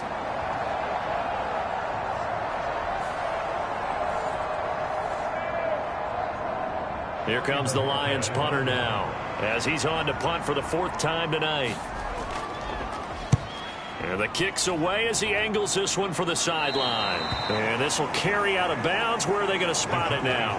At about the 18-yard line, it looks like. Dallas offense set for this next drive. This crew had to punt last time they had the ball, but when you've got a lead like this, you content to play the field position game? You are to an extent, especially if you like your defense, because you have the lead, you've been controlling the game. But why put them in a tougher spot? You want to get out there and get something done on offense and maybe take command of this game yourself. Now a 2nd and 2.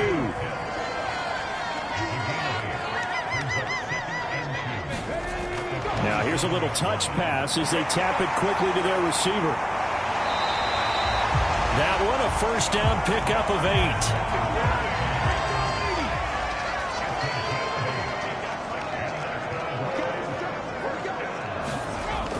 They'll look to throw. Short throw caught by Pitts. So give them 5 yards there on the pitch and catch, and it's 2nd down. Again, he'll drop to throw. This one taken in by Olave. And they'll get this down to around the 47-yard line. So on the other side of the field now, it's 1st and 10, as they've got things rolling on this drive. And they'll run on the inside handoff.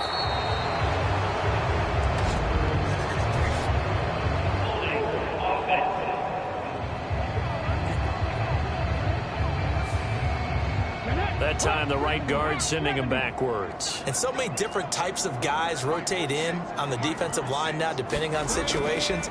You can get the bulky guy, the fast guy. No matter what, though, you can't hold them. Pushing forward for 3 up to the 48. You know that old expression, it's not my night? It hasn't been his so far. I don't know if the legs are a little bit heavy. Sometimes having to hang out all day and play doesn't exactly play to your advantage, but it's been a tough go for him. And every time he looks up, somebody's there defensively. That was the same case on that play. 2nd and 15. And that will be incomplete. Tried to dial up the long way out there, but it'll be 3rd down. Back to throw here. Tries the left side and finds Olave. And he's going to be out of bounds, but not before he takes it inside the 40. It'll be a pickup of 14, but they're still a little bit short as it brings up 4th. And I believe that gain on 3rd and long changes things quite a bit, because this would be a very long field goal. I wouldn't be surprised to see him go for it here.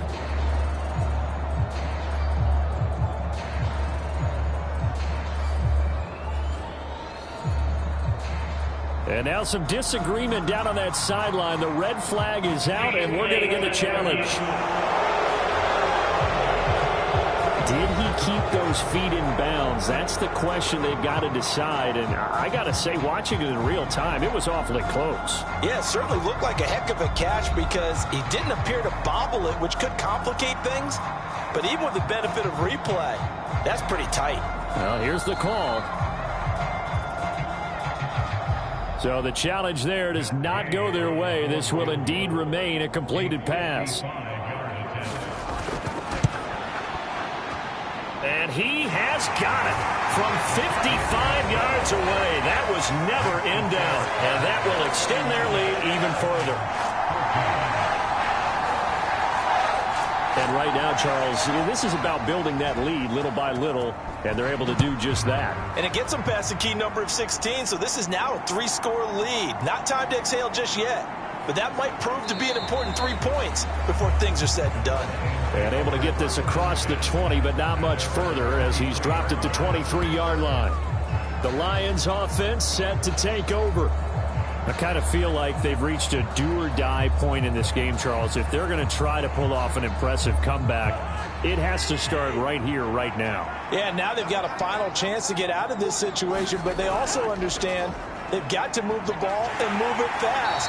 In addition, they need to save as much time so they can get 2 more possessions. From the 25, here's a 2nd and 8. Now Cousins. That's complete to Laporta.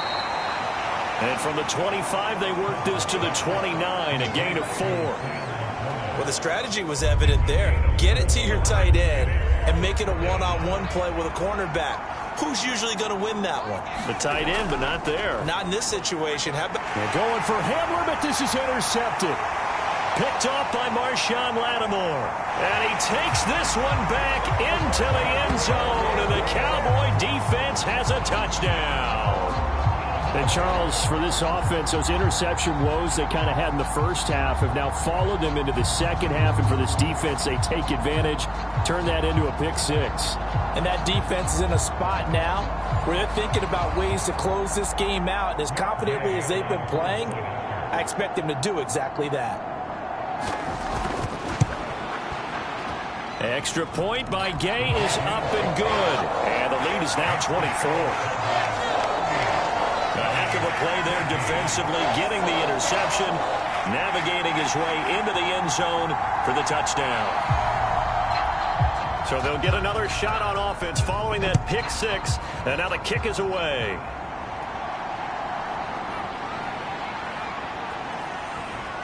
And he won't quite make it to the 25.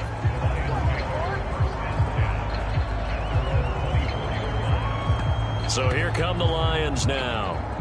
Now remember, they were just out here a moment ago through the pick 6, so we'll see if they can take better care of the football this go-around. Yeah, and sometimes, partner, I think it's almost better that you just throw the pick 6 and you come right back out on the field. You're not over on the sidelines dwelling for it for very long. You're not hearing everyone say, oh, hey, you'll get them next time. Hey, don't worry about it. All that stuff just goes right out the window. You're right back out on the field with a chance to atone. I think this running game, or should I say lack of one, is making this defense look better than what they really are. So now they have to contend with 2nd and 13 after the first down run goes backwards. To throw is Cousins. That ball caught by Campbell. And he takes us up to the 40-yard line before being corralled. 19 yards to pick up there. Move the chains. Well, we talk all the time about playing situational football, and right now I think the scoreboard is dictating what they need to do. Where they are in this game, they've got to push the ball downfield, take their shots, try and get big chunks of yardage in a short amount of time. That was a nice play there. Cousins on first down. And that one drops down, incomplete. Good coverage there, forced the ball free, and it's 2nd down. Throwing is Cousins. That's to the tight end, Laporta. 5 yards, now it's 3rd and 5. They'll need 5 on this play to move the sticks. They'll throw again, Cousins. That's incomplete, but there is a flag down, so hang on. A big call coming on 3rd down.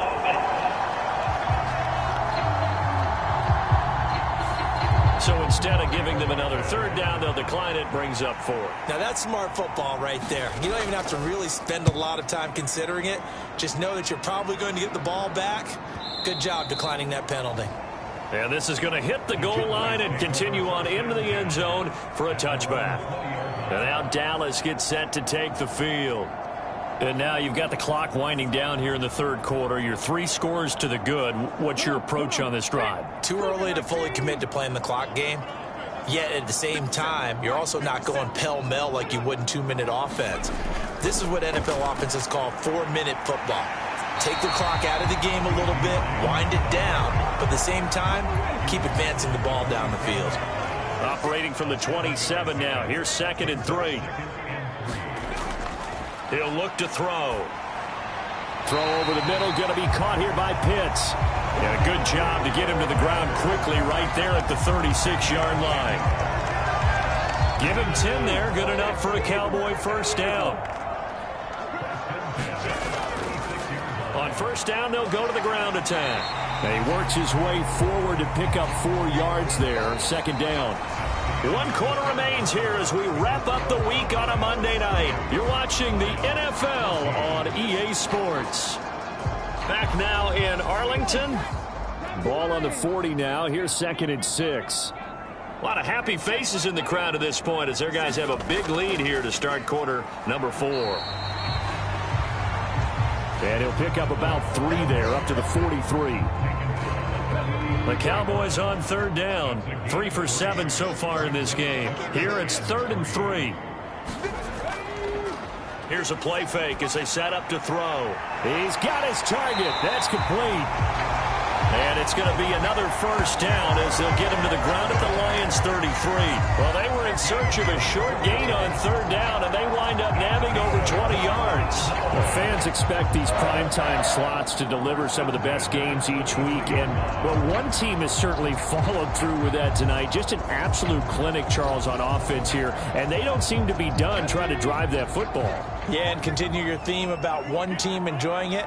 One fan base is enjoying it as well. The other fan base, they might disagree with what they've seen, but the one that's winning, they're certainly getting their money's worth. Credit him with a 1-yard gain there to make it 2nd and 9. And they'll give him another shot here on the ground. 2 runs in a row, but only 2 yards to show for it. They got to get to the 23 here on 3rd.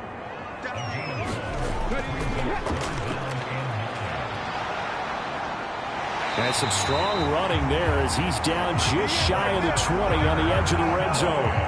77 yards rushing for him now on 17 carries. Well, that's a carry they have to be satisfied with. And throughout this game, they've been satisfied with what he's given them.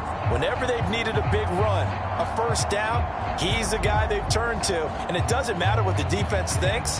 They feel like they've got the confidence to keep handing it to him and keep picking up good yardage.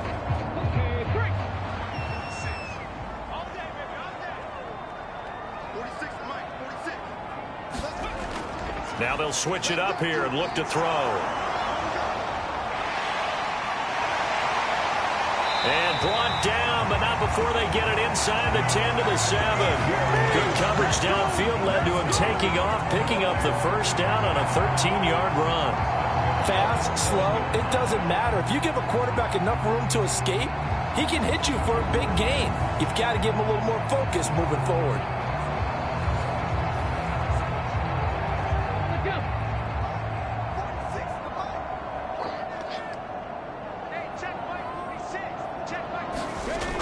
They'll run with Gibbs. And he'll be stopped just outside the 5 at the 6. The 6-yard line, the line of scrimmage on 2nd and goal. One back in the backfield, he'll get the carry. And he is into the end zone for a Cowboy touchdown. A great play there.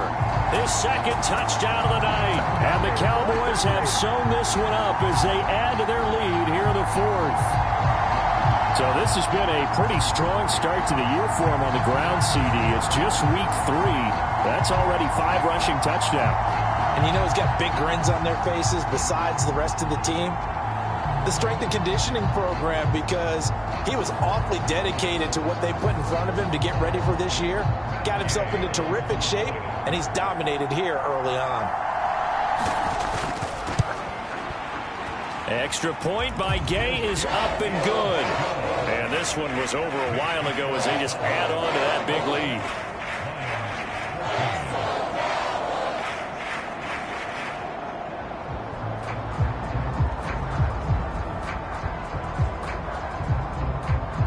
The kick team out there for the Cowboys as they run up to send this one away. And no thought to bring this one out. He'll just go down to a knee, and he'll take over at the 25. So out now come the Lions. The last series for him, a little disappointing, forced to punt. And now they'll try to do better here and come away with some points as they begin this drive, 1st and 10. Cousins now to throw on first down. Throwing quickly there, but it's incomplete. So the incompletion, and now it's 2nd and 10, again from the 25-yard line. Now Cousins. And for a 3rd time tonight, he's intercepted. Picked off by DeMarvion Overshown. And they're going to be set up in the red zone at the 15. Well, they've got the huge lead. Now they have another interception on the defensive side. Seems like everything they touch in this one, Charles, turns to goal. And they have to be awfully happy right there to get what appears to be one more for the road and help seal away one of their best efforts of the season. Line of scrimmage, the 15. It's 1st and 10. One back in the backfield, he'll get the carry. And he can't quite get there. Tackled down at the 1. Now I think we're going to get a timeout here. Yes, a timeout here as it looks like we've got a lion that's shaken up. The medical staff will attend to him, and we will step aside.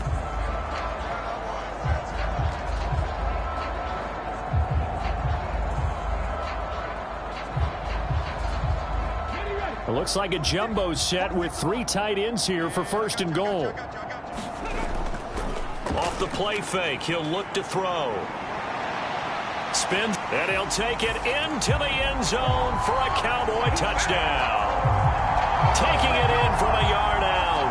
And the Cowboys add another 6 points to what's going to be a blowout victory. Well, they just continue to roll. And, Charles, for you and I, we want the close games, but for them, it has to be so nice to enjoy this big cushion. I can't remember the last time we saw them play this loose and have this much fun. I think they'd love to be able to capture this game, carry it with them from week to week, and be able to execute like this in all the rest of their games. Here's Gay now to add the extra point. Now this one was over a while ago as they just add on to their big lead. Well, that drive started with not a whole lot of real estate in front of them, and plus territory, excellent field position. 2 plays later, pay dirt. The kick team out there for the Cowboys as they run up to send this one away. And this will be a touchback, so they'll bring it out to the 25. Detroit's offense ready to take over. Where we stand right now in the 4th quarter, this one pretty much out of reach. And, Charles, I know they're going to be disappointed about several things with this ball game, but the self-inflicted wounds, they've had several turnovers. You would have to think that's going to be something they're going to discuss heavily in the film session in the coming days. You're absolutely right about that, partner, because they're going to have to sit in that film room and watch every error that they made and figure out how to not do it in the future. And mentally, I think a lot of the guys are already starting to think about, okay, how do we put this behind us and get better for the next time out? This, they'll use as motivation for the rest of the time that they play to hopefully never be in this type of situation again. Here's 3rd and a few inches. Cousins now. And a throw there going to be incomplete. Here comes the Lions punter now, as he'll come on to kick for a 6th time tonight.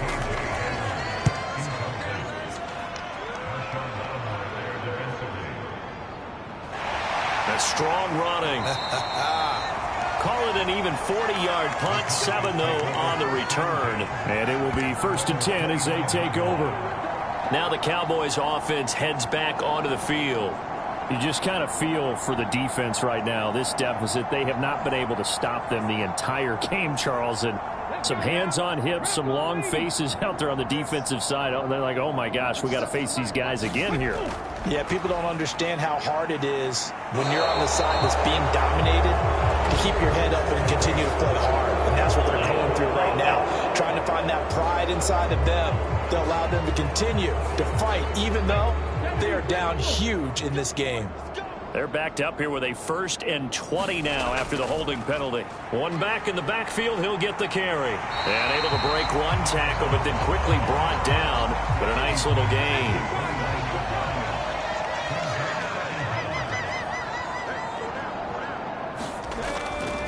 A play-action fake. They'll look to throw. Rolling to his left. It's just a gain of a couple there on the scramble, and now it's 3rd down.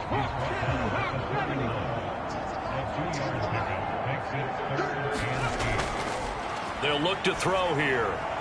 Able to find the open man. That's complete. And he will have a Cowboys first down as they're able to get the third down conversion. Tell you what, partner, the way he's been slinging in this one, I think he should be ticketed for a baseball cap and a set of headphones for the next drive. He's been absolutely sensational. The one thing we've both learned about quarterbacks in this league, they often stay on the field longer than you expect.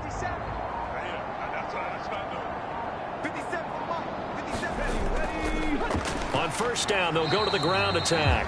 And he's going to take this ahead for right around 3 yards, but no more than that. Second down. That's it. That's what you want. Straight ahead positive gain. Just keep that clock ticking. From the 46, here's second down and 7.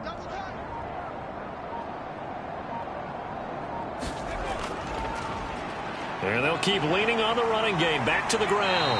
And he'll take it down shy of the 45 at the 46. 118 yards rushing for him now with a couple of touchdown runs to boot. And carries like that, that's how they're going to continue to salt this thing away here, Charles, in the fourth quarter. Yeah, how about that? A new set of downs. Clock continues to move. No better way to close out a game than to tap those mastodons you have up front and say, guys, keep pounding them. Let's keep the ball, keep their offense on the sidelines, and let's close this one out. So the ball moves into Lion territory now. Here's first and 10 at the 46. They'll try and run some clock here as they keep it on the ground. It's a 7-yard carry to set them up with a 2nd and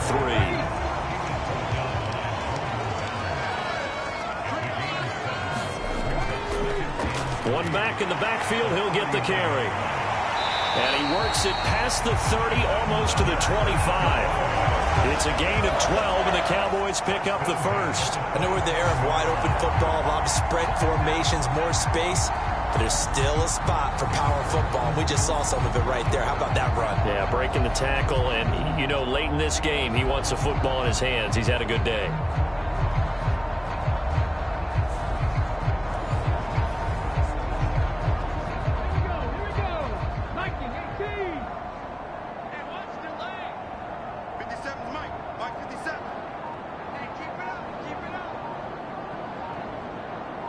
Now motion left with Mooney.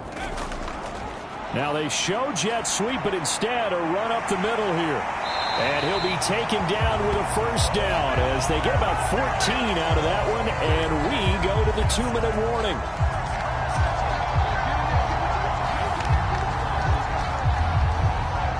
So the Cowboys in possession of the football here as we get you reset.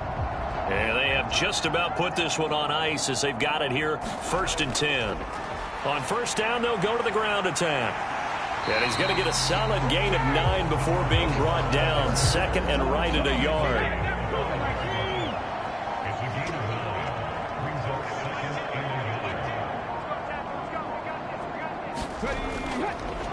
Here's a handoff out of the gun. And he will get into the end zone. It's another touchdown. This thing is ugly. But not much defensive resistance on that drive. And really, Charles, the way this offense has been humming, they haven't faced much defensive resistance the entire game. Yeah, I think it's safe to say that one team, their defense did not wake up and make it to the stadium for this one. There may be some major changes on that side of the ball when we see them the next time out. Gay is on for the point after.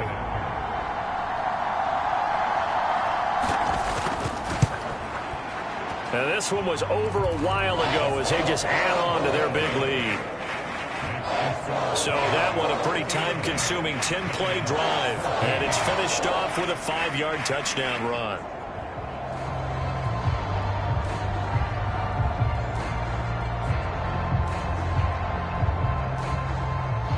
The kick team out there for the Cowboys as they run up to send this one away. And from back there, a wise move. He'll just sit on this one, and it'll come out to the 25. And Detroit getting set to go now. CD, it's all window dressing at this point. I mean, the best they can do is end the game with a nice drive to maybe build some momentum to move forward into their next contest. Yeah, and with how lopsided this game has been, even one score might not do a lot of cosmetic good on the scoreboard, partner, because it's just about looking forward at this point. Get a touchdown here, give yourself some positive momentum and reps to focus on when you get back to practice in the next couple of days. And that falls to the ground, incomplete. A nice job of bodying him up defensively, and now it brings up third down. Cousins to throw it.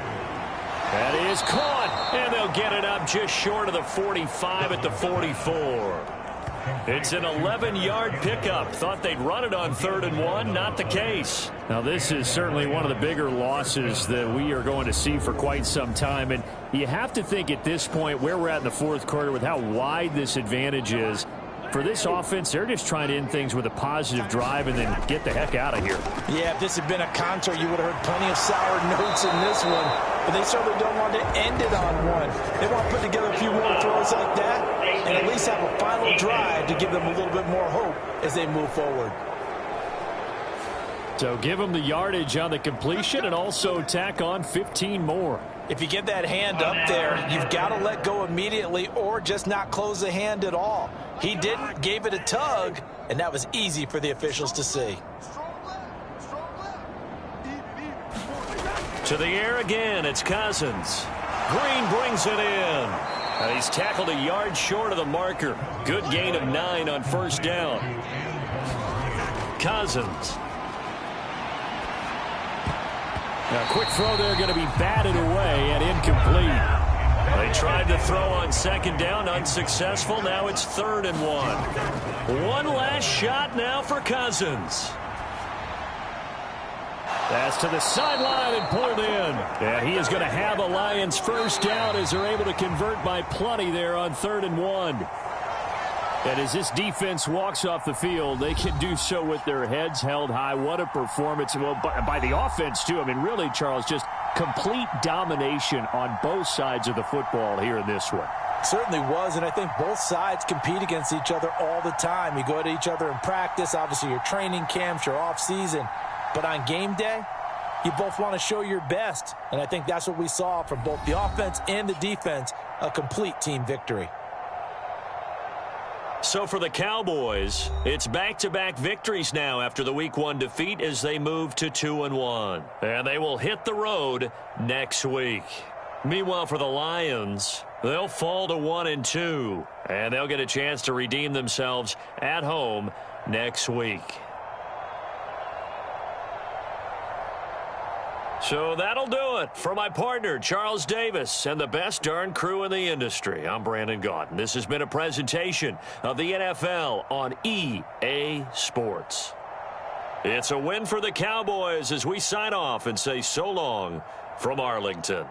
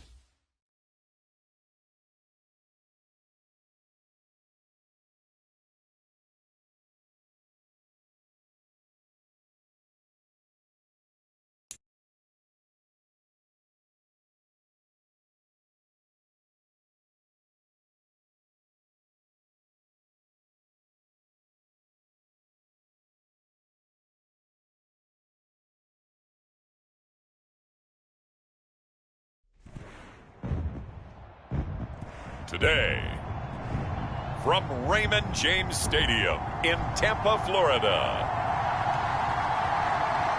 it's Week 3 of the NFL on EA Sports.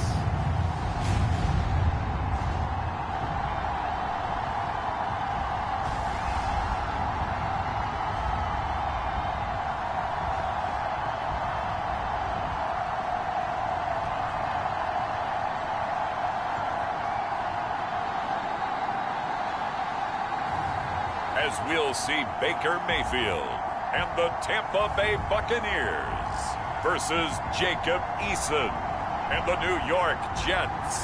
Still a bit warm here in Florida, but really all things considered, a wonderful fall afternoon for football here in Tampa at Raymond James Stadium. Today it's Week 3, and we've got a good one in store, as it'll be the New York Jets taking on the Tampa Bay Buccaneers.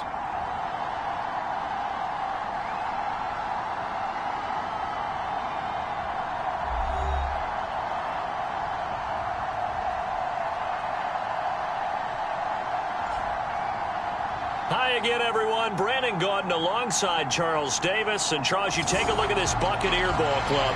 They were winners last time out, so they'll be looking, Charles, to make it 2 in a row. And what I enjoyed when I watched their game tape and their victory last week is they put it together in every phase. Good offense, good defense, and some key plays on special teams. Let's see if they can get that second win in a row. Meanwhile, for the visiting Jets, it's been a great start to the season. Back-to-back wins to begin the campaign. Yeah, you don't want to get too excited. There's still a lot of season to go, but they've come out playing good fundamental football, and that might carry them a long way.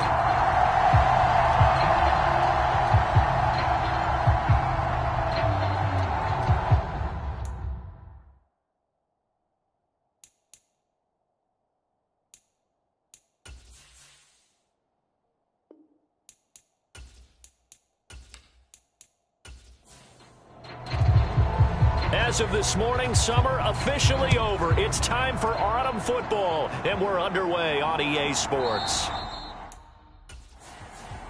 No run back here on the opening kickoff, as we'll start at the 25. So out come the Bucs now for their first drive. Leading them out is the Austin, Texas native at quarterback. It's Baker Mayfield. And he's a guy who plays with a lot of emotion. He's learned how to channel it really positively, because when he throws the football downfield and makes a big play, he'll be the first guy downfield to celebrate with you. But also, when his team needs that confidence, when they need that jolt, they turn to him, and he's ready to provide it. Baker going to throw this right away. Incomplete to open things up. An incomplete pass leads to 2nd and 10 from the 25. A first carry for Rachaad White. And he will lose yardage here back at the 23-yard line. 2 yards the loss, and now 3rd and 12. This defense is a difficult one to prepare for, one of the best in the league. They'll come at you from all angles, and they did a nice job there stopping him for a loss.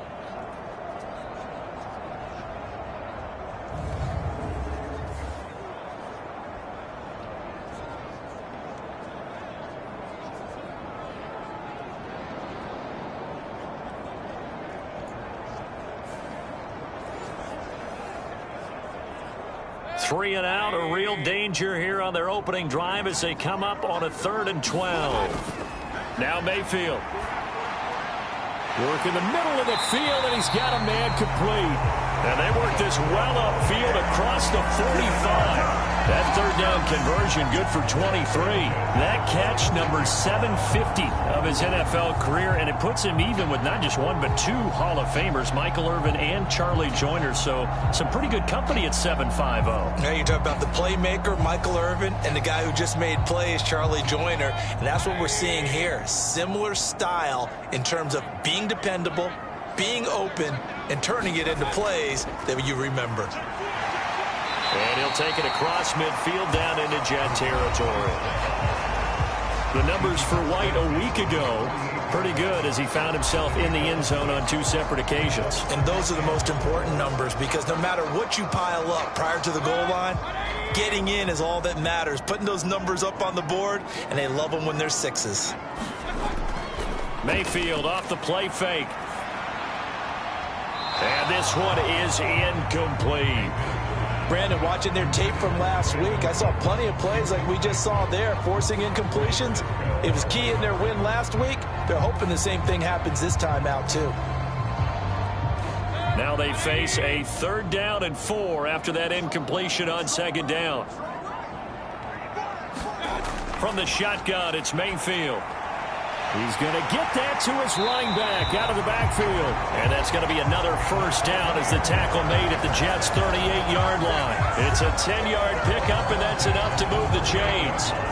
Solid opening drive so far, Charles. They've moved this football into field goal range, but you know that they want to cap this off with 6 and not 3. Absolutely. As one of the better coaches in the league always tells me, on offense, I want to throw body blows all game long and finish it with uppercuts. Well, here are the body blows right now. He's hoping in one uppercut will take care of the end of this drive. Mayfield's throw on target to Godwin here. And this will leave him a yard short.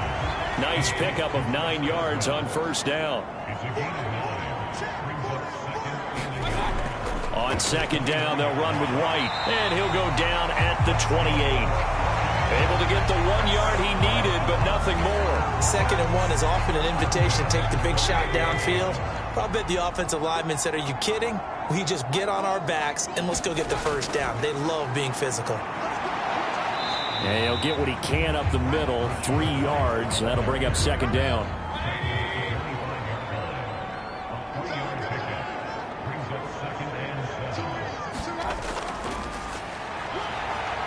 And he's going to get this down close to a 1st at about the Jets' 20-yard line. It's been a pretty long opening drive. This will be play number 11 coming up on 3rd down. They'll try to pick this up on the ground with White. And he picks up the 1st down yardage as he takes this one down to the 15. It's a gain of 4 there, and it gives him a new set of downs. Had a chance to maybe limit them to 3 if they could have gotten that stop there, but a new set of downs. And with a new set of downs, you got to take the mentality of the whole thing. Right now, everyone's looking at the offense and saying they've got the advantage. The best defenses just say, okay, new set of downs. It gives us another chance to make a play ourselves and maybe change things up. Line of scrimmage, the 15. It's 1st and 10. To throw, Mayfield. And his throw's going to be incomplete. After the incomplete pass, here now is 2nd and 10.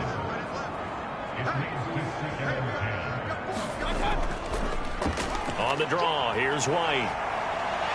And all the way down inside the 5 to the 4. It's a good gain of 11, sets him up 1st and goal. The impressive opening drive continues, and just space being created by those guys up front. We're seeing this the same way, aren't we? We are seeing an offensive line, as this game gets started, as it starts to unfold, that they are dominating the line of scrimmage. A terrific opening drive has them knocking on the door, 1st and goal. Now a toss here, short side. And the second wave of tacklers is going to get him as they stop him behind the line.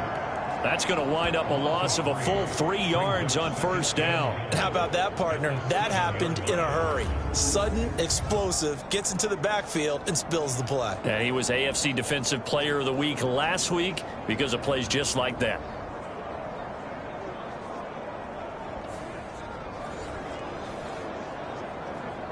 Now from the 7, here's 2nd and goal. And they'll give him another shot here on the ground. And he's into the end zone for a Tampa Bay touchdown. A great effort there. His 2nd rushing touchdown on the year. And the Bucs will jump on top with the game's 1st score here this afternoon. Sometimes you get a 1st and goal and you're back near the 7, 8, 9-yard line and you start thinking, maybe we're running here on 1st down to get half of what we need, so maybe we can have 2 or 3 shots at going for it from closer range. So this is a bonus right here. What a great run to work his way into the end zone. Zane Gonzalez on for the extra point.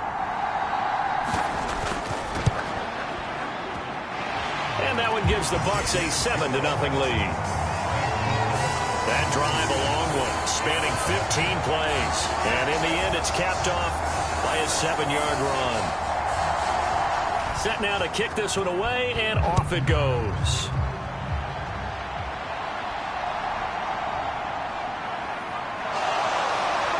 And he'll be tackled just shy of the 25.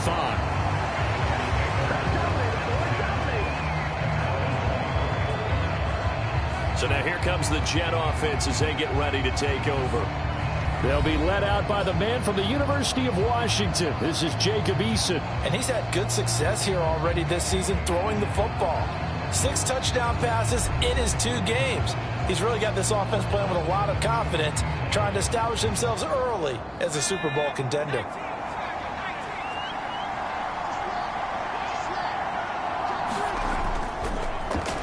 They'll start on the ground. Hall. And this one goes nowhere. Losing yardage back at the 22. 2 yards the loss, 2nd and 12. The defense was ready for the run-pass option, diagnosed it perfectly. Not only did they stack him up at the point of attack, but he was met by a host of light-colored jerseys.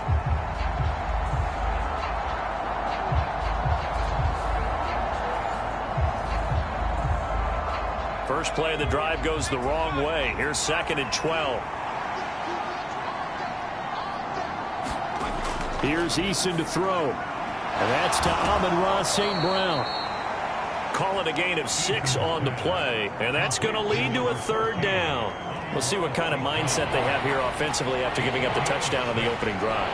And based on our time with them, prior to this game, I feel like they've got a good mindset going in. In fact, the discussion that we had with the coaching staff was, we may give up some points in this game, so our offense has to be ready each and every time to either equal or try and get us ahead and try and keep us ahead. This is their chance to respond to that first touchdown given up. Call it a gain of 7, and it gets them a new set of downs. The Jets at 2-0 here to begin the season, and they come in feeling pretty good after back-to-back victories, CD. And I thought that they played pretty well last week. Their execution, their discipline, their resilience, all on display in that victory. Ball up to the 35 now as they come up on 1st and 10. Throwing is Eason. And that is incomplete. Oh, the coverage a little too good there, and it's 2nd down. On 2nd down, a run with Hall. Solid move, but he's corralled just beyond the 40. They get 7 out of that, so they're left with a 3rd and 3. Well, this defense very strong in that victory from a week ago. But we certainly had a nice conversation with the defensive coordinator, didn't we? And what we heard, I like what we did, but we definitely need more pressure on the quarterback this week. Now Eason. Pass taken in by his big tight end. And he is going to have a Jets 1st down as they're able to get the 3rd down conversion. We got to like what you're seeing from this offense here on the first drive. A nice sustained series to begin the game, and it will continue after picking up another 1st there. Would you say the word methodical comes to mind? I love the execution. I love what they're doing on this drive. They're controlling the ball, controlling the game, controlling the clock. So from Buccaneer territory now, it's 1st and 10 at the 49-yard line. On 1st and 10, it's Hall. Well, look there at his numbers on the ground a week ago. 2 trips to the end zone and well past 100 yards. And going back and watching the film, we saw every kind of run from him, didn't we? We saw some power, we saw finesse, we saw speed, and what I love the most, he finished each and every run. Eason sets to throw it. Flush to his right. And he'll take this beyond the line of scrimmage as he slides to a hole. Here comes play number 9 now as they come up on a 3rd and 3. Eason. Man open, it's St. Brown. He's got it. And this is going to lead to another 1st down as the tackle's made at the Bucs 30. The Jet passing game in rhythm. They've got another 1st. Plenty of things to talk about here, partner, but to me, their defense gave up a touchdown on the first drive. How about how they're responding, coming back? That's a big 3rd down pickup to keep their drive alive. So 1st and 10 now from the 30. From the gun is Eason. And he slides and covers up at the end as he's going to be able to pick up decent yardage. So from the 22, here's 2nd and 2. Hall on a give up the middle. And he'll get him inside the 15 down to the 14-yard line. Here's a 1st and 10 at the 14-yard line. Looking to throw. Eason. And he's got it. And stopped a few yards shy of the goal line at the 3. It's a nice pickup of 12 yards, and it gives him a 1st and goal.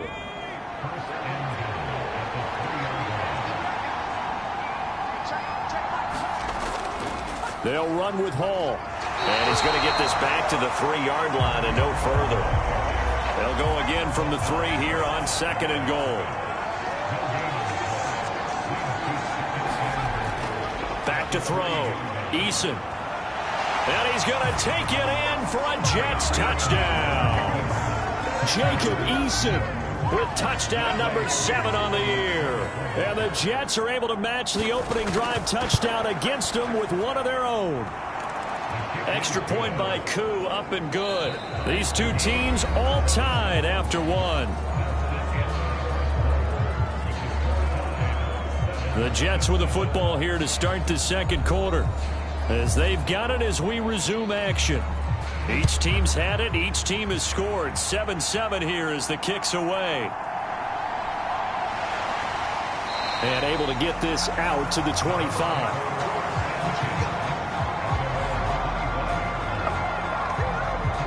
Tampa Bay, they're getting ready to set up shop here for their 2nd drive. So both of these teams, Charles, coming off touchdowns now, but this offense, they just had to stand on the sideline, watch their opponent author a really impressive drive to reach the end zone. Yeah, and I think you're not telling yourself the truth if you don't think there's some one-upsmanship going on right now, because they just had their touchdown answered by a drive of double-digit plays that also found the end zone. Now they want to do something even more impressive to answer that one. They will run with White out of the shotgun. Muscles him off. 9 yards to pick up there, and it's a 1st down. His first carry of their 2nd drive, pretty solid. And, of course, remember back to their 1st drive, really strong throughout that one. Not only is he getting good blocking up front, but how about his vision to find the holes? And he's seeing things before they even open and hurtling through them.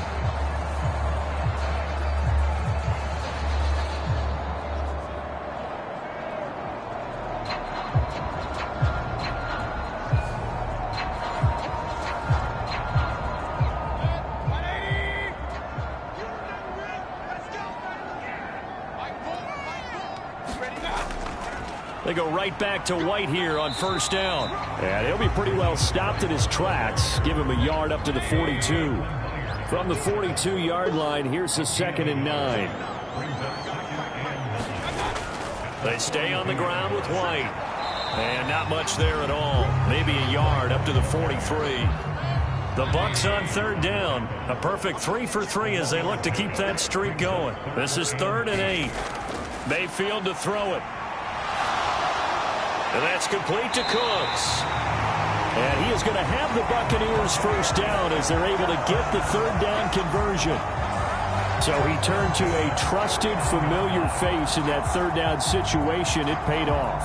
Yeah, you go to your veteran receiver in that spot, so you can't underestimate him when he's on the field defensively. Make sure you know where he is, because he understands how to get open in key situations.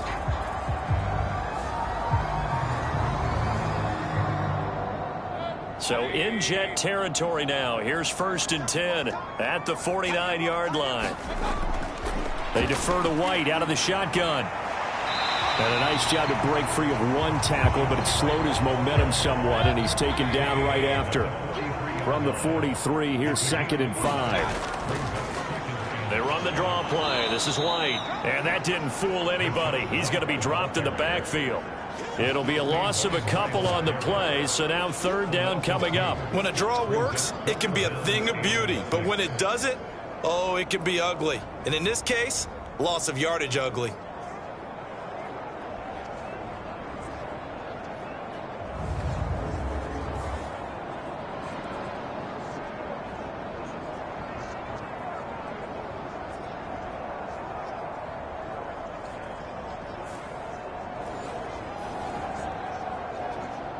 So it's 3rd and 6, and this will be the 8th play of the drive. Here's Mayfield. He completes it to Evans. And he is going to have a Bucs first down as they're able to get the 3rd down conversion. I don't care how many times we see it. I still get a kick out of watching quarterbacks and receivers do the pass tree in pregame warm-up. But I always remember that when we go to practices, we see that after practices as well. They really tune it up, don't they? They tune it up. They know why they do it for these situations. First down. And they build that trust, and that's why they're able to find him in this type of a situation. On 1st and 10, Mayfield. Looking for his running back, and he's got him. And he's going to get this inside the 30. The Bucs passing game looking good on this drive. It's a first down.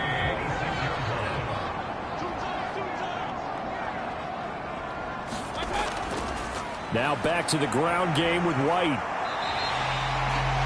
5 yards is the tally on first down. That brings up 2nd and 5. Mayfield on play action. And he's going to go down. They sack him back right around the 30.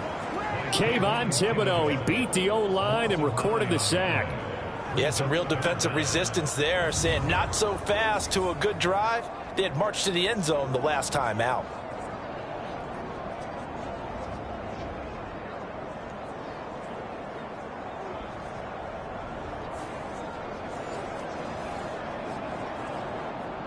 This offense 2 for 2 on 3rd downs on this drive. They're in for a tough test here, though. 3rd and long.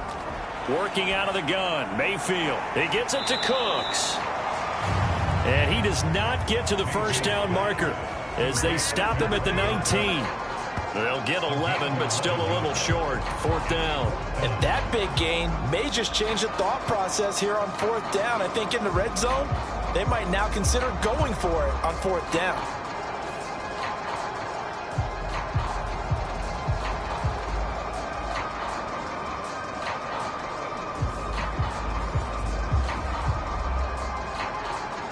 Now Zane Gonzalez for the field goal try.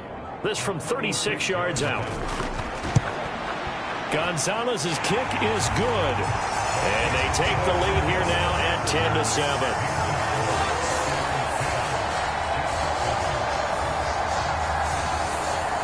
Well, in a close game like this, obviously you want the touchdown, but certainly they will take the 3.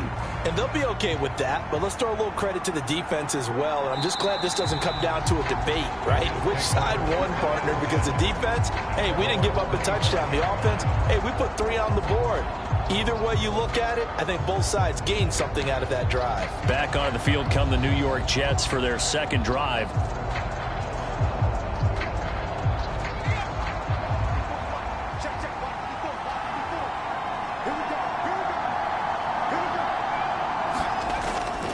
Now Hall to start the drive. And not much to speak of. Call it a 1-yard gain up to the 26. The last play got just a yard. Here's 2nd and 9 from the 26. Looking to throw. Eason. A short one there to Freiermuth. Call it a gain of a yard. And 3rd and 8 now. Completion was given up, but that's why you play zone defense, so that you can have people around the ball when it's caught, and you don't give up much run after the catch. Here now a 3rd down and 8. Eason going to throw it out of the shotgun. And he finds McLaurin. And he'll be taken down, but not before they work it across midfield. A really nice gain of 25 yards. He's such a good route runner. Shows it there on 3rd down. Very proficient and a good pass. And you know what I've observed over the years in the NFL? The better a route runner you are, the more confidence your guy's going to have in you to go to you in important times, because he can trust you being in the right spot, and they connected there and picked up a first down. 1st and 10, Eason. Throwing it Terry McLaurin's way again, and he's got it. And all the way in. Touchdown, New York. Terry McLaurin, 48 yards. And the Jets have moved out in front. All the receivers in the league are plenty good enough, otherwise they wouldn't make it in the NFL. But the ones that go to the Pro Bowl, they have refined route running ability.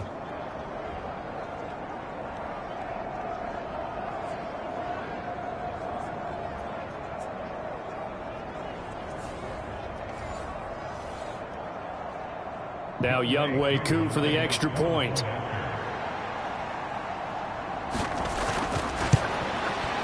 And that makes it 14-10.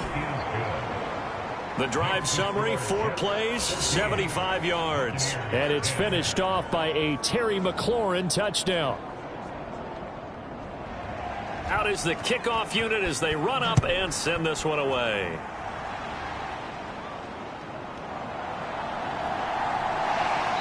And he'll go down as this drive will start at the 25-yard line.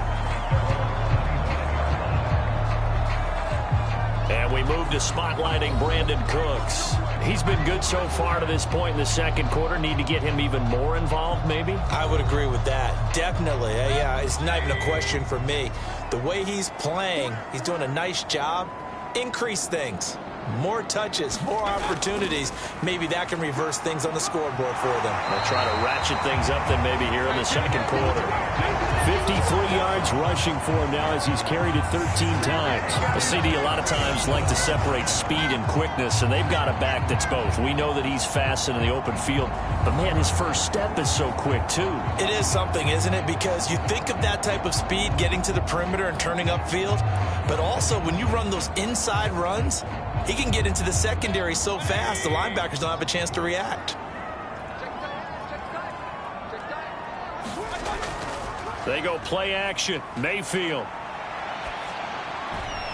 Well, he tries to force it in, and it's intercepted. And the return this time will go out to the 42-yard line. And when I looked down, he was kind of shaking his head right after he threw that pass. What did you see? Well, from a defense's perspective, anytime you have your eyes back towards the quarterback, you're in a position to make a play on the ball, whether it's a big-time play by you or an overthrow by the quarterback. You have a much better opportunity. There's Terry McLaurin, such an exciting pass catcher as this offense comes out for their next drive. He's doing what he's capable of, having a solid game. Not the most amazing game. He's not over 100 yards, but a good game so far. And you just know that mentally he feels like he's one catch away from turning it into a great game and starting on that road. And the defenders are well aware of that, too. They've got to figure out a way to not let that escalate. Keep him right in this zone here and call it a day. There he goes, right side. And all the way in. Touchdown, New York. Pat Freiermuth. 39 yards. And the Jets are able to strike quickly to add on to their lead. So, Charles, that's 3 touchdowns on 3 drives, and it's just been an offensive barrage so far. Great word, partner, using barrage right there. I'm going to add another word if you don't mind. How about perfection? No surprise that they're leading right now. Absolute dominance throughout this ball game and no signs of slowing down. Koo now for the point after. It's good, and it's 21-10. Pretty clean and simple there. Just 2 plays. The long pass resulting in the touchdown on play number 2. The Jets kick team out now to boot this one away.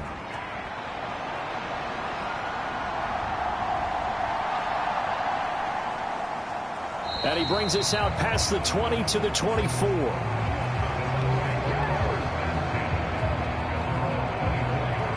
Rashad White and the rest of this Tampa Bay offense going back to work now. They're behind in the first half here, CD, but it's not through any fault of their running back. He's had a strong start to this one. And you're right about that, partner, because watching him play, you would think that his team is in the lead. He has been a lot of fun in this contest.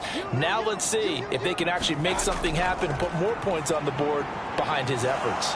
Yeah. Now Mayfield lost the football.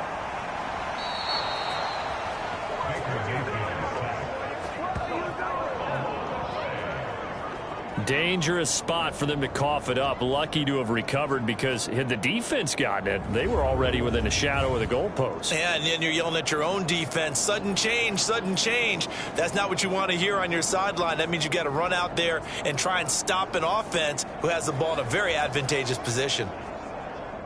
Now this one from about 2 counties over after the sack. They come up on a 2nd and very long.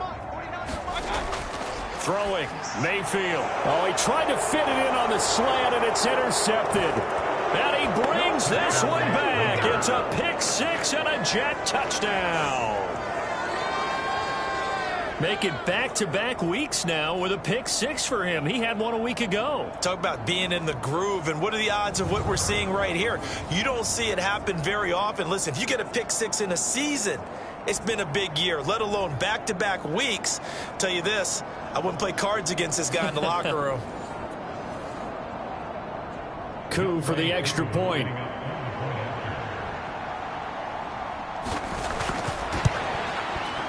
And the lead is up to 18 now.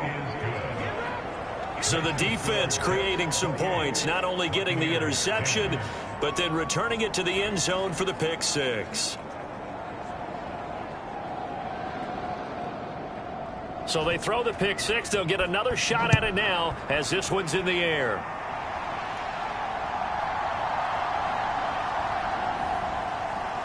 And he'll take it a yard or so past the 20, call it the 21. The Tampa offense ready to get their drive started. They're sort of seeing themselves spiral out of control. Let's see if they can get things back on track. And this is where the coach is walking that line of being calm and really being firm with his team.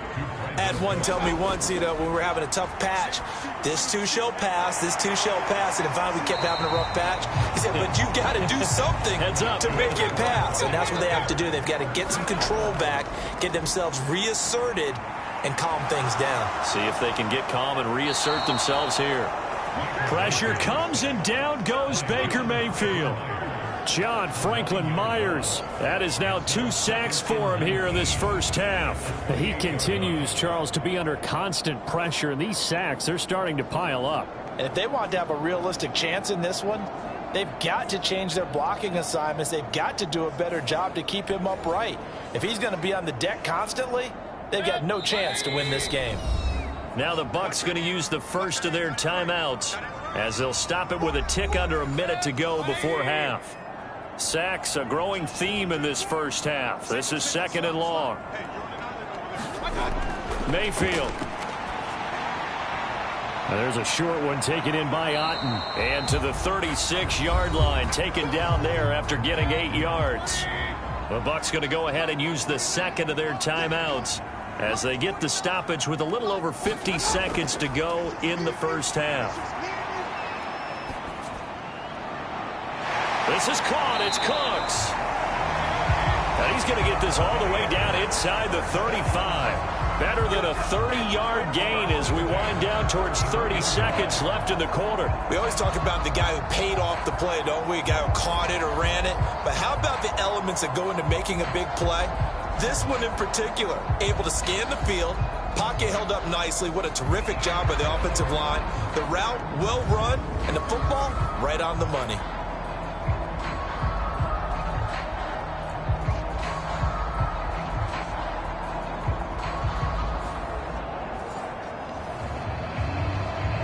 So the big play changes the complexion of things. Here's 1st and 10 just outside the 30.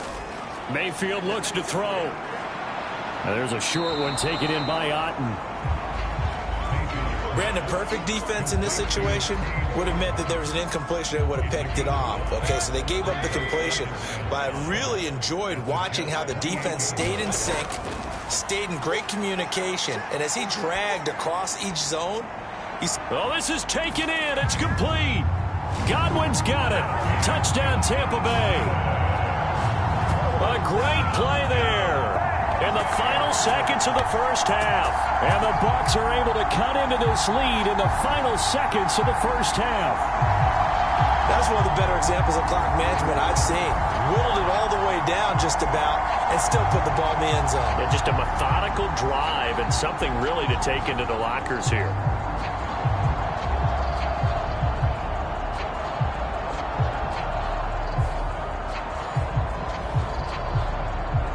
Gonzalez to add the PAT.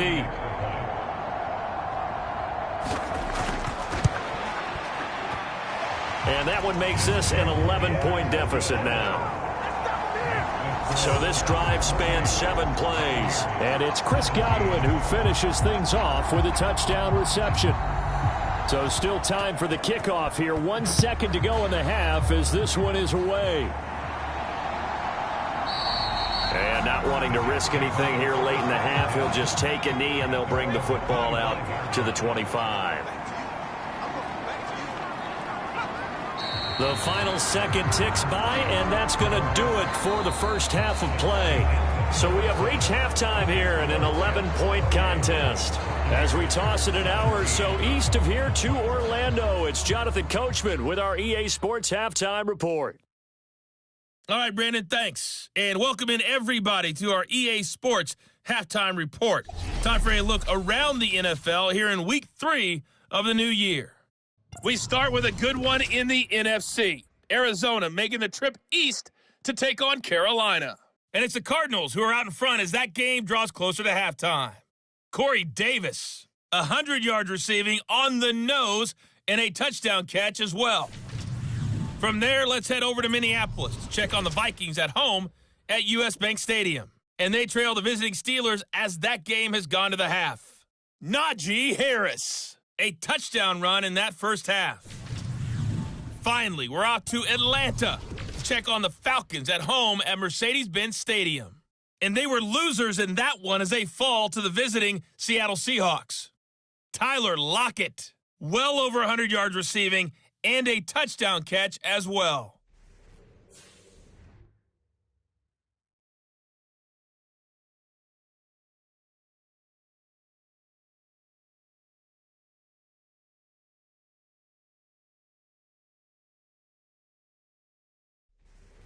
All right, Coach, thank you very much as we welcome you back for quarter number 3. And the Jets set to receive this third quarter kickoff, and they have the lead as well as we are underway in the second half. And no fireworks to start the half. This will be a touchback. So here are the Jets now to take over. They've won 2 straight, and they lead this one as well as they come up on 1st and 10.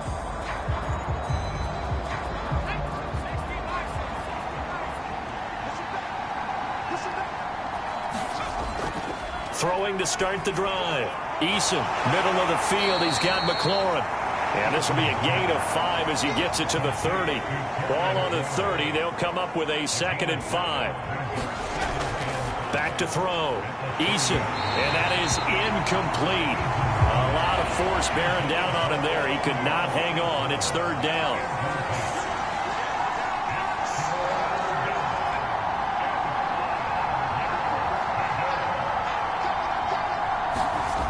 Looking to throw. Eason. He's got his target. That's complete. And he is going to have a Jets first down as they're able to get the 3rd down conversion. And that's well executed there on 3rd down. And I love the confidence that they had to let their tight end try and find some space in the middle of the field, right in their quarterback's line of vision. And QBs love to make that easy throw, and they hooked up there for a first down.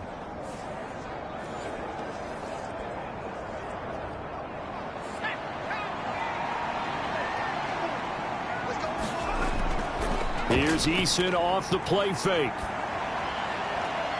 That's going to be caught downfield by McLaurin. And he's going to be out of bounds, but not before he takes it inside the 40. And a nice gain at 21 yards. And now we get into the psychology of the whole thing, because a lot of teams with a 2-score lead in the 3rd quarter, they almost become defensive with their offense, just playing not to lose. I think with this team, you got to figure at this point, this is a great spot for them to go into attack mode, really try and put the hammer down and finish this one off. On 1st down, Jacob Eason.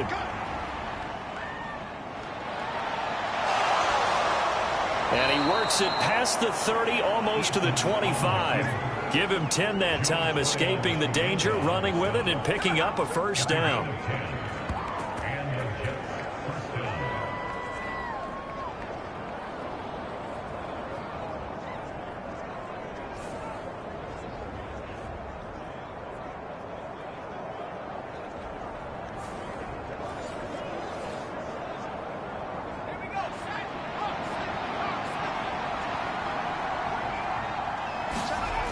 Back to throw. Eason. A short one there to Freiermuth. And inside the 20 before he's brought down. 10 more there and another first down. Whatever the discussions were at halftime to try to slow down this offense, it has not worked to this point. Yeah, I have a vision right now of everything that was discussed at the half just being torn in shreds or being erased off of the Microsoft Surface tablets because none of it is working. They are really locked in on offense. On the draw, it's Hall. And he's brought down. Another nice gain, 16 yards there and a first down again. Looks to me like maybe there's a little attrition setting in with this drive, because when you see that type of a run, I get the feeling the defense gets a little bit tired. And that's the last thing they need, especially when they look up at the scoreboard.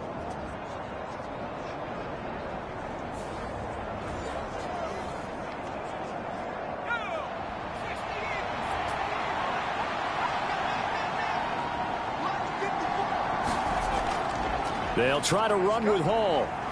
And the reinforcements come in as they're going to stop him behind the line. It's a loss of 5 there, bringing up second. And now defensively, you have to look at this like the game's on the line. It's just the third quarter, but another touchdown given up here could really spell an end to their chances. So they need to toughen up and keep them out of the end zone.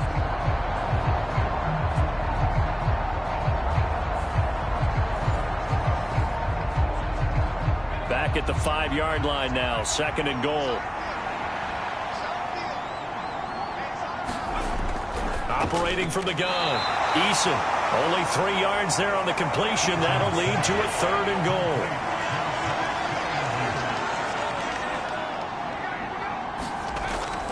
They go play action with Eason. Got a man, it's caught. Touchdown, Jets. Jeremy Ruckert, his first touchdown here of the new campaign. And the Jets take the opening kickoff of the third quarter and drive right down the field to extend their lead. That drive that really increased their cushion felt very military to me. Very precise, methodical, that's one of the words you've taught me. And they just got it done. And slowly but surely now starting to pull away a little bit. Things looking good for them here in the third quarter. Not only pulling away, but you mentioned that slowly but surely. You also drain clock, too, with a drive like that. So you really give yourself an advantage. Koo able to connect on the extra point. And the lead is up to 18 now. The kickoff team on the field now as they will send this one away.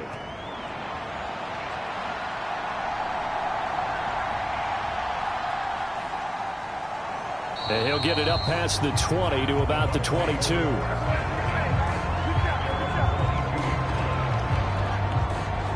Here comes the Buccaneers offense. They get their first reps of the second half.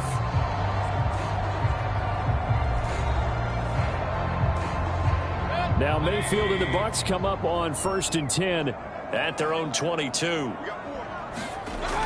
They'll come out throwing here to start the drive. And that went to the right side and incomplete. Here's 2nd and 10. Mayfield now. Cooks on the quick slant. And he'll get this up to the 34-yard line. From the 34 now, here's 1st and 10. Now a give up the middle. This is White. And boy, this defense again really making things tough on him as they stop him for no gain. So after the run for no gain, here's 2nd and 10. Back to throw. Looking for Godwin, and he's got him complete. It'll go as a gain of 4. And now 3rd down and 6 to go.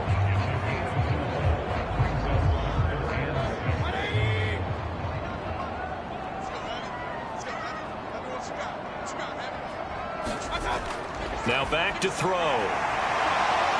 And that one incomplete, but now a penalty flag coming in late. That might be PI.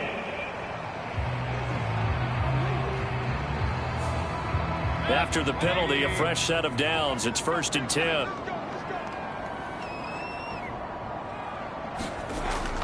They run straight ahead here with White. And he'll take it across midfield down into Jet territory. 5 yards on the carry. Good pickup on 1st down. Oh, that was a thing of beauty right there. Look at how quick those blockers fired off the line once the ball was snapped. That was an O-line on a mission, all in sync, and the defense is lucky that play only picked up 5 yards. And he'll be taken down at the 44-yard line.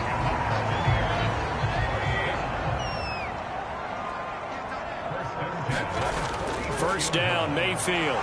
And now the ball's out. Fumble near midfield. Oh, and one of the linemen on the other side has got it. Second time in this game, Charles, the ball has squirted out from his hands. Luckily, his teammate was there to pounce on it. You're right. Got the lucky bounce, able to retain possession. You know, we often talk about the combine and why do we measure quarterbacks' hands. Is that really a big deal? It's for situations like this. Do you have the hands big enough and strong enough to hold on to the football while being jostled? So they keep the football, but now face 2nd and long. Now they'll switch it up here and look to throw. Throwing middle, and it's complete. And they'll get to him after a gain of 7 to the 47. They gave up the completion there, but this is what zone defenses count on. Catching the ball and not much run after the catch. Now on 3rd and long, they'll look to throw. This one taken in by Otten. And he will be very close to a 1st down, but I see the closed fist of the referee, and that means 4th down. Well, it looks like they got what they wanted. They got the completion, but they weren't able to break any tackles or gain nearly enough yardage to pick up the 1st down. Now to be 4th and short.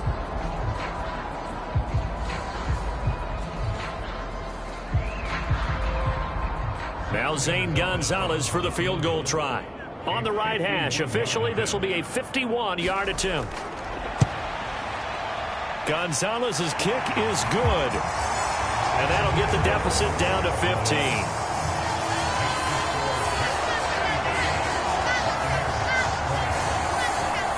So that maybe not exactly what they were hoping for, but it does get them back within a couple of scores.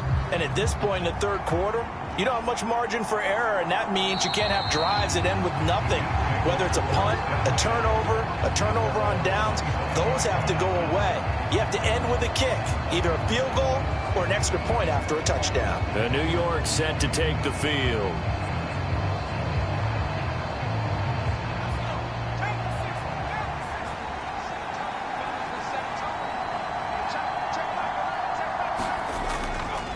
They'll start on the ground here on 1st down. And this will be a gain of 5 as he gets it to the 30. Ball on the 30. They'll come up with a 2nd and 5. Here's Hall again. And he'll fight for a couple as the tackle is made at about the 32. Now, during that run, an injury here. We got one of those big blockers in some discomfort. Well, the medical staff is going to come out here and take a look, and we will take a short break.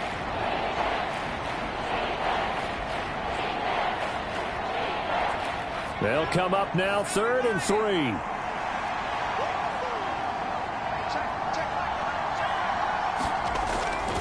Looking to throw. Eason. He had a man open, but he missed him, and it's incomplete. I see the surprise in your face there, partner. That is a rare incompletion from him. He's been on point this entire game. He has percentage completion-wise way up. Not that time. So they're forced to punt on 4th as this one's away. That'll be a 41-yard punt, just 1 yard on the return. And the Bucs will get ready to go on offense. Here comes the Tampa Bay offense now heading back out onto the field. Last time out, you remember their drive stalled, but thanks to their kicker, booted a long field goal to at least get them 3. Now here they'll try to do better and find the end zone. And in our experience, how much fun is it for coaches to know that they've got a kicker who can nail it from long distance? Now, the hard part is, as an offensive play caller, you don't want that in your head too much where you're relying on it, and he goes out and gets the job done for them. But I'm quite sure he would be content to just kick extra points from here on out. Yeah, absolutely no question. I think his teammates would be okay with him just kicking the extra points as well. And he gets this one just shy of the 40, down at the 39. It's a gain of 16, first down Tampa Bay. But one of the ways the quarterbacks keep all the receivers alive in a play, never lock in on any one guy. Make sure you keep your eyes moving, scan the field. And here he finds the open guy for a nice pickup. So from the 39 now, they'll come up on a 1st and 10. They're going to look to throw. And his throw is incomplete. The 2nd and 10 now as we roll along in the 3rd quarter from Tampa. They'll look to throw again. A quick throw there is incomplete. This offense in desperate need of a conversion as they come up on 3rd down. Now Mayfield. That is incomplete. Here comes the Buccaneers punter now as he's on to punt for the first time this afternoon. He punted 5 times in the win last week as this one's away. This is taken at about the 14. And he gets it here to right around the 24 before he's out of bounds. 43-yard punt, but they get 9 back on the return. And the Jets will take over. And New York set to take the field. Charles, a very uninspired effort. The last time we saw them out there was a quick 3-and-out, and they punted the football. Yeah, and you never want to get stopped so soundly during a series, but what would be even worse now is letting it happen again right here. They've got to get going. He'll be brought down on the 30-yard line after a gain of 6. And the ball on the 30. Here's 2nd and 4.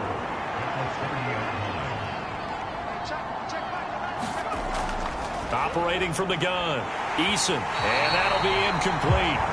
Took a pretty good shot as he tried to pull that one in. Couldn't hang on, 3rd down. Operating from the gun, Eason. And he's going to lose a yard or 2. Taken down behind the line. Carlton Davis speeds in for the sack on the corner blitz. Oh, my goodness. Was that a defensive back that got to him with the pressure? Oh, look at the former defensive back. You're all smiles up here. I hope everybody can hear my smile on that play.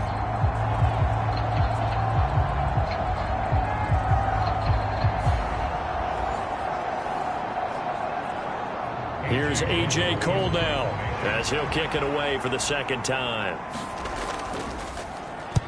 46 on his first kick. This one in that neighborhood as well. Call it 46 yards on the punt. Just a single yard on the return as he was covered quickly. And they will take over 1st and 10. The Tampa Bay offense set to go again. Over on the sideline, hoping to hit that reset button between possessions. Last time out, they had to punt it away. This time hoping to finish this thing off in the end zone. Mayfield now looking to throw on 1st down. He'll get that out to the flat to White. So 5 yards here, 5 on the play. And it'll be 2nd down. They'll drop to throw. And Mayfield again with the interception, his 3rd. And he brings this one back. It's a pick 6 and a Jet touchdown. Well, whatever adjustments they're trying to make over on that sideline, Charles, this defense, they just seem to be a step in front of them and not giving them a chance to implement any of those changes. And here, a pick 6, and they widen the lead. At least a step ahead, maybe even 2 steps. And right now, they are thinking hard about putting this opponent away. That turnover, it grew their lead and just totally deflated that offense. Now these next couple of series, you can take them out of the game entirely if you continue on this pace.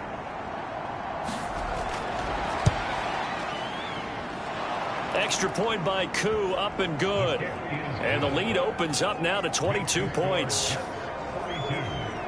A heck of a play there defensively, getting the interception, navigating his way into the end zone for the touchdown. So they'll get another shot on offense following that pick 6, and now the kick is away. Taken at the goal line. And makes it across the 20 as his guys will set up shop at the 23-yard line. The Bucs offense set to begin their next possession. Well, this has been a tough one for them, Charles. They've struggled really on both sides of the football. And one thing that's really plagued them, the turnovers. They've had issues keeping the football in their possession. And every game that's ever been played, all coaches talk about taking care of the football and limiting turnovers. And in this one, after we saw that first turnover, we worried that things would snowball, and it certainly did, especially on the scoreboard. After the sack, it's 2nd and 19, and the road gets a bit tougher from here. He'll look to throw. It's grabbed over the middle by White. They'll wind up getting 7 on the play, and that's going to lead to a 3rd and 12. That's a gain of 7. Brings up 3rd and 12. To throw, Mayfield. That is caught. And he's taken down, but able to slip across the 35. 8th catch for him now. He's been a big factor. And it's a first down. Well, those are the types of plays they probably wish they had made more of in the first 3 quarters. And this deficit going to be tough to overcome here in the 4th. But a nice first down and a pickup on that throw. Yeah, and this is where, as coaches, you're looking for effort and execution, even though the scoreboard is going against you. You want to find out who's going to fight, who's going to scrap, who's going to keep their heads up and continue to play. So here's a 1st and 10 at the 38. He'll look to throw. And this is going to fall to the ground, incomplete. That very nearly their 4th pick of the game. Instead, 2nd down. Mayfield with it once more. And that'll be off the mark, too far out in front, and it's incomplete. And this offense on 3rd down today, they've been really good, converting 7 of their 10 tries. This is 3rd and 10. Gets the check down throw to White. And almost, but not quite. Needed 10, he got 9. 4th down. Brandon, it certainly looked like they had that play defended well, but it still almost worked. Got it to the running back. He wound up getting really good yardage out of it, but it was 3rd and long, and they were able to rally and stop it before he could get to the marker. And they're indeed going to go for it here on 4th down. So trailing here in the last quarter, let's see how this plays out. Pass taken in by his big tight end. And he is going to have the Buccaneers first down, as they'll wind up getting close to 10 yards there. They only needed 1 on 4th and 1. And he is going to lose yardage here. He'll lose a yard there, and it's 2nd and 11. That's a play to take note of there for the defense. I think in the future, if you're going to try and block him, maybe you get a guard to help double team him and try and steer him out of the play. They should have done it on that snap.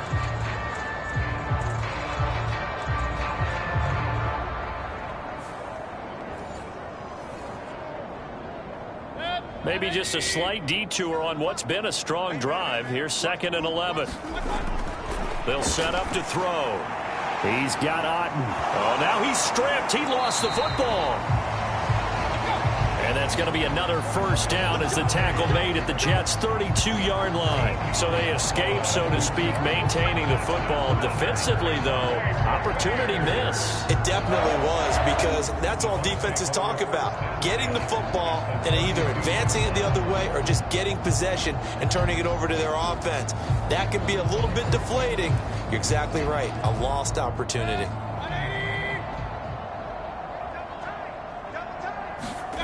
A first down throw for Mayfield. And a dump off to White. And he'll be marked down at the 26 with a gain of 7.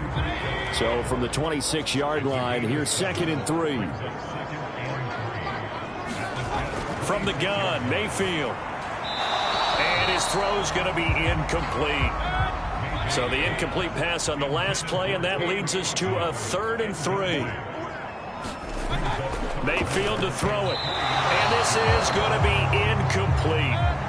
All right, they're going to try and keep hope alive here on 4th down. They're going for it. Desperation time. Mayfield on 4th down. And he's going to have the Bucs first down. It's a gain of 7 on 4th and 4. Here's Mayfield. Quick hitter here, it's complete. And that's good for a gain of 6, and it'll be second down.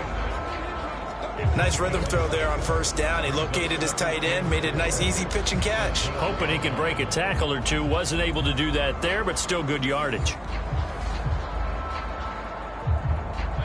Here now, 2nd and 4.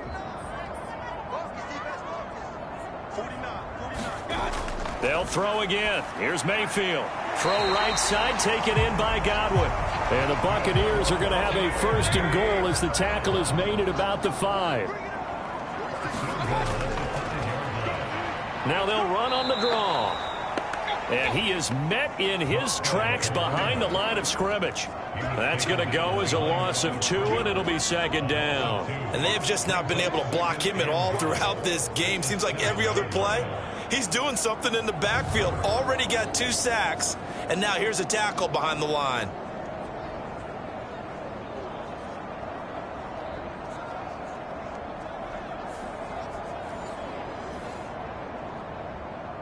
Now from the 7, here's 2nd and goal.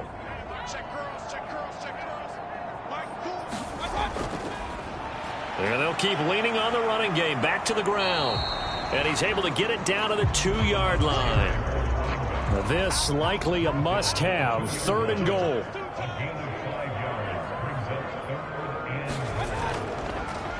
They'll try to run this one in. And this time he is in. Yes.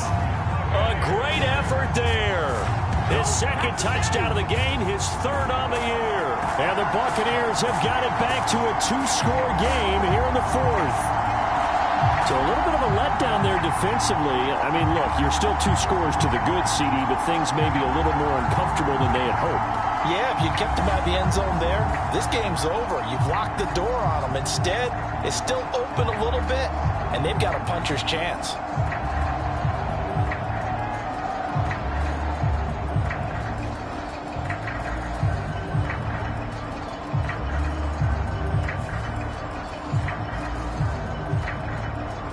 Now the Bucs offense will stay out there as they'll go for 2.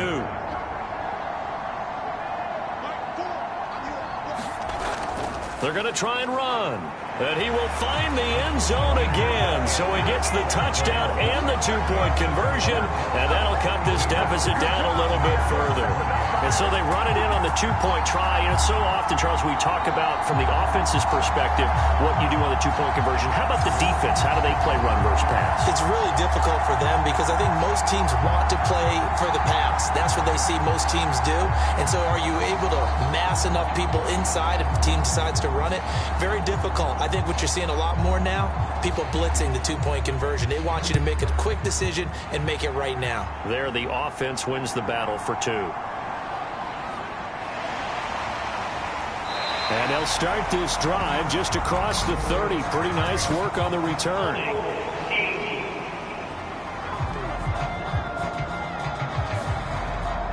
When the holding penalty sets them back inside the 20 as they get going on this drive. Out of the gun, they run it with Hall. And he'll take this one up to about the 23. From the 23, here's 2nd down and 5. Throwing is Eason. And he will slide to a stop. He does have the 1st down. 19 yards to pick up there. Move the chains. He's starting to fall into the category of not fair because when he's on target throwing the ball, he's dangerous. But when you add in his ability to make plays with his feet, almost impossible. Well, yeah, exactly. They've had trouble stopping him in the secondary. This time they've got the great coverage. Oh, he can run too. They'll throw on 1st down with Eason. That's complete to his receiver, McLaurin. And he'll be taken down, but not before he works it past the 50.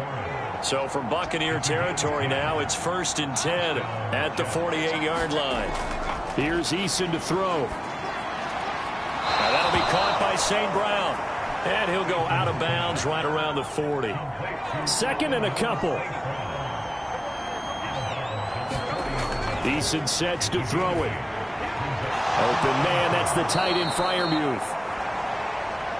And this is going to lead to another first down as the tackle's made at the Bucs' 24-yard line. The Jet passing game in rhythm. They've got another first. And looking to put this game on ice in the fourth quarter, but still not afraid to throw it as they show there. You want to play the game with confidence, and they have a guy who's in control right now. Their trigger guy, throwing it, they feel just as confident with him doing that as they would if they tried to run the ball and run the clock out.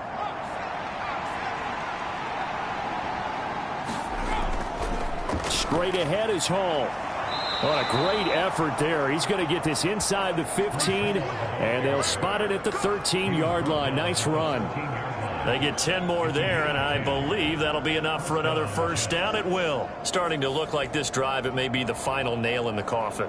Well, this is why you work out so hard, right? This is why you spend all that time in the offseason. This is why you have those OTAs and mini camps for these situations, these scenarios, to run someone into the ground and secure a victory. First and 10, Eason. That is caught at the 7-yard line. And he's taken down at the 7 after a gain of 7. Second down and 3, ball on the 7. A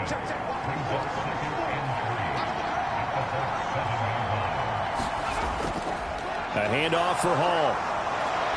And he's able to get it down to the 2-yard line. A 5-yard gain, and now they're set up first and goal. 2 minutes left to play in this football game here on EA Sports. A good chance now to put this game on ice. This is first and goal.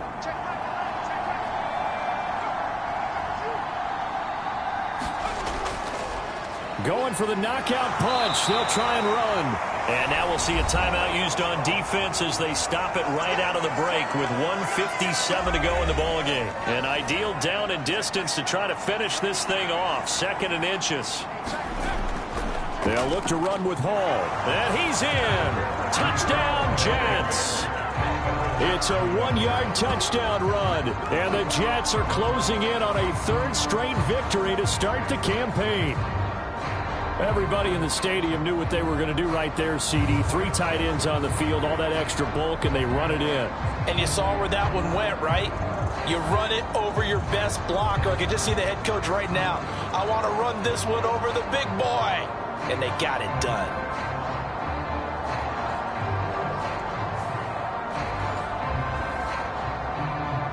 Now Younghoe Koo for the extra point.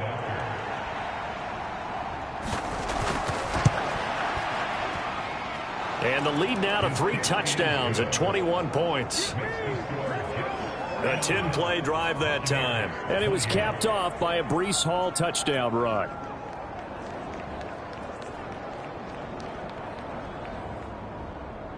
The kickoff unit is out on the field, and they will send this one away.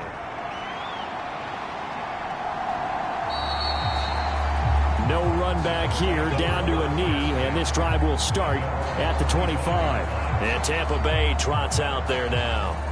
Well, this game, it has had no shortage of offense. They've been able to put up a decent amount of points on this side, Charles. They just have not been able to keep pace with the other offense they're going against here. Yeah, it's a good way of pointing things out because now it's not a total loss because, as you said, they've scored some points, so there's some plays they can build on, moments where the game plan actually worked. But overall, though, they were just out-personnel. They were going up against a team that's playing at an elite level. Meanwhile, Mayfield's throw on target to Godwin here. And he'll be taken down, but not before he gets into enemy territory. Oh, he dropped it. And that's pretty indicative of the way this one's gone. Now a 2nd and 10. And again, it's Mayfield. He'll try and set up the screen. It's complete. And he'll be out just a yard or 2 shy of the 30. The Bucs passing game looking good on this drive. It's a first down.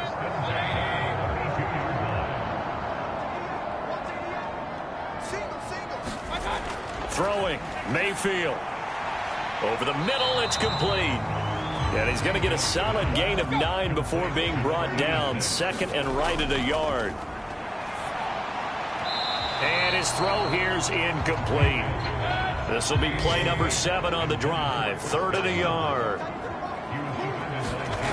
Mayfield looks to throw. Oh, Had his hands on it, couldn't bring it in. Pretty symptomatic of how this game's been going. This is certainly a team that has proven it likes to target its backs through the air, and defensively, they were aware of that and certainly were prepared on that throw.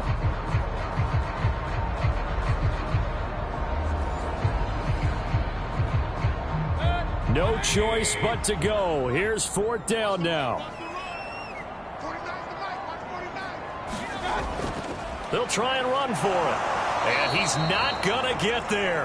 Might have even lost a yard. They had to go for it with such little time remaining, and the Jets are going to get the football back. And they'll come out with a 3 tight end look on the first play of the drive. They'll start on the ground. Hall. And he'll get it up to the 33-yard line.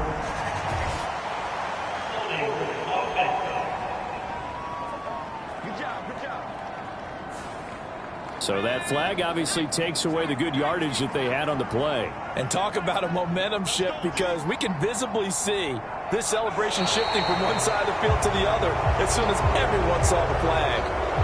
Well behind the sticks here with a 2nd and 18.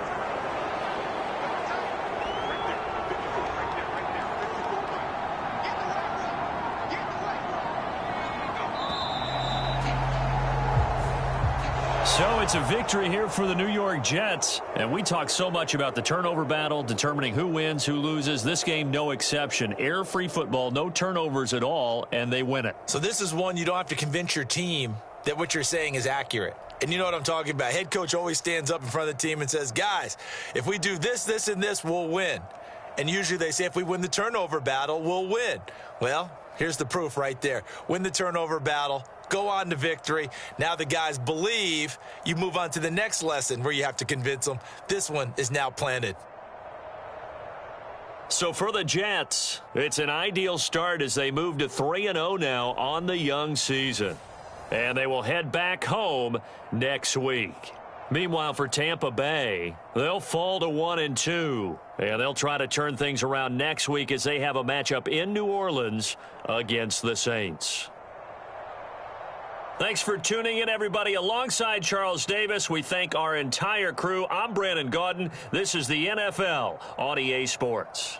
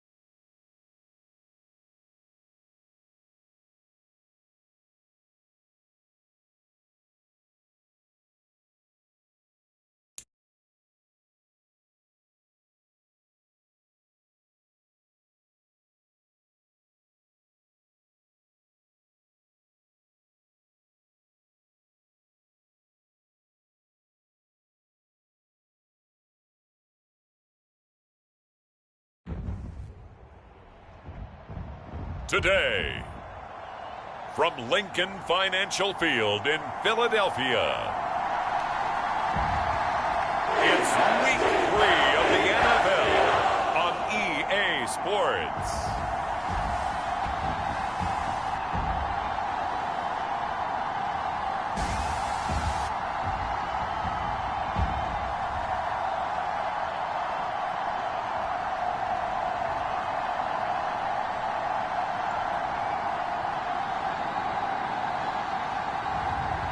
Jalen Hurts and the Philadelphia Eagles taking on Justin Herbert and the Green Bay Packers. Opened back in 2003, have a look at the link. Lincoln Financial Field, where 70,000 are rocking and ready to go in Philadelphia. Today it's Week 3, and we've got a good one in store, as it'll be the Green Bay Packers taking on the Philadelphia Eagles.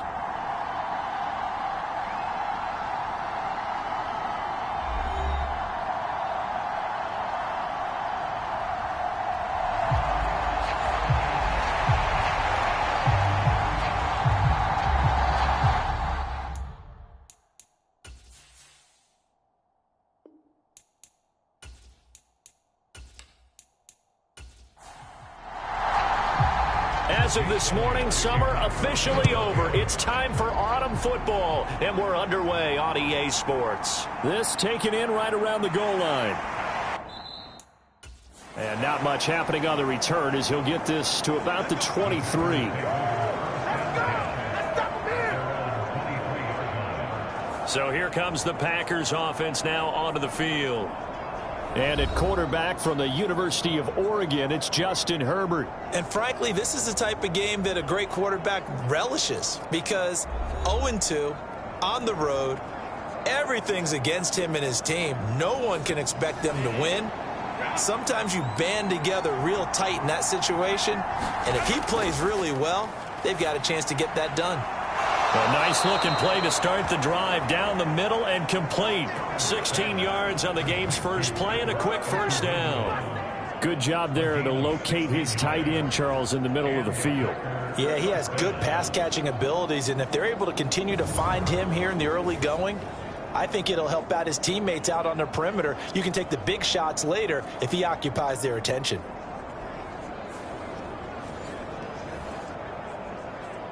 From up near the 40 now after the big play to start. Here's another 1st and 10. In motion left, that's Reed. Oh, a fake on the jet sweep as they run with Cook up the middle. And he stopped immediately there. 2nd and 10. Herbert now. That's complete. It's Okuwebunam. That helps the completion percentage, but not much else, and now it's 3rd and 10.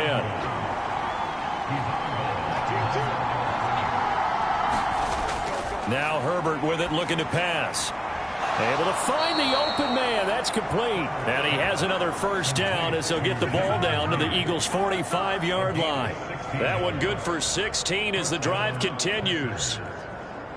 Well, for teams that like to play man coverage, running corner routes can be tough on them because of the ability of getting into it. Sometimes you're squaring it off. Sometimes you're just rounding it. Sometimes there's a fake. Sometimes there's not. That makes it very, very difficult for a DB to stay with it. So from Philadelphia territory now, here's a 1st and 10 at the 45-yard line.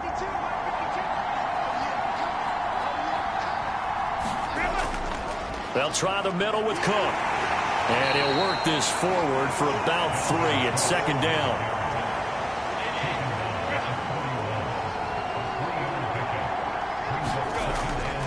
Here's Cook again. 3 yards on the pickup. That's going to set up an interesting 3rd and about 4 to go. In search of 4 yards here to pick up the first down. From the gun, Herbert on 3rd down. Work in the middle of the field, and he's got a man complete. And he has another first down as they'll get the ball down to the Eagles' 21. Give them 18 on that play, and Green Bay has the first as well. Well, they clearly wanted to come out, Charles, and be aggressive throwing the football, and they've been pretty efficient along with that aggressiveness. He's now 4 of 4 on this opening drive. Yeah, and that's led to a fresh set of downs. I like what he's doing back there. You can tell he's at ease, feels good about what he's doing. And I think if I'm the play caller, I'm reading that, and I'm continuing to let him throw the football. First down, here's the run. And hit behind the line. He lost the football. It's loose. And it's picked up by the Eagles. And they have the football and will take over at the 24-yard line. I know a lot of defensive coaches have certain guys on their squad that they look to as drive stoppers, guys who can make big plays, interceptions, knock it free. In this case, they didn't need one. The offense supplied it for them, just dropping the ball. Yeah, and that was after they were doing so well on this drive through the air. They go to the ground, doesn't work. Philly's offense getting ready, and Jalen Hurts ready to lead them. The second-round pick who started his career at Alabama, then finished with an electric senior season at Oklahoma. And for how good he is throwing the ball, it's his running that makes him so dangerous. He had a couple of touchdowns on the ground in last week's game, so we'll see what they dial up for him for this one. Give him 4 yards there on the first down keeper. Hey, look at this Packers defense.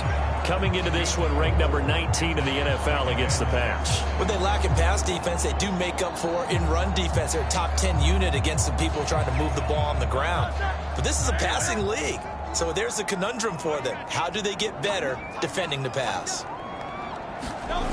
Here's Hurts to throw. And the Packers give him nowhere to go, and they bring him down. It'll go in the books as a 7-yard loss on the sack, and it's third down. And this is what you've got to do against a quarterback like him. You've got to keep him in the pocket and not let him get to the perimeter, because once he gets outside, that's where he can really hurt you.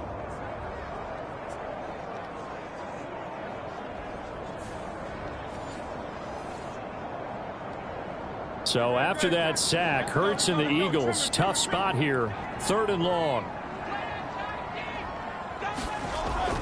Back to throw. Yeah, this pass broken up. Excellent coverage there on 3rd down, as that was not an easy one to hold on to. On 4th down, punt coming from Braden Mann. He was called on 3 times in the win last week as his first one here's away. Call that a 45-yard punt, just 2 yards there on the return. And it'll be Packer football here, first down and 10. The Packers offense here coming back out for their second drive. And a fumble last time. Ball security. Talk about it all the time in the National Football League. They've got to be better at it on this drive. Don't you think that when every team gets together for the first time, I don't care if it's OTAs, mini camps, first day of camp in the regular season, ball security comes up about what, the second sentence of the coach's address? And those are so many drills focus on that. All the time, and they do drills to make it even tougher to simulate game situations. Doesn't always work out, though. Counting down toward the midway point in quarter 1.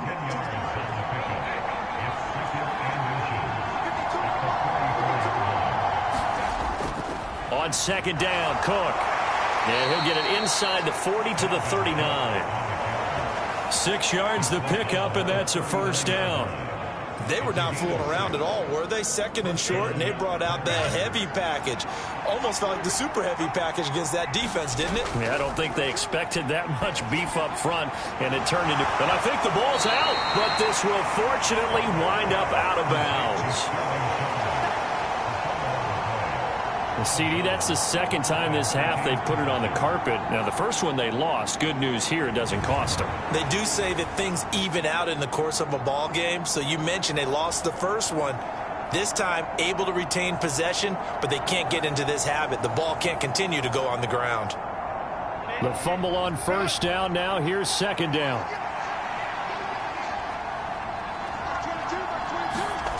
From the shotgun, here's Herbert. He'll get that complete to Albert O. He's going to go out of bounds, but he takes this one down just shy of the 20.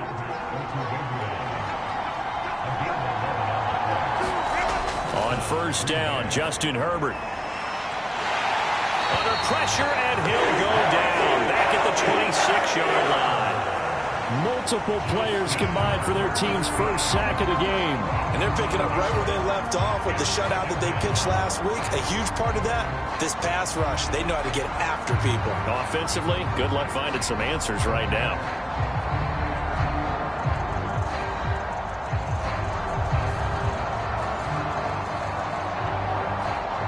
Got to assume this defense will be charging again here. It's 2nd and 15. They'll send the big tight end in motion right. Cook up the gut. And he is going to be stopped cold behind the line of scrimmage. Just a 1-yard loss that time, but that's not what they needed. Now they're dealing with a 3rd and long. Well, this defense for the Eagles very strong last week as they helped their squad improve to 2-0 on the young season. And the way they did it was by getting after the quarterback. Sacked him 7 times in that game. Came from all angles, created a lot of illusions, and especially just beat them man for man. That's the kind of defense that really frustrates an opponent. Now on 3rd and long, they'll look to throw. Herbert has it knocked free. And it's picked up by the Eagles. And they will set up shop at their own 41-yard line. Whenever I see a team turn it over on back-to-back drives, fumbles on their last 2, I know one person's blood pressure who is starting to rise, and that's the head coach. Absolutely. And when's it going to go down? When they stop fumbling? When they stop fumbling and after he's assessed the game film, and only if they manage to win the game. The Eagles in good position to start out as they come up 1st and 10 at the 41-yard line. So the drive's going to start with Pollard. The rushing numbers for Pollard last week. 19 carries, 71 yards, and a touchdown. I can't remember the last time we did a game and a coach didn't talk about establishing the run first. But they've lost 2 straight games, so they still want to do that. But they've got to have some contingencies, some other options. Expect them maybe to throw it a little bit to open up things and maybe run it a little bit more later in the game. Hurts. Oh, and that is incomplete. They come up now 3rd and 5 following the incomplete pass. Throwing is Hurts. Pass to the sideline and pulled in. And he's able to take it across midfield before going out of bounds.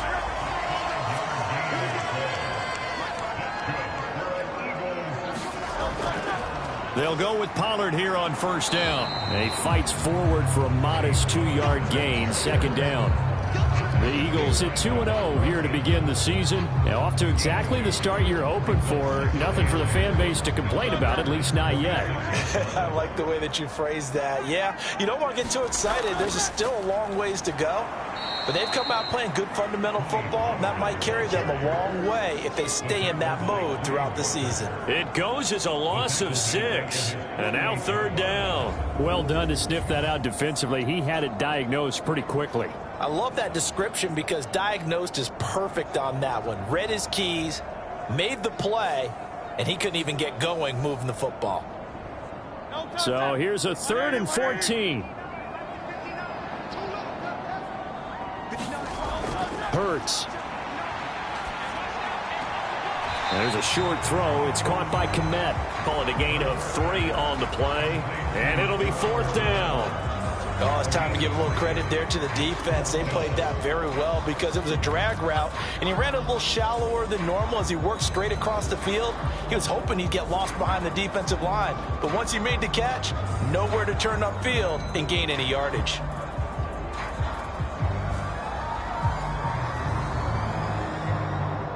Out now is the punter, Braden Mann.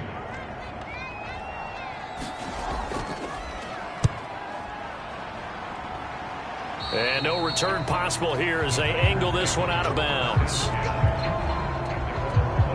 And Green Bay getting ready to go as they take the field. And job 1 here, Charles, just keep possession of the football. 2 drives, 2 turnovers to this point. You're exactly right, Doctor. Hippocratic oath. First, do no harm. And right now, they're harming themselves on offense. I like that. No one is mistaking me for a doctor, though. But thank you, Dr. Davis. On 1st down, it's Herbert. They'll go over the middle to Reed, complete. He's tackled a yard short of the marker. Good gain of 9 on 1st down. Fired that one in there, able to make connection on a nice in route. With those faster passes when they're going that fast, any hesitation as a quarterback that the deflection, if you miss, might be bigger and lead to an interception? Yeah, and the deflection works both ways. Maybe a defender gets a hand in the way and it pops in the air. And sometimes you throw it so hard your receiver can't handle it, and he pops it up in the air for the defenders to grab as well. But a moot point there as they were able to connect. And he'll bring it up here to right at the 40-yard line.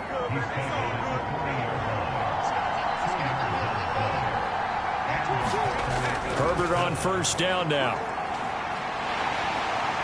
Into heavy traffic, and it's intercepted. There he goes, left side. And the Eagles are going to get possession of the football as time will run out on this first quarter of play. No score after one on EA Sports. How about this starting field position? First and goal from 2 yards out. Hurts sets up to throw it. And this is caught. Touchdown, Philadelphia. A.J. Brown, his third touchdown now on the year. And the Eagles post the first points of the ball game as they take the lead here in this second quarter. Well, we had the scoreless first quarter of play. We sure didn't have to wait long into the second quarter to get some action on the scoreboard. So was the first quarter a feeling out process? I mean, that was an interesting quarter, wasn't it? Because we had some action, we had some good play, just didn't have any points. So now it's game on. Elliott good with a PAT, and it's now a 7-0 game. Well, they got the ball in great field position. One play later, boom, end zone. Now after the touchdown, here's Elliott on to kick it away. And he'll just take a seat, and the drive will begin at the 25-yard line. The Green Bay offense now about ready to take possession here. Now, they've sort of lost their way, partner. How do they recalibrate and get this proverbial train back on track? Well, this is where leadership really comes into play. How's the head coach handling it? The offensive coordinator? Sometimes they just make a joke. All right, guys, had your fun? All right. Throw it out the window. Yeah, let's get back on track here. And sometimes that'll work just fine. I guess it's time now to lean on that leadership. On second down, here's Herbert. Throwing the out route and complete. It's Reed. And he'll be out of bounds across the 30-yard line. The Packers on third down. They've been okay, 2 for 3 thus far. Here it's 3rd and 2. He's got his target. That's complete. And he is going to have a Packers first down as they get 5 there on 3rd and 2. At first glance, I thought he just used his size in order to win the route, but he also had a little subtle move in there as well. Made the defender think he was going one direction and was able to track the ball in another.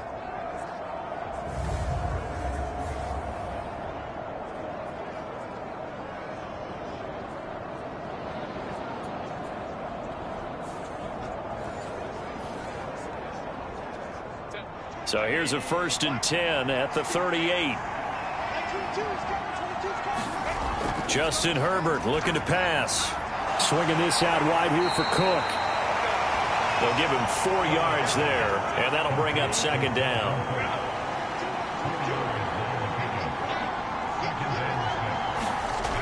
Herbert back to the air. It's hauled in by Shepard. 3rd catch of this first half for him, and this one is a first down.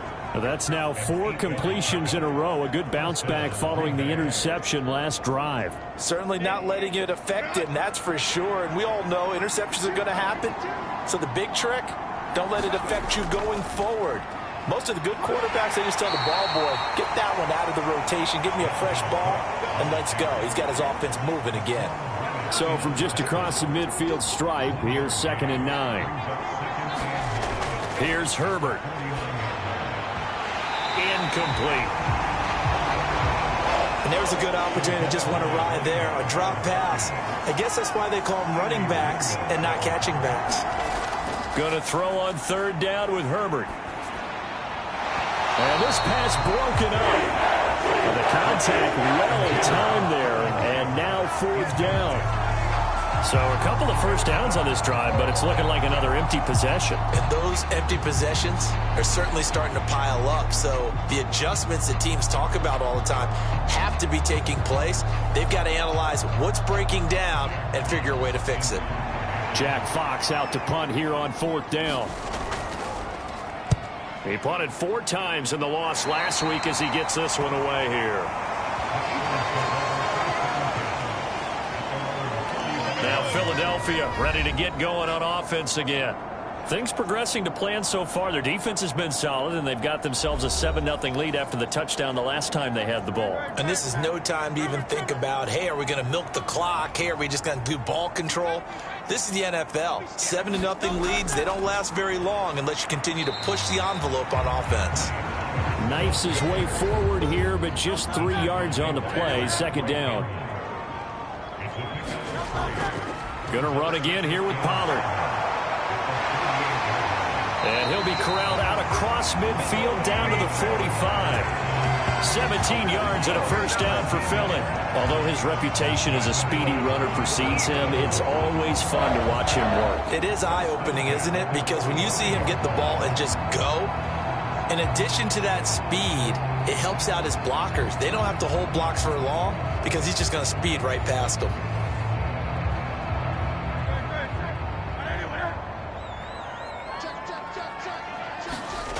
On 1st down, Hurts. He finds his man complete. That's Watkins. And he's going to get this down near the 30-yard line.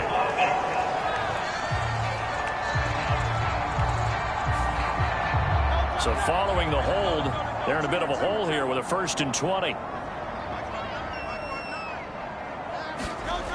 Looking to throw. He finds his man, Pollard. And he'll get it down on the play to the 37. Here's 2nd and 3.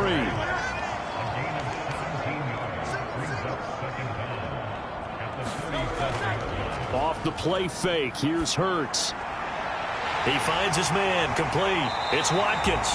And he gets this one inside the 15, just a yard or 2 shy of the 10. That one good for 26 and a first down. And defensively, they were in zone coverage there. Do you have to be a little careful? You're losing playing against a good quarterback like he is to not play too much zone? Yeah, you have to be careful about how much time you're giving up. I think it's a good point you just brought up. So maybe if you still want to play zone, you go to a zone blitz scheme.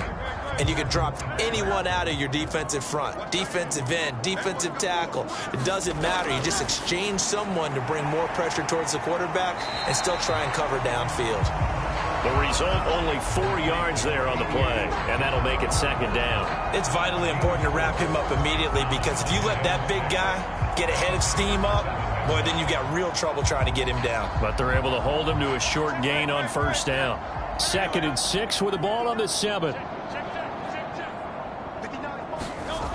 They'll stick with the passing game as he looks to throw. And this one incomplete. Too much contact to hold on to that one, and it's 3rd down.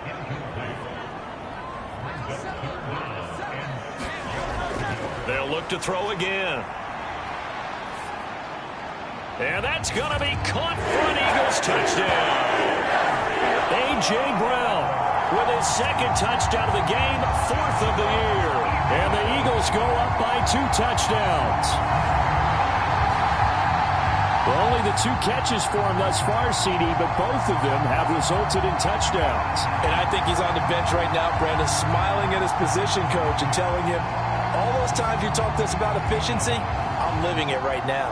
And now before we get to the extra point, remember all touchdowns do have to be confirmed by the replay official. They're taking a peek at whether or not those feet were in bounds, and obviously a big call here in the end zone. And not just the feet. How about the hands? How is the ball possessed while the feet are hopefully getting down in bounds? That's what they're trying to look at to see if it all comes together.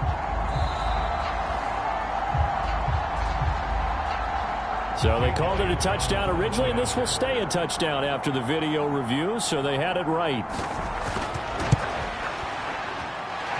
Elliott good on the extra point, and it's now 14-0. So that winds up a 7-play drive all told. And it's capped off by an A.J. Brown touchdown. Now after the touchdown, here's Elliott on to kick it away. And he'll decide to not bring this one out as their drive will begin at the 25. The Green Bay offense ready to take over. And they're in a bind early here, down 14-0. Are you worried at this stage or still too early? You're worried. You're just trying not to transmit it to the rest of your team. You want to make sure that they stay positive. But at the same time, you're wondering, how are we going to move the football? What do we have on this play sheet that can work? Get back to basics is usually your answer. And make sure you find the guy who can move the ball fastest for you if you just get it in his hands. Yeah, still second quarter. You get points on the board here. I think you're feeling okay. The tight end in motion right. On second down, it's Cook again. And he'll be brought down right around the 37. Line of scrimmage, the 37 on 1st and 10. Here's Herbert. Able to hit his target, Claypool. And he'll have it past midfield almost to the 40 before being taken down. The end result, 21 yards. Well, these guys have definitely been outplayed in the first half, but I like their countenance. I like the way that they haven't panicked out there, the way they're carrying themselves. They're starting to move the ball, and what you have to do, maintain your poise and start to put together some drives. This offense finding its legs now. Here's another 1st and 10. Up the middle, it's Cook. And he'll lose yardage on the play back at the 45-yard line. Call it a full 3 yards in the wrong direction there. Brings up second down. This defense has really flown around in the first half. They've gotten to the ball carrier before they can really get started. Offense got to come up with something else in order to try and get this running game going.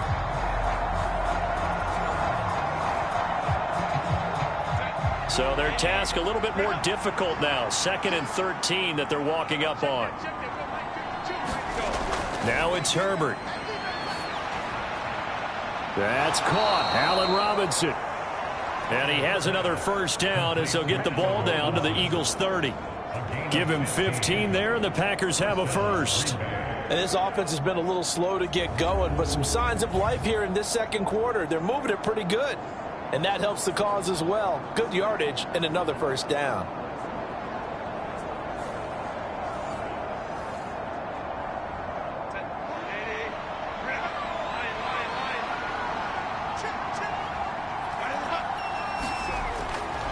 A give. This is Cook. And he'll lose yardage. Brought down at the 32. 2 yards the loss. 2nd and 12. Plays like we just saw there. That's why they're up right now. And the defense, they're doing their job. Yeah, it starts with the guys up front. So when you talk with GMs who are putting together a team, a lot of them say we're going to build from the inside out, because if you control the line of scrimmage, you control the rest of the ball game, and that's what we're seeing here. They're actually playing in the offense's backfield, not necessarily just playing at the line of scrimmage. Herbert.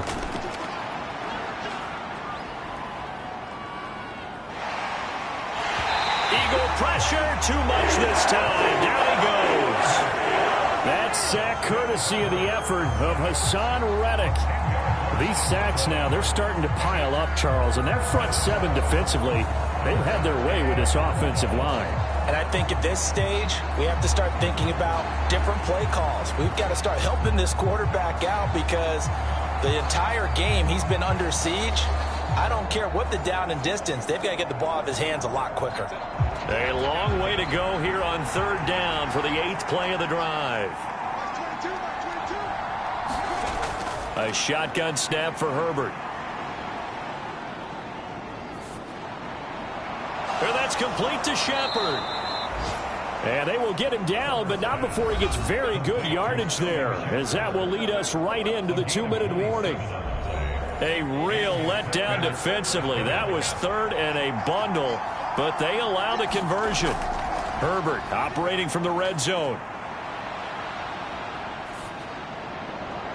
Looking left side, and he's got a man. That's Reed.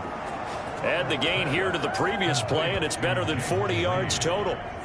Boy, everything clicking on this drive. He's 4 for 4 now, and that throw, maybe the best of the bunch. This offense is really humming, and they pick up another first down. This is 1st and goal, and a golden chance to get a score back here before halftime. Now, here's a look for the end zone, but that one's going to wind up incomplete. Another shot from the 1 on 2nd and goal. Cook is in. Touchdown, Packers. Well, he'd been the workhorse on this drive, and it would have been unfair to bring someone else in to finish the job. So they go back to him again, and he delivers with a touchdown run.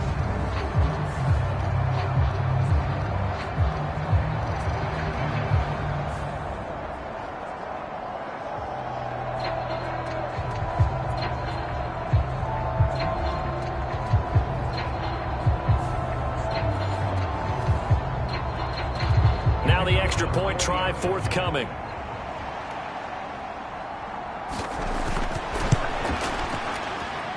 And that one makes it 14-7. So that one a long 11-play drive. And it's capped off by the touchdown run coming from Dalvin Cook. Set now to kick this one away, and off it goes. Scott on the return out of the end zone. And ultimately, he stopped right where he would have been if he had simply gone down to a knee at the 25. Eagles offense and A.J. Brown headed back out there. We're in the second quarter. He already has 2 touchdowns. We know how good he is. That's well documented. How do you contain him? We know he's a nightmare. So in this situation, I would go ahead and double him, maybe even have a 3rd person in the area, and try and dissuade them from throwing him the football. Make someone else beat me for a while, because I don't know that their talents are his, because when he gets his hands on the ball, he breaks down my entire D. Someone else, they may not make the same type of a play. Well, we know his talents are very good. 2nd down, here's Jalen Hurts. Here's a screen now for Pollard. Give him 3 on the screen. He couldn't break free, and it's 3rd down.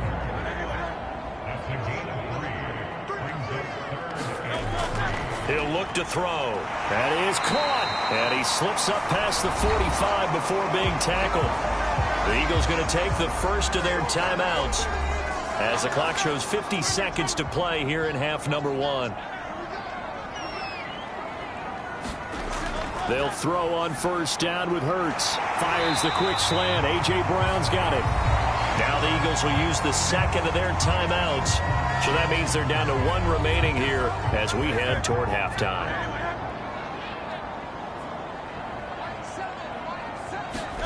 On 1st and 10, it's Hurts. Escaping the pressure right. And he'll protect himself at the end here as he winds up getting pretty decent yardage. They still need about the length of the football here, maybe a little less as they come up on 2nd and inches. Drops this underneath for Pollard. And this is going to result in another first down as the tackle's made at the Packers' 20-yard line. Now a signal and a timeout call as it comes with 9 seconds to go in this first half of play. The kick by Elliott is good. And they will move up by 10 now, 17-7.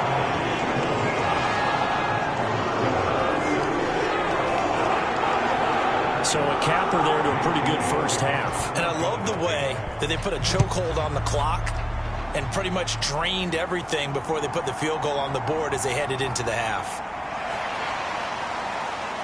And he's able to get this across the 20, but not by much as he's marked down officially at the 21.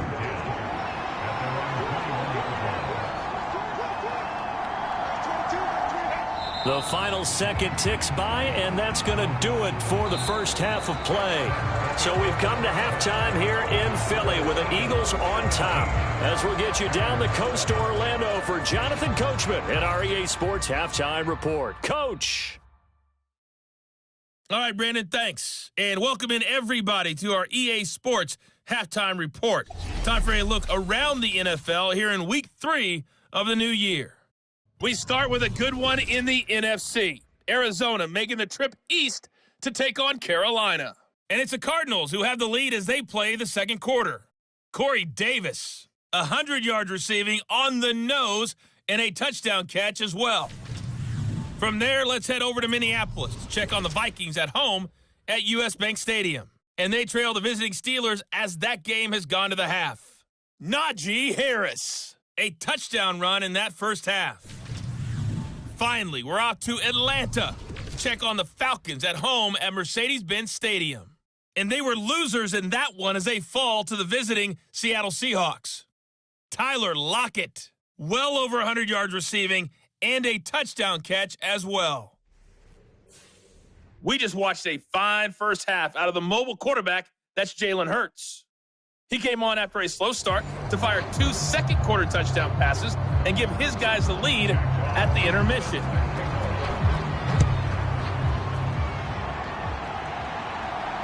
Taking it about the 1. And they will wrangle him down a couple yards shy of the 30.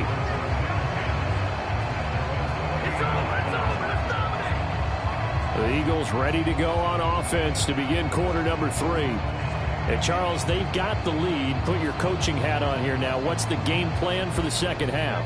I think getting the running game going a little bit more, because I thought in the first half they didn't get it moving the way that they would like. They had success throwing it, but I think these first couple of drives, they'll want to get those running backs going and give them more opportunities, and I will guarantee you that those guys were lobbying for them in the locker room at halftime.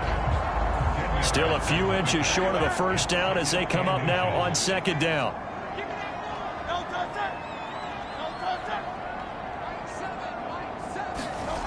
From the gun, it's Hurts. Oh, he still makes the catch, even though it was tipped at the line. And Devontae going to pick up the Eagles' first down as the tackle made at the 42. They run straight ahead here with Pollard. And he'll take this ahead for about 4. Second down coming up.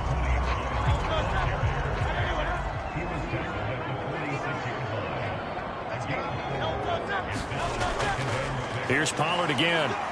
And they'll get this just to the 47. 1-yard gain.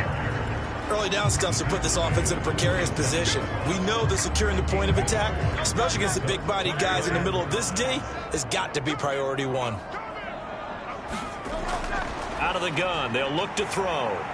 Looking right side, and that's complete to Watkins. And he is going to have an Eagles first down. He needed 5. He got it barely, as it will officially go down as a gain of 5 yards.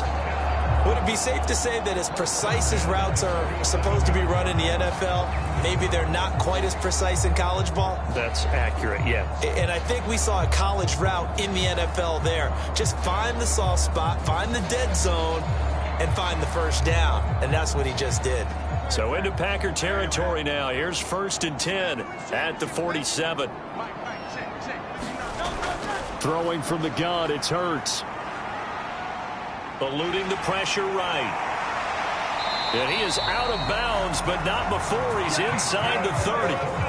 Able to find a lot of empty space there, picking up the first down and a 21-yard gain. Give him a little extra credit there. His head was cool as the play broke down. Didn't force a throw, and in the end, got to show off his athleticism with a nice gain to bring up a new set of downs.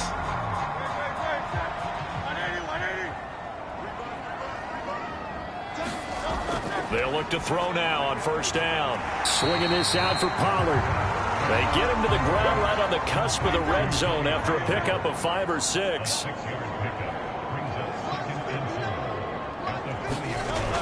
On second down, it's Pollard. And on this one, he'll get to the 15, right at the 15-yard line. Line of scrimmage, the 15. It's 1st and 10. Option play, here's Pollard. And they get to him quickly here as he stopped right around the 13. Second down and 8.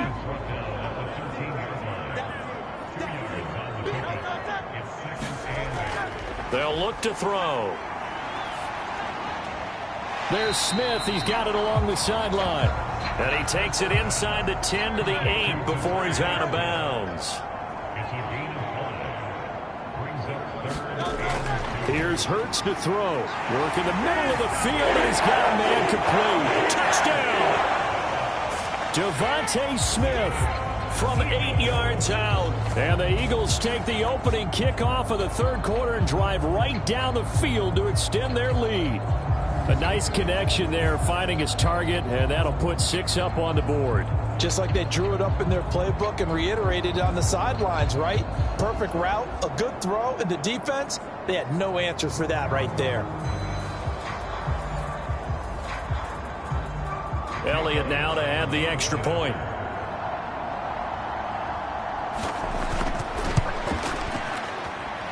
And that'll make this a 3-score game as the lead moves to 17. A pretty long drive that time, 11 plays all told. And it was finished off by a touchdown from Devontae Smith.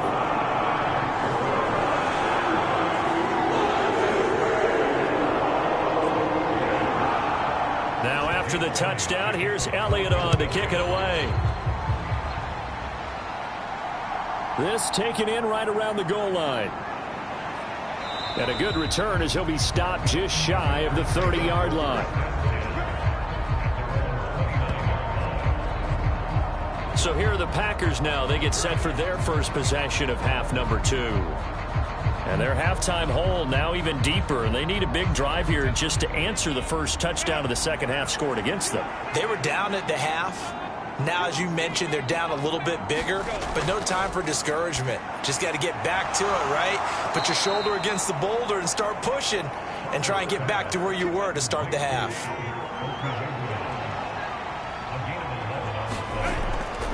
Handoff comes to Cook. We'll get this up to about the 44. From the 44-yard line, here's a second down and 6. Back to throw here, Herbert.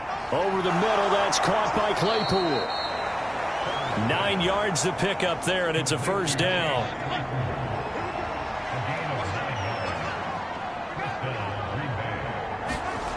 Now Herbert with it, looking to pass. Man open is Robinson. And past the 35, he'll be dropped a yard or two shy of the 30. 17 yards on the play as they try to eat into this 17-point deficit. It's taken a while for this offense to get going. A little creaky at the start, but they're oiled up now. A nice throw there, and they're really putting together a good drive. Line of scrimmage, the 31 now on 1st and 10. Herbert now. Out to the left here to Reed. And they'll get this one down to about the 20-yard line.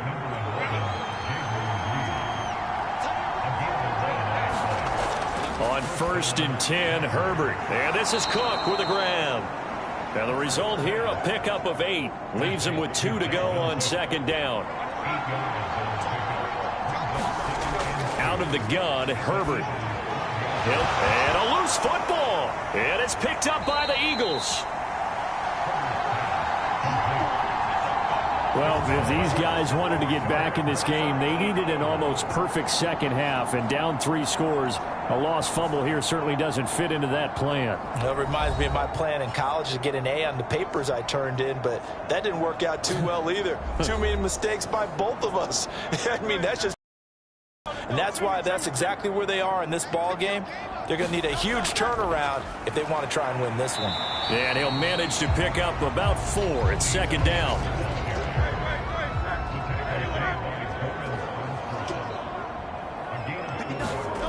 From deep in their own territory, they look to throw. Got a man, it's Brown. And able to get it across the 20 before they get to him. He's been big, 2 touchdowns earlier. Now he's got a first down here. And while we may be looking at the scoreboard, this offense certainly is not, because they're showing no signs of backing down, even with a 3-score lead here in the third quarter. I think they keep taking their shots. They've seen blown leads happen throughout this league. They don't want to fall victim to it themselves. Now they can breathe a little easier, some room to operate as they've got it 1st and 10 now out past the 20. Pollard will take it up the gut.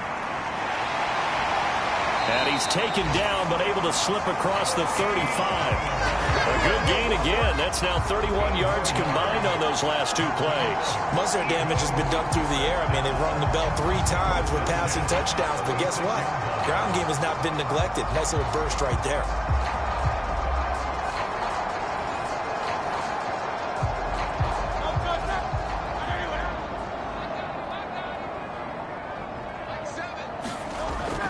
First down, and it's Pollard again. And he'll grab a gain of 5 out of this up to the 41-yard line. 2nd and 5.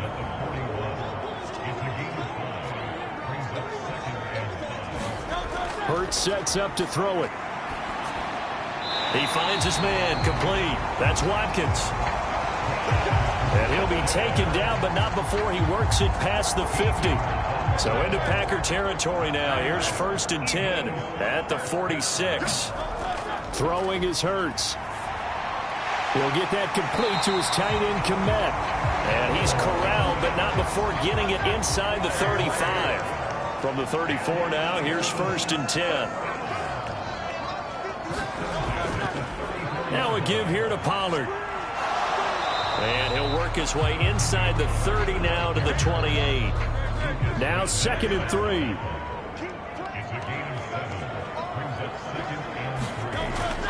They go play action with Hurts. Firing quickly, but it's incomplete. Here comes play number 9 now as they come up on a 3rd and 3. Hurts. Pass taken in by his big tight end. And he is going to have an Eagles first down as they're able to get the 3rd down conversion.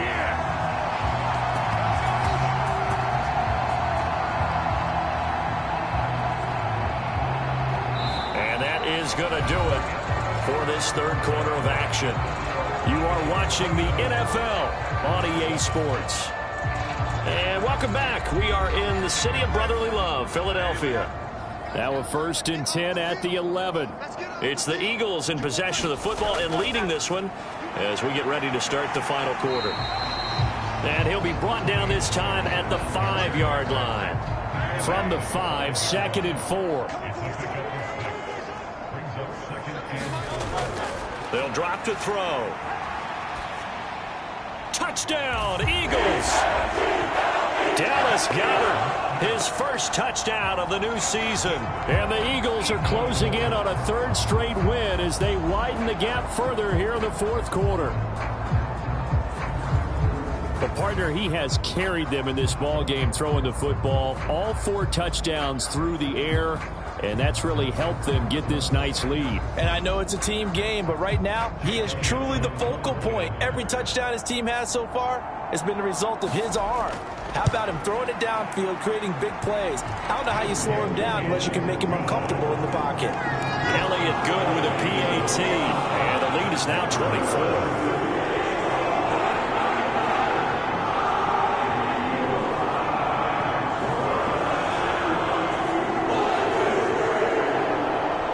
After the touchdown, here's Elliott on to kick it away. And he'll just sit on this one as their drive will start at the 25. The Packers ready to take over offensively. And they unfortunately are staring at a mini losing streak developing, trailing here in the 4th quarter. This would be their 3rd straight defeat.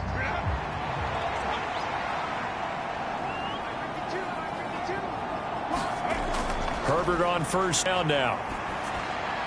That'll be caught right side by Reed. But he takes it up to the 40. 5th catch of the afternoon, and that gives him a first down. A 3-score game here late. You can probably rule out the comeback, but certainly some kind of a moral victory to be had if they can get a few more points to close things out. And to that end, a nice pass play there to push things downfield. Yeah, and we know in this league, a loss is a loss, and no one wants anything to count as a moral victory or, boy, something that feels a little bit cheap. But they trim that lead down to just 2 scores. Oh, he tried to fit it in on the slant, and it's intercepted. And the Eagles are going to take over a couple of yards shy of midfield.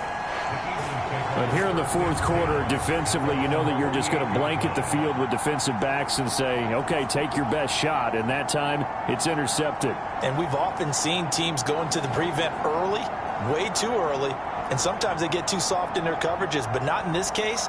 They understood the situation and played it with the proper aggression.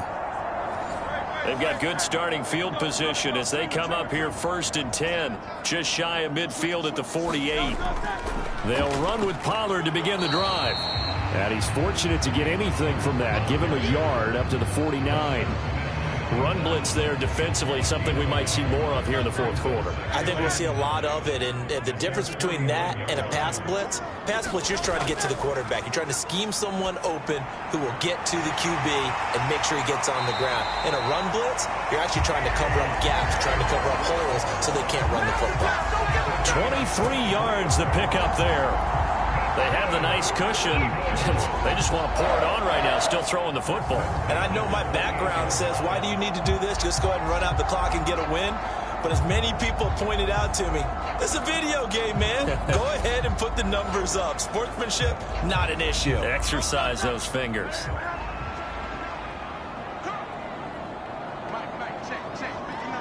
In motion left comes Brown. And now a fake there on the jet sweep as they'll give to Pollard. And he'll go down right on the edge of the red zone following a pickup of about 7 or 8. Good gain there on first down. It keeps them in a running situation probably. They did everything right on that play, didn't they? They got the leverage up front, good blocking, nice hole for him, ends up picking up nice yardage, stays in bounds to keep the clock rolling. They are in charge of this scenario right now. They want to stay that way. And not in any rush offensively. 19 yards on the pickup there, and now they'll have it 1st and goal.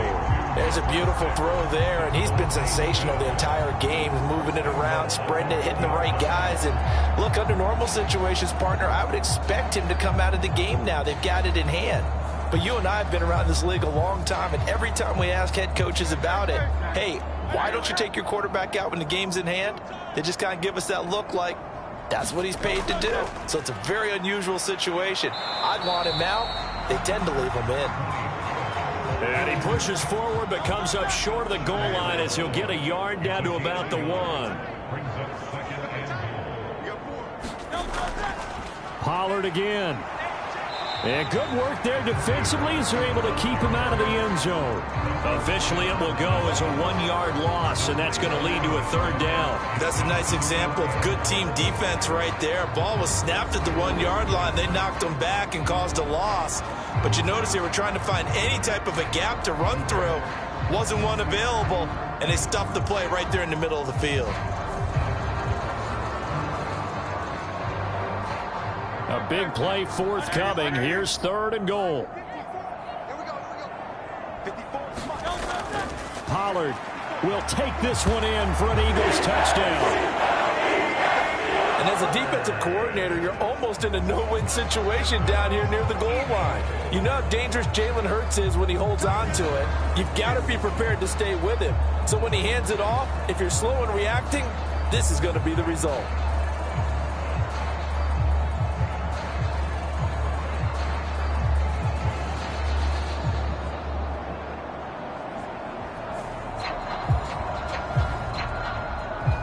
Elliott on for the extra point.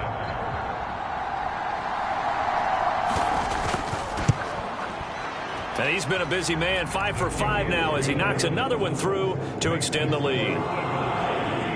So that drives 7 plays in length, and it ends with a 1-yard touchdown run.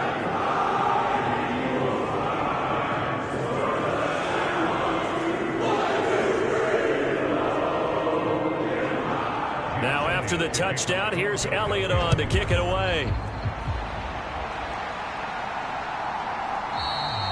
And he'll elect not to return this one, so they'll bring it out to the 25 on the touchback.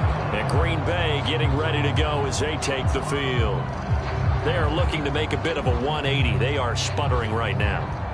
And frankly, I think it's time to call your playmakers together and say, all right, guys, we're going to lean on you through this patch. We need you to get us back on track and get us going in the right direction. So you're calling plays geared to them.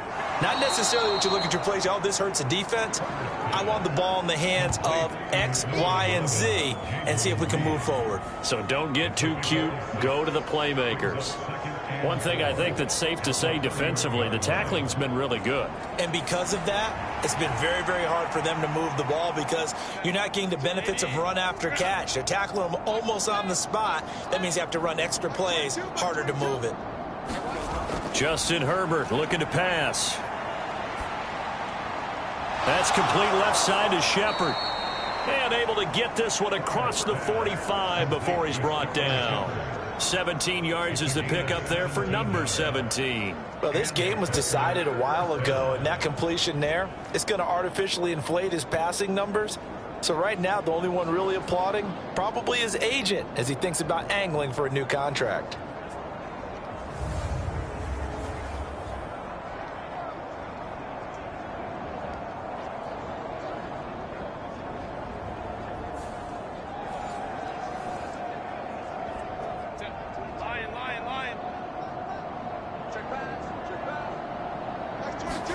On first down, Justin Herbert.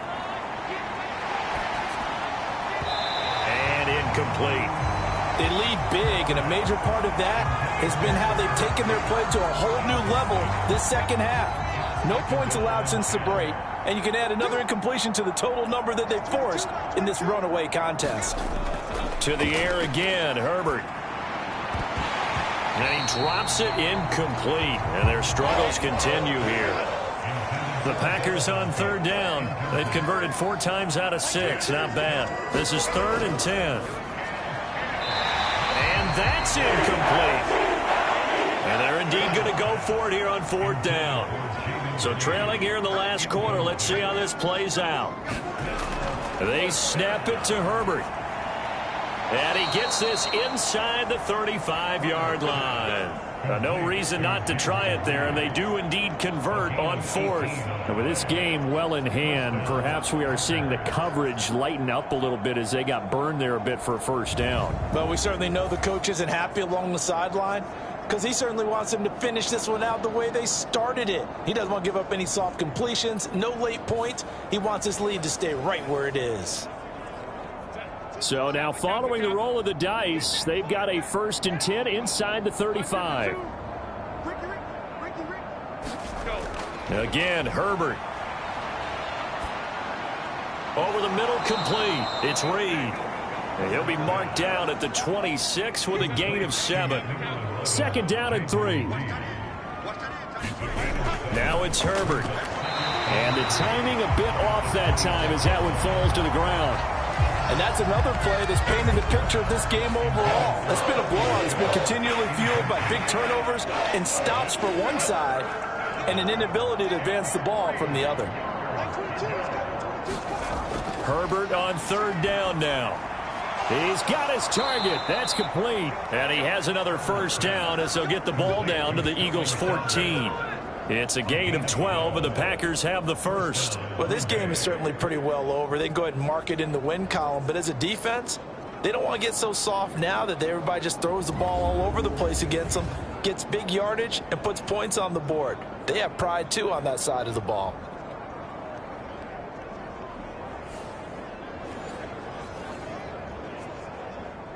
Here's a 1st and 10 at the 14-yard line. Herbert operating from the red zone. A quick throw knocked away. It's incomplete. Here's 2nd and 10.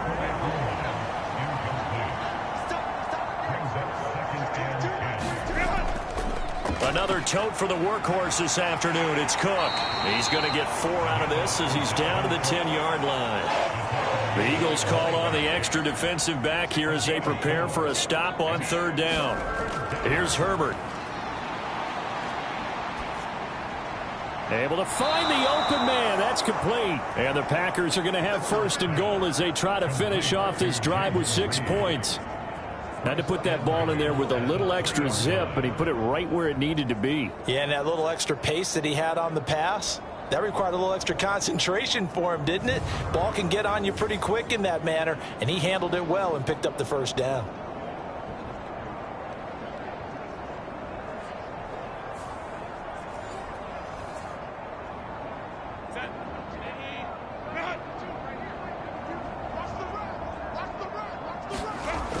Herbert.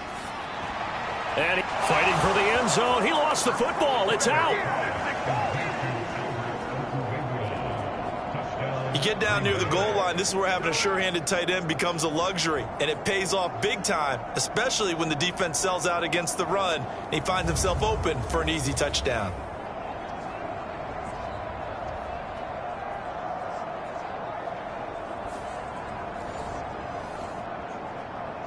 Extra point attempt here still to come.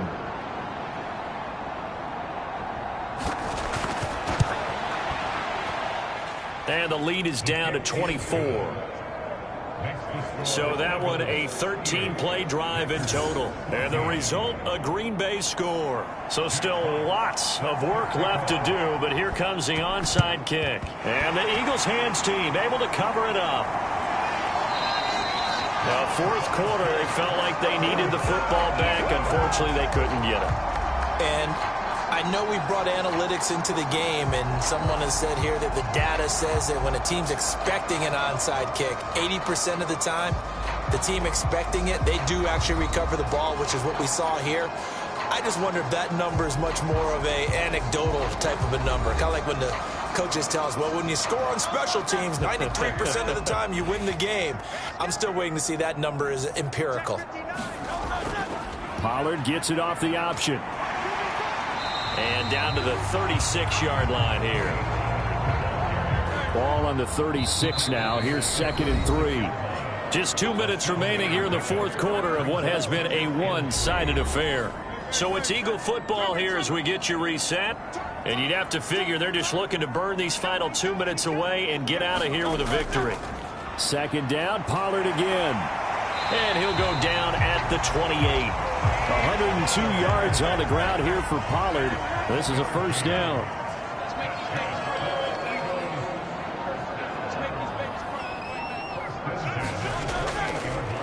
They'll try and run some clock here as they keep it on the ground. And just good downhill running there as he'll take this to the 15-yard line. It's a gain of 13 and a first down for Philadelphia. This defense, Charles, they have unraveled here in the fourth. In a sense, it's like they're being pressed, like in a basketball game, and they just can't get the ball over half court. I mean, no matter what they do, they can't get off the field. They can't slow them down. They're just going up and down the field against them.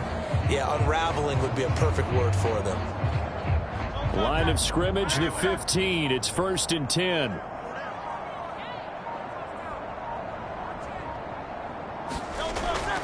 Now a shotgun handoff to Pollard, and he'll get it here to the 10-yard line. 2nd and 6 from the 10. 4 yards on the pickup. 2nd and 6. This was a really nice display, Charles, of complimentary football, especially how much they were humming in the second half to pull away and get the victory. Really a complete performance. And so much fun when you're able to have everyone contribute, both sides of the ball. You go back in the locker room and you just savor it, right? Because that's what football's all about. A true team game, and they got it done in this one. So for Philadelphia, it's an ideal start as they move to 3-0 now on the young season. And they'll get to stay home again next week. Meanwhile, for the Packers, the early struggles continue as they'll sink to 0-3. And they'll get a chance to redeem themselves at home next week.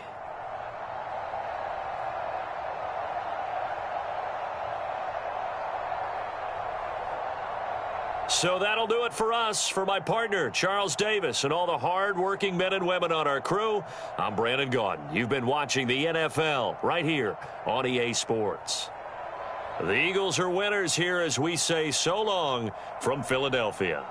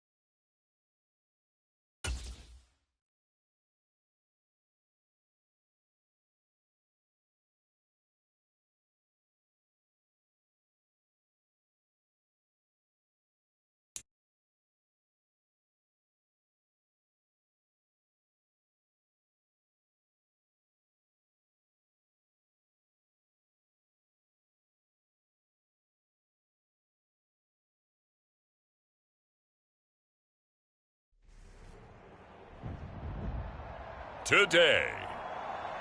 From Gillette Stadium in Foxborough,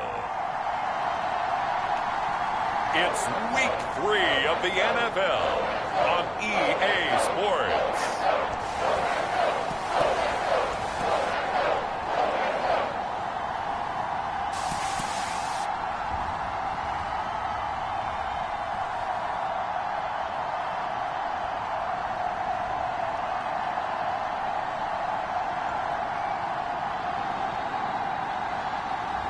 As we'll see Mac Jones and the New England Patriots taking on Trey Lance and the Baltimore Ravens. From a venue that's been sold out since it opened back in 2002, there's a look at the home of the Patriots, Gillette Stadium in Foxborough, Mass. Today it's Week 3, and we've got a good one in store, as it'll be the Baltimore Ravens taking on the New England Patriots.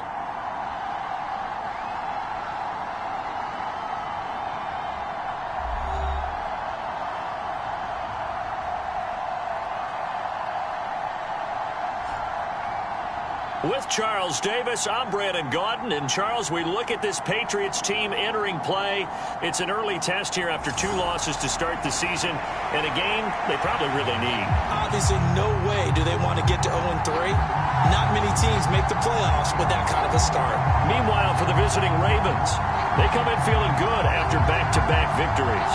And the offense last week, they had things humming. If you're a defensive player, you make...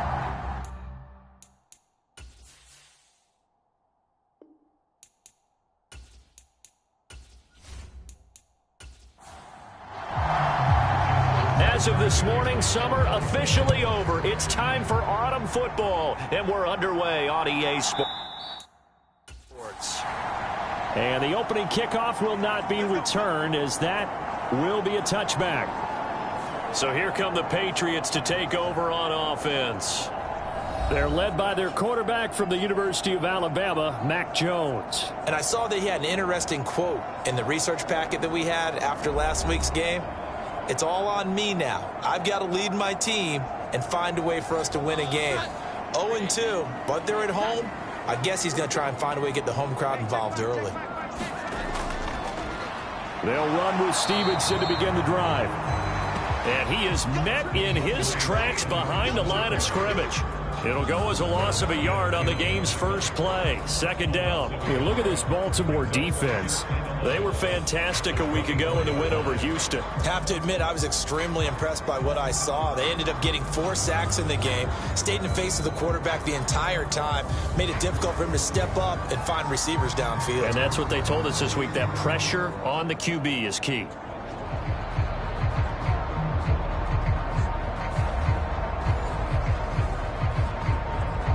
After the loss to start out, here's 2nd and 11.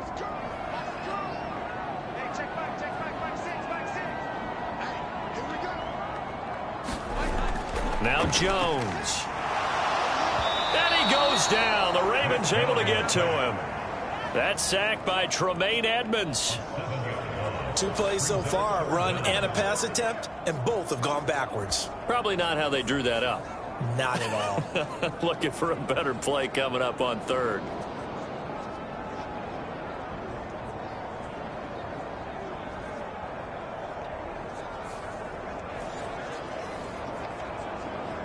I don't think this is the script they had in mind for their opening drive. This is 3rd and long. Throwing Jones. Checking this down to Stevenson. And they'll bring him down here up at about the 22-yard line. 5 yards, and that means they come up short, as they're going to have to punt here on the opening drive. We can make this one pretty simple. Locked up all of his progressions downfield, forced to get it to his running back. But how about the way they ran to the football and knocked him down to force a 4th down? So on 4th down, here's Johnny Hecker to punt it away.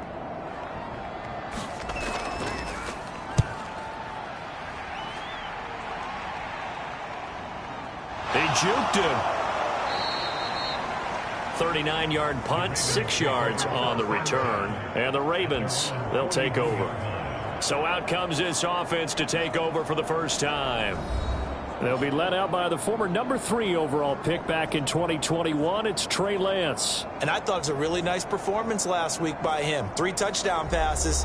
I think that signifies exactly what he was getting done. He did have the 1 interception. But that's the ratio you say you're okay with, right? If you go 3-1, you're going to be pretty happy over the course of the season. And let's face it, he'll never blame the receiver publicly. But behind closed doors, he probably told his agent, hey, what's the deal? I should have had a perfect game. And they'll get him down after a pickup of 8, 2nd and 2.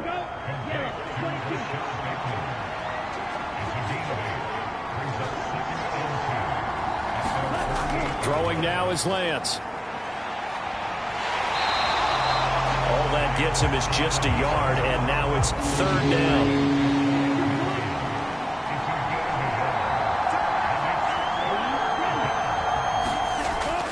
They'll try to run for it with Dobbins. And he's going to have a first down as he's brought down at the 44-yard line.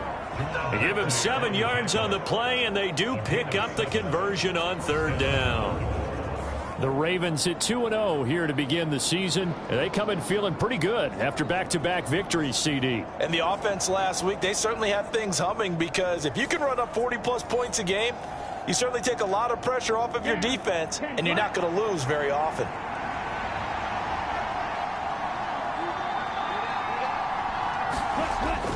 And they fake the handoff. Now Lance. That's complete. It's Zay Flowers with it. And he'll get this one down near the 20-yard line, just shy of the 20. 23 yards, the final tally. Their first possession of the game, and they're already going after double coverage. That's a nice completion that can set the tone for things to come if they're able to keep finding ways to beat what the defense is throwing at them. They look like they're confident that they can get it done. They show run with 3 tight ends here on 1st down. They'll run up the gut with Dobbins. And he gets it inside the 10 to the 9. Another good gain. That's now 35 yards combined on those last 2 plays. Quite the opening drive march they're on right now. It looks a lot like what we saw in practice prior to the game, doesn't it? You know, because on that last big practice beforehand, you go through your offensive script. You go through your play calling. You go through all the stuff and establish things. And it looks like it's going like clockwork right now for them. Here we go now on 1st and goal. Shotgun now for Lance. This is caught. Nice gain of 8 that time, but it's 2nd and goal.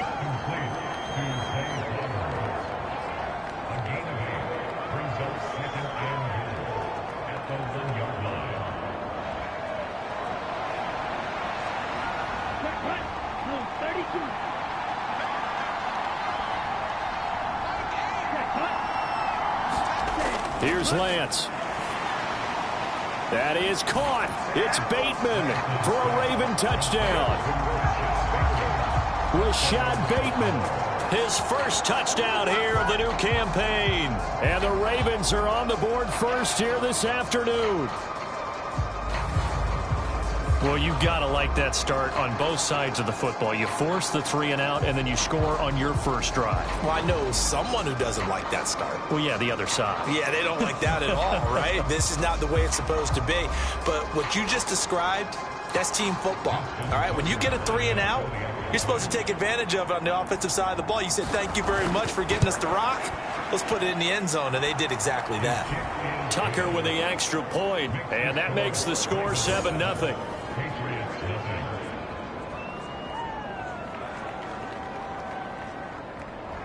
Tucker now to kick it away following the touchdown.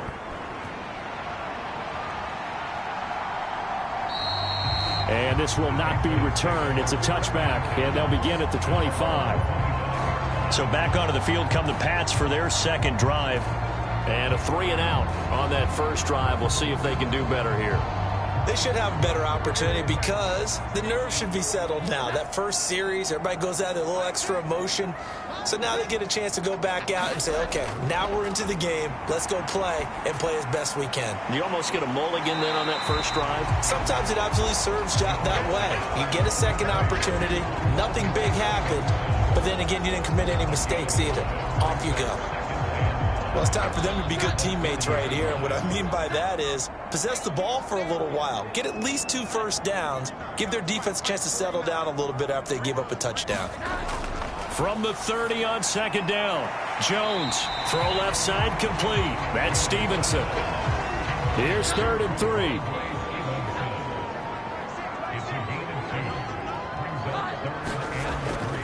3. They'll try and run for the first with Stevenson. 4 yards on the pickup, good enough to extend the drive. We all love to have a home run hitter in the backfield. Guy can take it the distance. But a short yardage, trying to pick up first downs, that big guy, always a nice luxury to have, isn't he?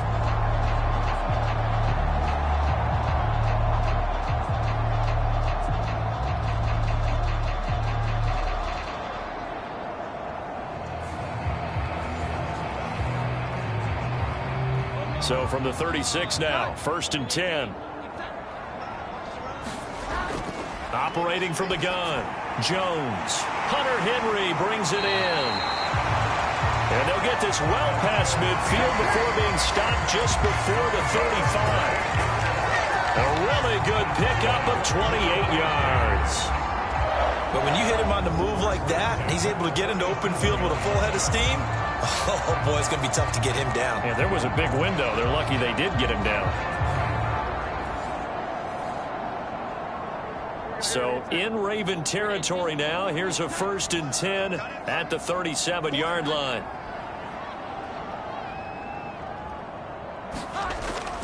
Back to throw. Jones.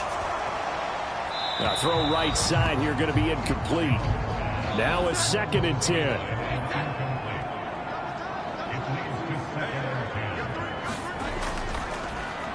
And that is incomplete. A lot of force bearing down on him there. He could not hang on. It's 3rd down. Again, he'll drop to throw. And that is incomplete. So coming on now is the field goal unit. They're going to try for 3, and he'll need all the leg he's got here. York able to send this one through. And they are on the board, but still trailing. It's 7-3.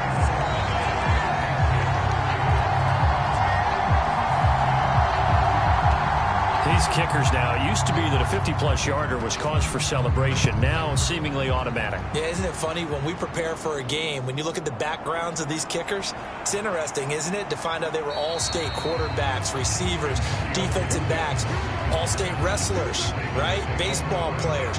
We're finding athletes all along, and now they're just specialists putting it through the posts. Baltimore set to take over here for their 2nd possession of the game.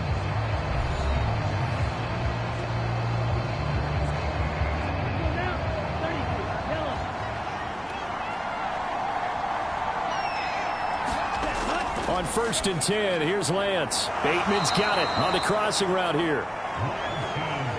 Give him a gain of 5 on the completion, and that's going to bring up 2nd down. A shotgun snap and a give to Dobbins. And he'll be brought down shy of the 40 at the 38-yard line. We take a look at his numbers on the ground last week. 2 trips to the end zone and well past 100 yards. And going back and watching the film, we saw every kind of run from him, didn't we? We saw some power. We saw finesse. We saw speed. And what I love the most, he finished each and every run. Right back to Dobbins on 1st. And he's going to be stopped up quickly here. Just a yard up to the 39. Here now 2nd and 9 from the 39-yard line. His throw complete there to Moore. And getting this just shy of midfield. They'll spot it at the 49. 2 first downs have him up near midfield now on 1st and 10. The Lance going to throw. A short throw caught by Andrews. And they'll get him down as he's inside the 40.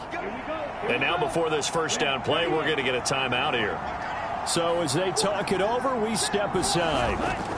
They go back to the ground with Dobbins. And the play goes nowhere. Losing yardage back near the 40 at the 39. Officially, it's a 1-yard loss. That's going to bring up 2nd and 11. But you look at this Patriots defense. They enter play ranked 8th against the run in the NFL. Now if they could just get their pass defense in line, this unit would be really, really strong. And remember the conversation with the defensive coordinator? He wants them to rush the passer better. He wants to see the quarterback on the ground. They've got to create some sacks. And he said it starts early and often. We'll see if they can get to him. So after the loss of a yard, they'll look to push forward here on 2nd down and 11. And Lance now to throw. Throw caught by Flowers. And they're able to get this one past the 30 to the 25-yard line.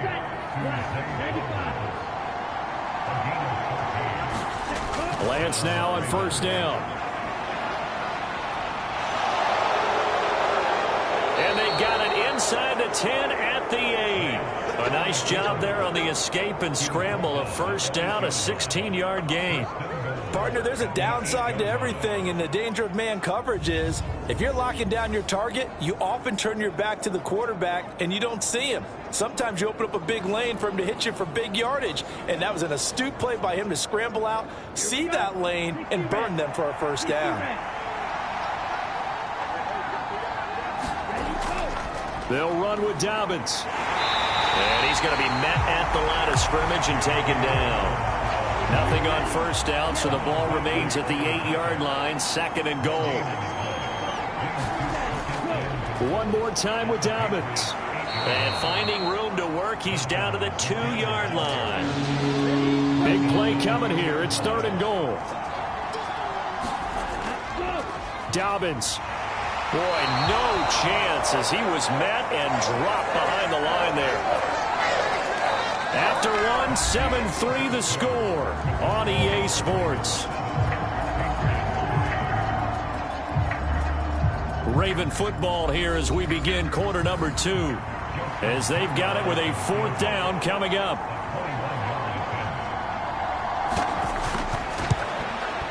Tucker's kick is good. And they push the lead up to a touchdown now at 10-3.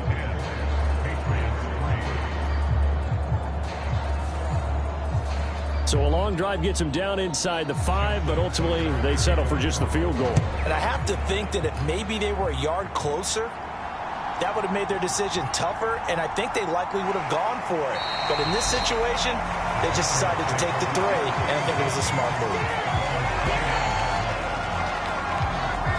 New England's offense set to go. Just a lone field goal for them so far, trailing 10-3 as they come up 1st and 10.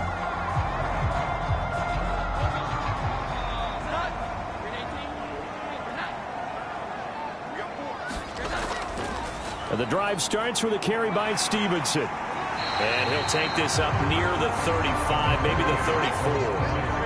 From the 34-yard line, here's 2nd down and 5.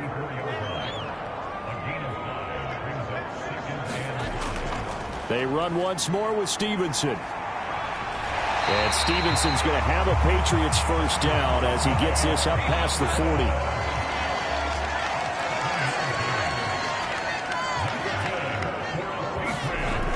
Looking to throw. Jones. Throwing over the middle, but it's incomplete. 2nd and 10.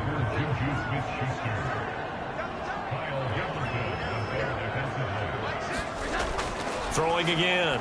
Jones. Got a man. It's Tyquan Thornton. And he's going to be taken down with the 1st down at the Ravens 40. That one good for 20 on the catch and run. Oh, that was a nice job there. Quarterback and receiver reading the pressure that was brought. They both knew it was going to open up the middle of the field. Nice little shake and bake at the line of scrimmage. Got right into his route. And the quarterback hit him in stride, and he was able to run free after the catch. This offense finding its legs now. Here's another 1st and 10. Up the middle, here's Stevenson. And not a whole lot of room to operate there on the 1st down run. He gets maybe 3. And they'll come up 2nd and 7.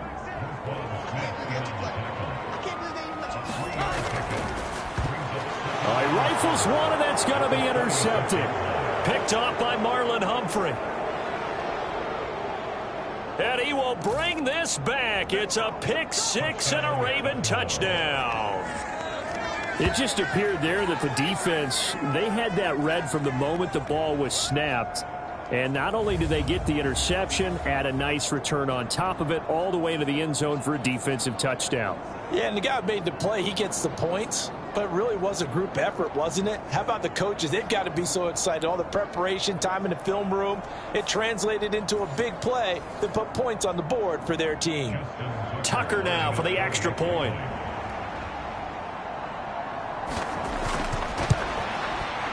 It's up and good, and that makes it 17-3. So the defense creating some points, not only getting the interception, but then returning it to the end zone for the pick six. So they throw the pick six. They'll get another shot at it now as this one's in the air.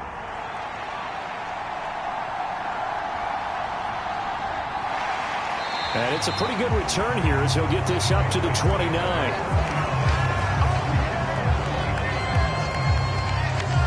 So the Patriots coming out now.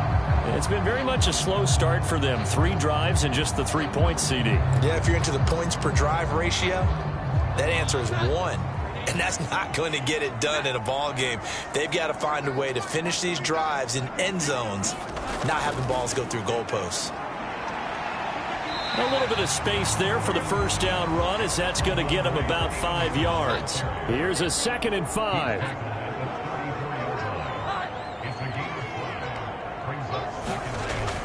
Back to throw.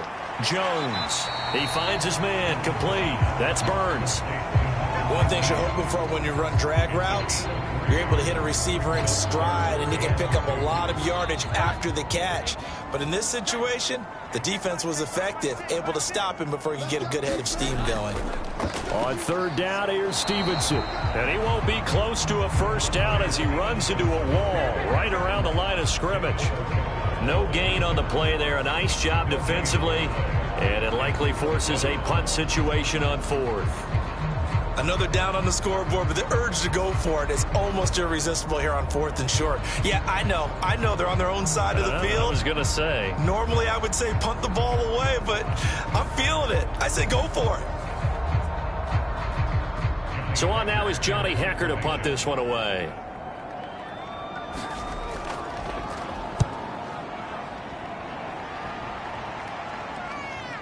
This is taken at the 15. It's a 45-yard punt and 8 on the return. And out will come the offense as they take over. And Baltimore's offense set for this next possession. And last time they were able to churn some clock. They got the field goal, added on to their lead. But that was a drive that was so long, it should have ended in a touchdown. You know that's how they felt. And we'll both be headed to the airport after the game. But we probably should go to the post-game press conference because someone's going to ask the head coach about this drive, and he's going to profess that he was happy to get points, and we know that's not true. Yeah. Okay, after this type of a drive, not getting a touchdown, a huge disappointment. On 2nd down, a run with Dobbins.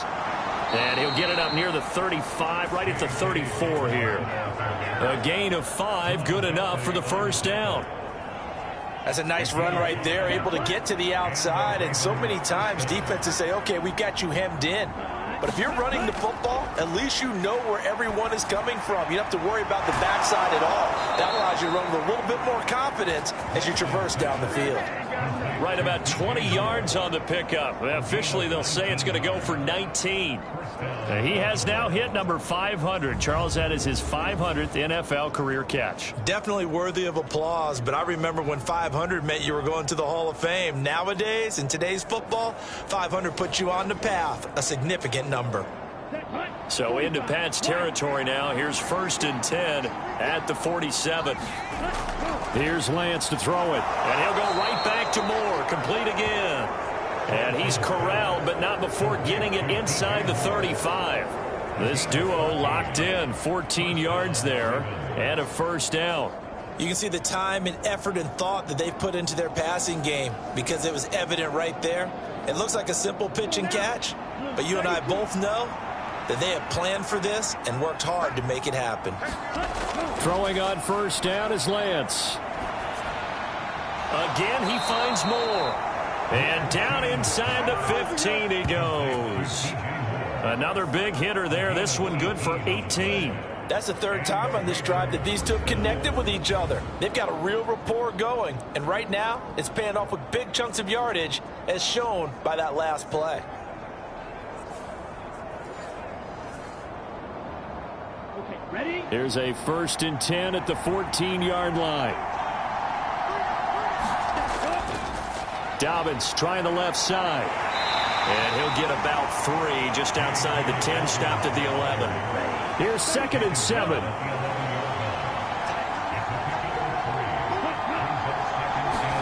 To throw, it's Lance. Looking left side, Andrews with it complete. And in for the Ravens touchdown. Mark Andrews, his 2nd touchdown on the season. And the Ravens have moved out in front by 3 touchdowns. As a general rule, quarterbacks don't want to lock in on a receiver before the ball is snapped.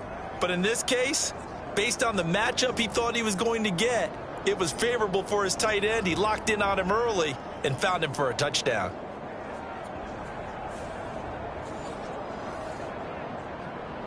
Now Tucker to add the PAT.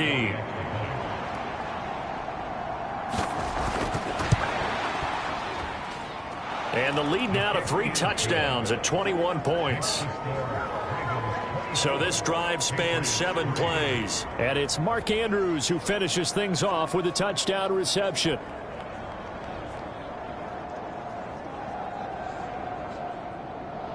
Tucker now to kick it away following the touchdown.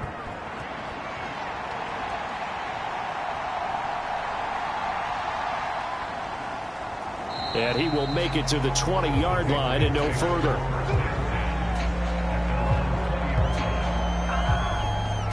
And the Patriots gearing up to go now.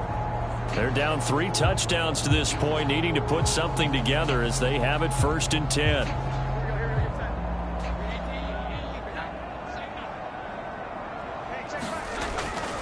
They'll start this drive out on the ground. This will be stopped about 2 yards shy of the marker. 8-yard gain, 2nd and 2.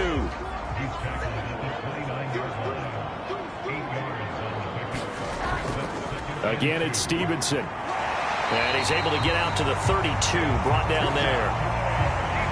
From the 32 now, here's 1st and 10. Operating from the gun, Jones. Got his man, it's Thornton. And they get him down, but not before he takes it across the 40-yard line. Stevenson now on 1st and 10. They'll get this up to the 47 and brought down there. From the 47 now, they'll work with a 2nd and 7. Operating from the gun, Jones. And he'll take this from 147-yard line to the other, a gain of 6. This offense so far on 3rd down, they've only converted once in 4 tries. They're up against a 3rd and 1 situation. And he has the 1st down yardage before they bring him down right at the 45. 3 yards there, good enough to keep the drive moving.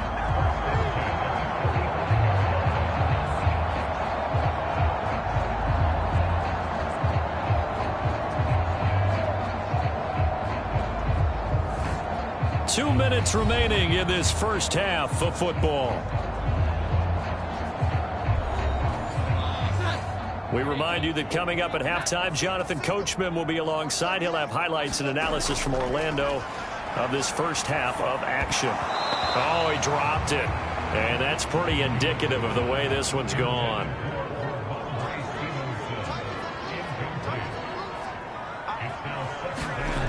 On 2nd and 10. Jones, he finds his man, complete. That's Burns. And he's going to be taken down with the 1st down at the Ravens 33. Looking to throw. Jones. Setting up a screen for Stevenson.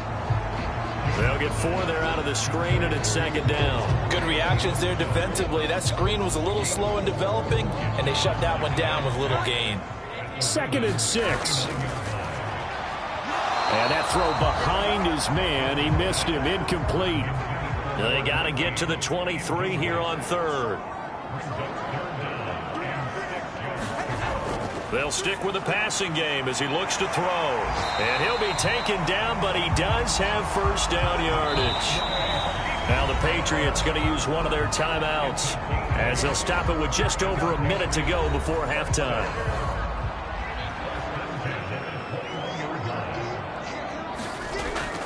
They'll look to throw again. Got his man complete over the middle. That's Henry.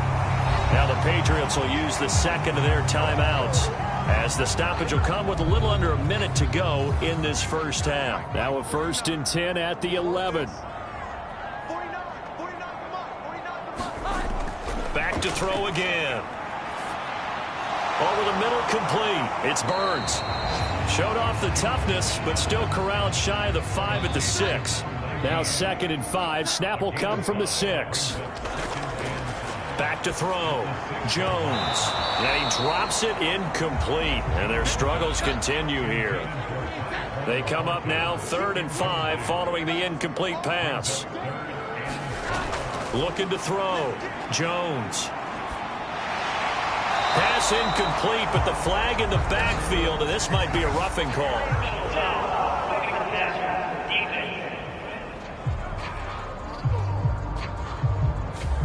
So instead of forcing the field goal, it'll be 1st and goal. Yeah, the force was trying to make something happen that just didn't need to, right? I mean, plays happen, let it go. And he's over the line and into the end zone for a Patriot score. Ramondre Stevenson. As the first half is winding down. And the Patriots are able to cut into this lead in the final seconds of the first half. Until that late score here in the second quarter, they'd only have the field goal. So that's just big to see that football get into the end zone. Yeah, when you look at the scoreboard now, nothing seems out of reach. They've been outplayed in the first half. But when the clock hits zeros as they head into the half, you know what I do as the head coach? What? I tell my team to sprint to the locker room to show that we've got the momentum and show that we're right back in this game. Extra point by York is up and good. And that cuts the lead to 24-10.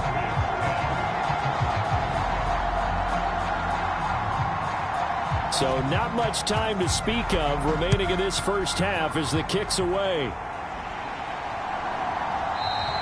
And not wanting to risk anything here late in the half, he'll just take a knee and they'll bring the football out to the 25. The Ravens going to get one more drive here in this first half. And with a 2-score lead already, they may just look to get this thing to the locker room.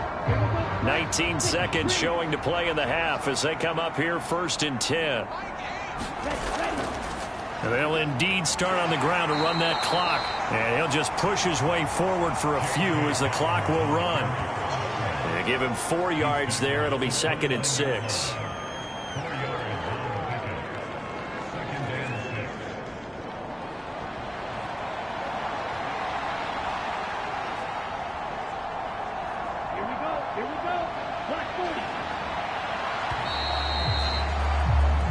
So we have come to halftime in what's already a 2-touchdown game. As we'll send you down the coast now to Orlando, that's where we find Jonathan Coachman, ready with our EA Sports Halftime Report. Coach. All right, Brandon, thanks. And welcome in everybody to our EA Sports Halftime Report. Time for a look around the NFL here in Week 3 of the new year. We'll begin up at U.S. Bank Stadium in Minneapolis. And they are nearing halftime with the Steelers out in front. George Pickens, a touchdown reception. From there, we head down south to Atlanta to check on the Falcons at home at Mercedes-Benz Stadium. And they were losers in that one as they fall to the visiting Seattle Seahawks. Tyler Lockett, well over 100 yards receiving and a touchdown catch as well. Lastly, let's get you to Charlotte, North Carolina. Check on the Panthers at home at Bank of America Stadium. And this one going the visitors' way as the Cardinals have the lead in that one.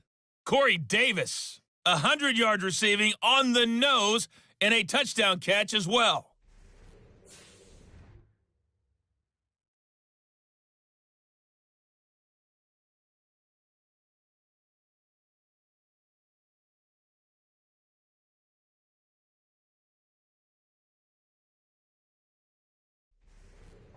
All right, Coach, thank you, and we welcome everyone back for quarter number 3. The Ravens ready to receive it, and they've got the lead as well as we resume play in the second half. And Gibson decides against bringing it out. The Raven offense set to start this third quarter.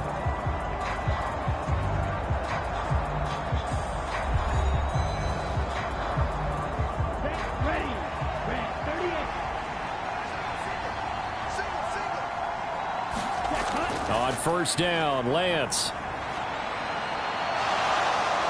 And he slides and covers up at the end as he's going to be able to pick up decent yardage. Maybe a good spot to take a shot. Here's 2nd and a yard from the 34. Play action. Now it's Lance. Now a leaping catch. He's got it. And he'll have it past midfield almost to the 40 before being taken down.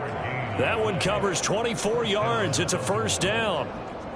2nd and short, that's a rundown, so it's definitely a good time to go play action if you're feeling it. And they do so and pick up a first down.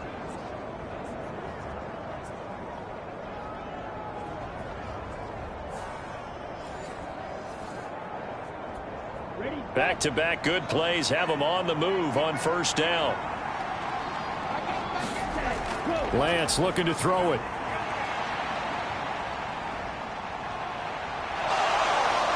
And he will avoid the contact as he slides to a stop. Nothing open downfield. He keeps it himself for 11 and a first down. The defense did its job of taking away a quick throw, but that's only half the battle because they've got to get to him before he can make a run for it. A little bit late containing him there, so he makes a nice gain out of a play that looked like it was in trouble. Line of scrimmage, the 31 now on 1st and 10. A give up the middle to Dobbins. He'll be dropped at the 25 after a gain of 6. Here now, 2nd and 4. On play action, Lance.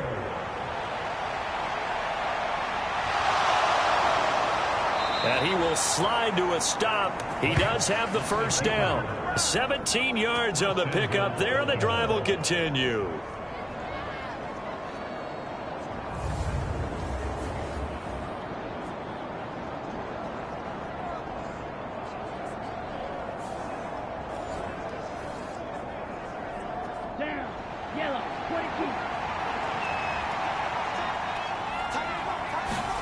And now they'll throw with Lance. And he'll take it into the end zone for a Ravens touchdown. Trey Lance. His 3rd touchdown of the game, his 8th on the year. And the Ravens take the opening kickoff of the third quarter and drive right down the field to extend their lead. Defensively by now, you know his ability. You know he has it in him to take off and run. Yeah, because they knew coming into this game, but we've already seen examples in this contest that he can run the football. I think they're going to examine different ways to rush him now. Are they going to do it with different lanes? Are they going to use a spy? But they have to come up with options because right now, he's hurting them.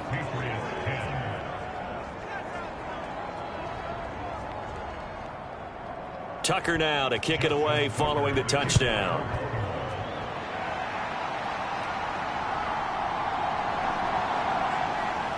And he returns this to the 22.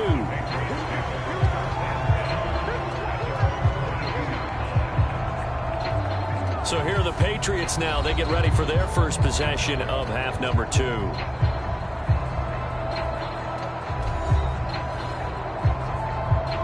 Jones and the Pats now with a 1st and 10.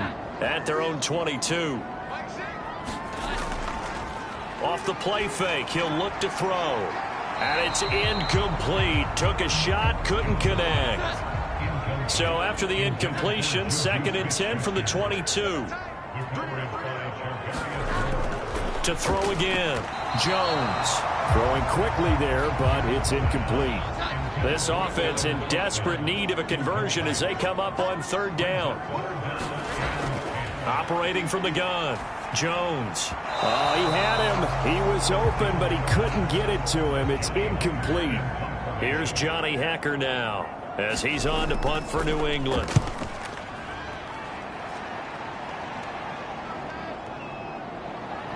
Good move at the 30. A pretty good punt there, but also a nice return of 12 yards. And it will be 1st and 10 as they take over. And now here come the Ravens. They have picked up right where they left off in half number 1, just looking really dominant, extending this lead. And it's fun to see when teams actually do that, because so many times you go into the half after playing well, and you kind of relax a little bit. We've got this. We can kind of punch the button whenever we get good and ready. But for a team to keep the intensity and keep the execution up and come back after the half and play so well, that's actually really, really nice to see. And a pedal to the metal. That's what we're seeing right now. Partner, even I can figure out who deserves the lion's share of credit for their lead right now, because he has been terrific in a dual threat role, really chewing up yardage and getting them points with his legs. Simply put, that defense has had no way of stopping him, and that's why his side is on top. So now then, the big play has him all the way inside the 30 now, 1st and 10. Off of play action, here's Lance. Rolling to his left. And the result here, a pickup of 8. Leaves him with 2 to go on 2nd down.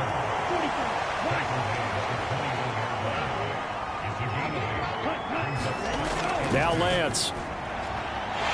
Well, he tries to force it in, and it's intercepted. It's Kyler Duggar who picks it. And the Pats are going to take possession here at their own 16-yard line. Well, still down quite a bit here, several scores. But, yeah, at least that's a start, Charles, getting the interception here. And, look, we're still in the 3rd quarter, so this thing not done yet.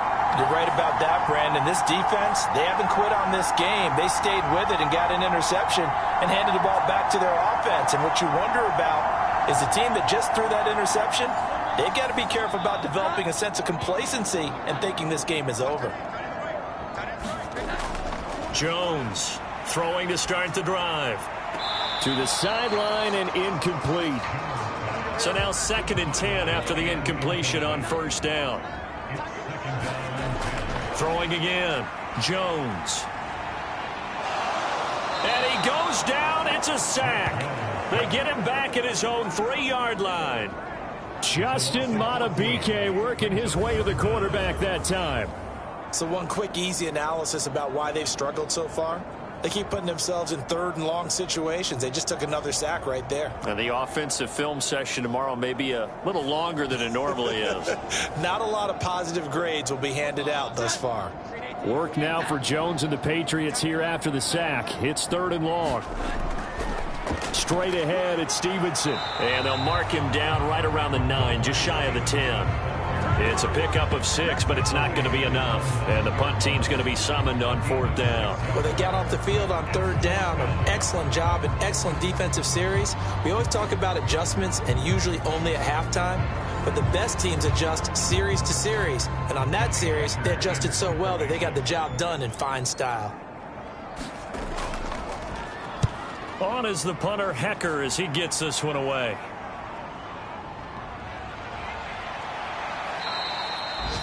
Call that a 46-yard punt, though they did get 9 back on the return. And the Ravens set up well to begin their drive, as it'll begin in enemy territory already. Now the Baltimore offense heading back out onto the field. They're just looking for more of the same. Great first half so far. Good 2nd half. And sometimes, I guess, maybe, Charles, these coaches, they don't have to tell these guys much when they're rolling like they're rolling right now. You're exactly right. I've heard stories of some of the best coaches in our time or any time having grabbed their staffs at halftime and said, guys, they're playing really well. Don't go in there and give them a whole lot of stuff. Just pat them on the back. And essentially the speech at halftime is, let's go, guys, and that's it. Yeah, no one's upset the apple cart so far. So 1st and 10, and if they score on this drive, might have to start digging in our 2nd half blowout material. Working from the gun, Lance. And he slings one that's incomplete. Here's 2nd and 10 now from about the 32.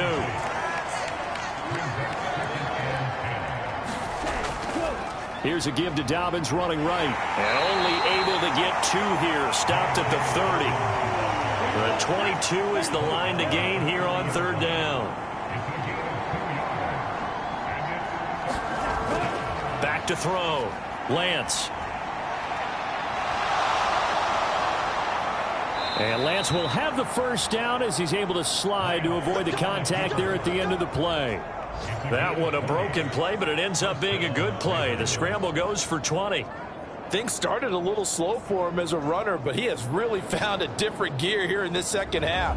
He's been more aggressive, challenging the defense when he sees an opportunity, and now he has a 100-yard game to show for it. So not quite a first and goal. It's 1st and 10 from the 10.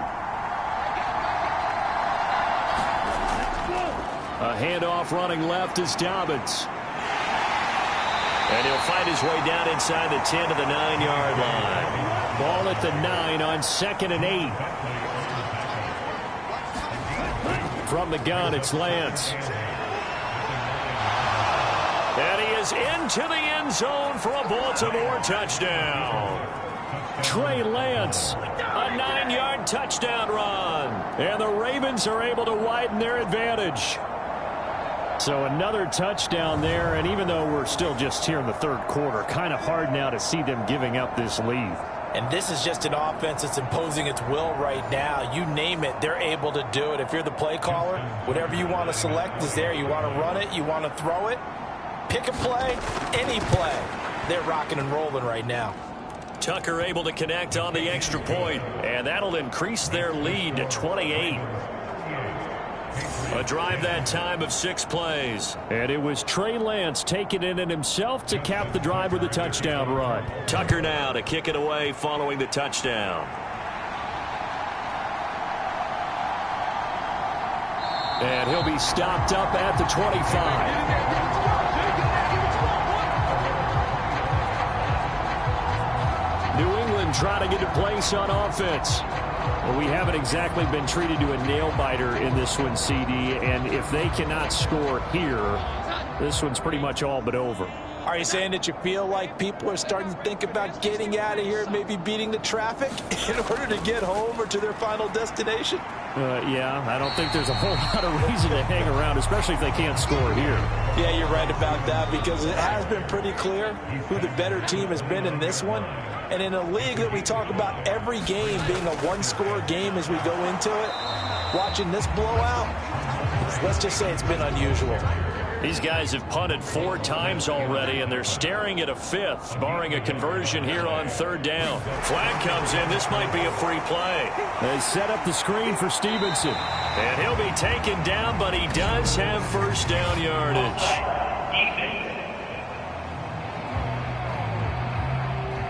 And that one was relatively easy to see. I noticed that from up here. Yeah, it doesn't take a whole lot, does it? Sometimes you get multiples. What I always love on these offsides is when each side points at the other. Hey, you did it. No, you did it.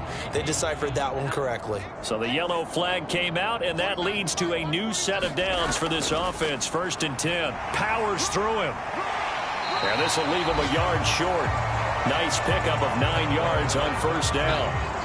From the 44-yard line, here's 2nd down and a yard. Now they'll switch it up here and look to throw. And incomplete on the deep ball. At this point in the game and the situation they're in, partner, these incompletions that we're seeing, they need to turn into positive snaps, and soon. They'll try and run for the first with Stevenson. And he'll get it into enemy territory just across midfield at the 49. A gain of 7, and they pick up the first. And we tend to give those running backs that are slashers a lot of credit, but how about guys who are maulers? Because that's who you want in short yardage situations, and we just saw that occur right there, didn't we? Vertical, downhill running.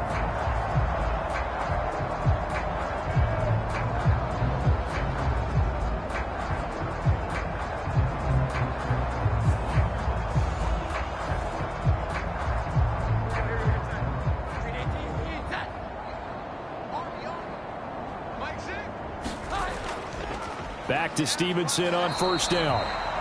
Trying to run inside, but nothing there. Call it no gain on the play, and it'll be 2nd down.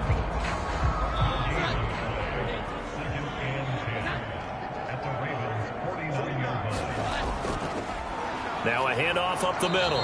Felton After getting stuffed on first down, not much better there. 2-yard gain. Not too many offenses want to turn down long drives, but when you're down what they are, they've got to pay it off with some points. Now they'll need the 39 here for a first. This is 3rd down. Operating from the gun, Jones. Working the middle of the field, and he's got a man complete. And he's going to be taken down with the first down at the Ravens' 23. That's a 3rd down conversion of 24 yards there. Nice play. Well, still in the 3rd quarter here. Now, you look at the scoreboard, that deficit probably a little too much to overcome, but completions like that may be something to build on for future weeks. Yeah, it's all about ending things on a strong note here, isn't it? Because my mindset is it's a new ball game from here to the end. Make sure it's a good one and close it out. Out of the gun, they give it to Stevenson. 66 yards rushing for him now in the ball game.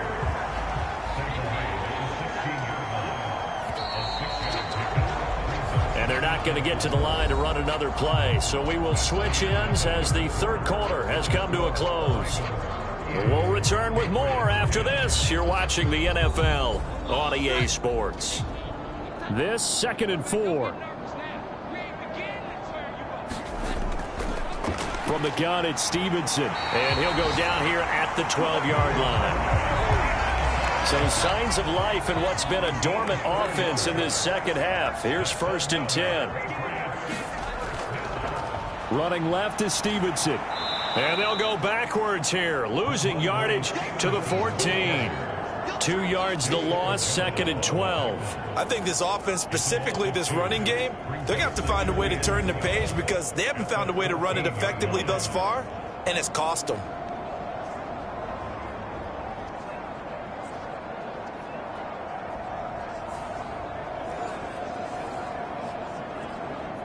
A rare misstep on that last play because the drive has been strong, but now it's 2nd and 12. Now a fake on the jet sweep, and they'll instead run up the middle. And he's brought down, but not before a really nice stiff arm to create a little space. The offense on 3rd down, they've converted 6 times and could use a 7th here. This time it's 3rd and 3. Now here's a look for the end zone, but that one's going to wind up incomplete. Well, the trials and tribulations of being a quarterback in this league, it's tough. It's got to be wearing on him out there. Well, he has been sacked a number of times. He had an interception, so I'm going to give him a skosh of credit for hanging in there and trying to make something happen, despite the amount of pressure he's been under this entire game. A field goal does you no good, so they're going to stay out there and go for it on 4th. Desperation time now. Here's Jones. And that's going to be caught for a Patriot touchdown. A 5-yard touchdown. And the Patriots get a small measure of revenge as they cut into this 4th quarter deficit. He's got them out now to a 3-score lead here in the 4th quarter after that one, CD. And well, he looked right off the line like he knew that that ball was coming his way, and he secured it for 6 points. Yeah, I think when you're leading by a healthy margin already, it actually loosens you up and allows you to take maybe a few more chances and definitely play with more confidence because he certainly saw something he could exploit in the defense, and he made sure to let his quarterback know, just get it to me. And the rest was all up to him, and he delivered and made it a 3-score game.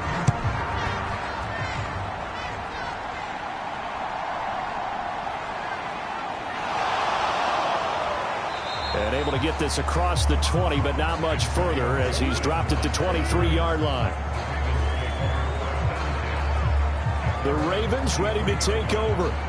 Well, the win for them at this point seems pretty assured. I mean, still a decent amount of time left here in the 4th quarter, Charles, but you got the football, you're up 3 scores. They have to be feeling really good about where they're at. I love your observation skills, partner, because I think you saw them charge onto the field fired up about another chance to get into the end zone. Looks to me like this group is ready to crush any hope left on the opposing sideline, and they want to do it with some gusto, too. Now a play fake. Lance. That's caught. It's Flowers. And able to get this one across the 45 before he's brought down. That'll put him at 77 yards receiving for the ball game. It's a first down. Still throwing the football here, even with the big lead. Yeah, I know you and I came up in a different era, and we think about sportsmanship and all that. Other people think about fantasy points and getting their numbers. That's all they care about right now. Back-to-back good plays have them on the move on first down. They'll run up the gut with Dobbins. And he'll take it across the 50 and into New England territory. Ball spotted at the 45. Here's second down and 2. Looking to throw. Lance. That's complete. Left side to Bateman. And he'll go out of bounds right around the 40. A gain of 5, good enough for the first down.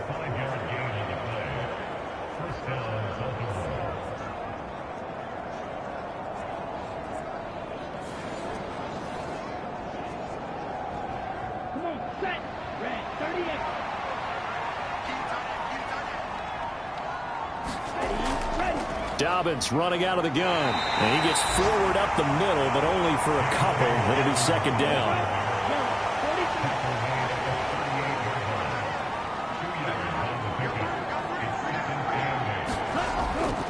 Another run here with Dobbins. Fighting his way down to about the 35-yard line. Play number 7 now coming up on the drive. 3rd and 5. Back to throw. Lance. That is caught. And he's got another first down as the tackle's going to be made at the Patriots 19. 16 yards on that one at a Raven first. The passing game continues to be their friend. Even with a stable lead here in the 4th, Charles, they're going back to that well. Yeah, with their overall philosophy, you know that they trust their quarterback. He's been able to throw it well. If they continue to throw these safe passes, who can blame them?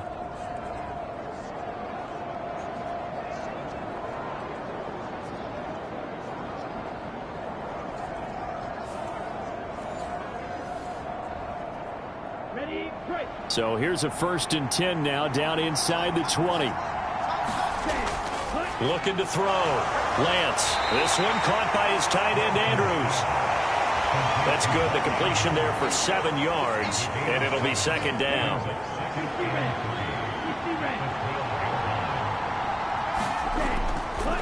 Off the play fake. Lance. Well, that's complete to the fullback, Ricard. They'll wind up getting just a yard. And now 2 yards to go on 3rd down. I wouldn't be surprised to see the next step in utilizing this position is to actually utilize more of a scat back in this spot. Because we saw the catch there, right? He made it. But he's a bigger, stronger guy, maybe not quite as elusive as maybe someone else you would put there. Yeah, didn't get the big yardage there you might out of a smaller back. And he will not be able to hang on through the contact. It's incomplete. The coverage strong, and now it's 4th down. Tucker's kick is good. And that will extend their lead even further.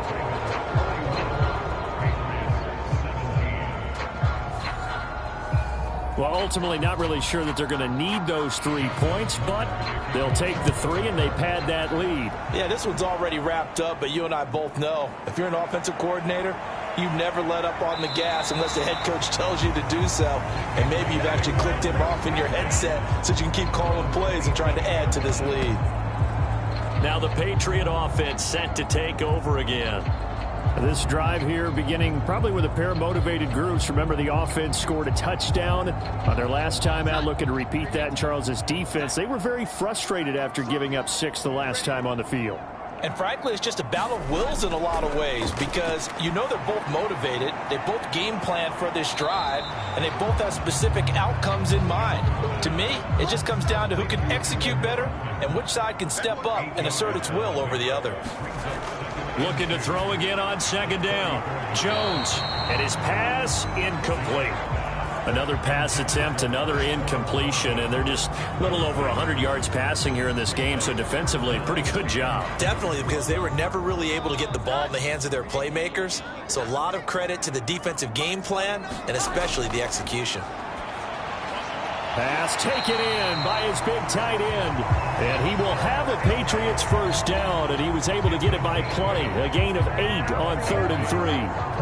The tight end is certainly a position built to move the chains because they can control space underneath. If they've got good hands, then, of course, they're a dynamic target. But one other thing is they're right in the sight lines of a quarterback on just about every play, and that makes it easier for the quarterback to pick him out and deliver.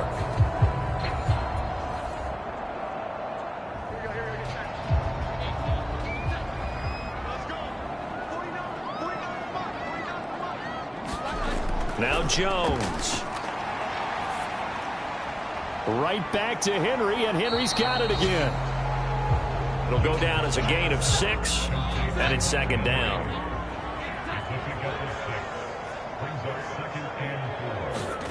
Throwing Jones. Short pass caught by Henry. And Henry's going to pick up a Patriots first down as he'll be taken down at the 46.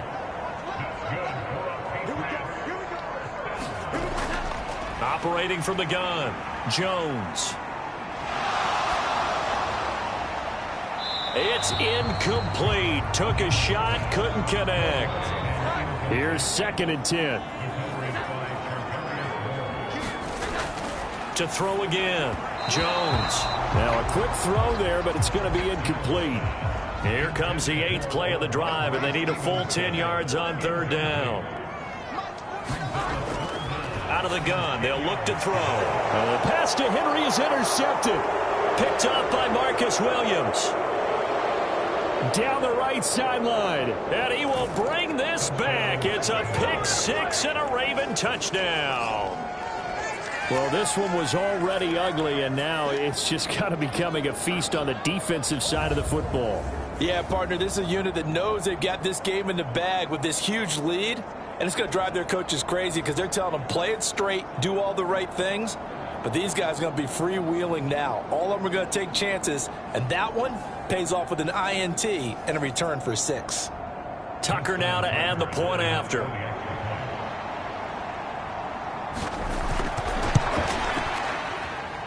Now this one was over a while ago as they just add on to their big lead. A heck of a play there defensively, getting the interception, navigating his way into the end zone for the touchdown. So they'll get another shot on offense following that pick 6, and now the kick is away. And it'll come out to the 25 as he will not attempt to return. New England's offense set to go. And you can sort of sense their dejection. That last pick 6 put the icing on the cake, so to speak, in what has been a rough go for them. Jones and the Pats now with a 1st and 10. At their own 25-yard line. After the pick 6, they go right back to the air. Got a man open. That's Devontae Parker, complete. And they get him down, but not before he takes it across the 40-yard line. 16 yards right off the bat and a first down. Certainly no settling into the drive there. They came right out on the first play and attacked the middle of the field for a big gainer and a first down.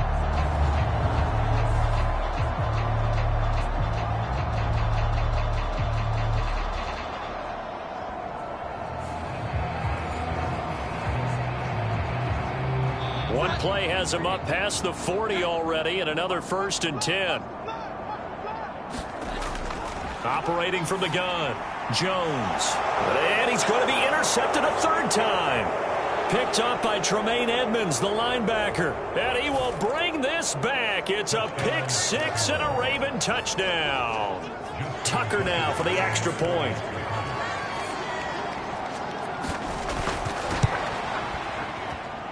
And this one was over a while ago as they just add on to their big lead. So the defense creating some points, not only getting the interception, but then returning it to the end zone for the pick 6. So they throw the pick 6. They'll get another shot at it now as this one's in the air. And this will not be brought out. It's a touchback. Out comes the New England offense to see what they can do this time.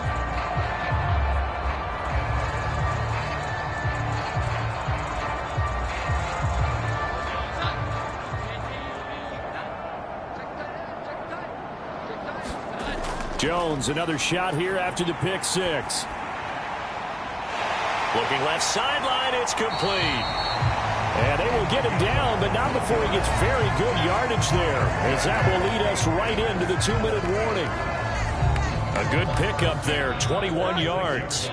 A big hitter to start the drive has him up near midfield here for 1st and 10. Back to throw. Jones. Slant route, and he finds Thornton. In need of only about the length of the football here on 2nd down. Looking to throw.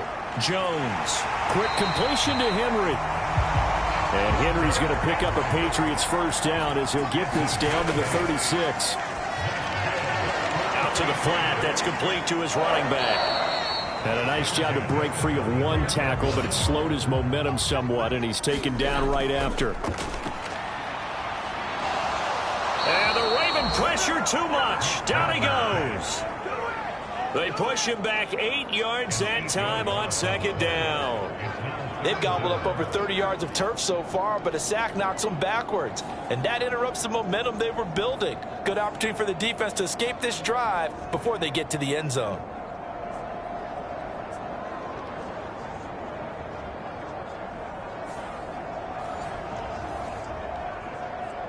Work now for Jones and the Patriots here after the sack. It's 3rd and long.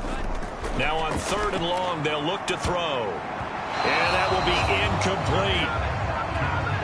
So on trots the field goal unit, and wow, this is going to be a challenge here. They spot it on the midfield stripe, so it is a 60-yard attempt here. And off the crossbar, no good. A sensational effort from that distance, but rejected by the bar.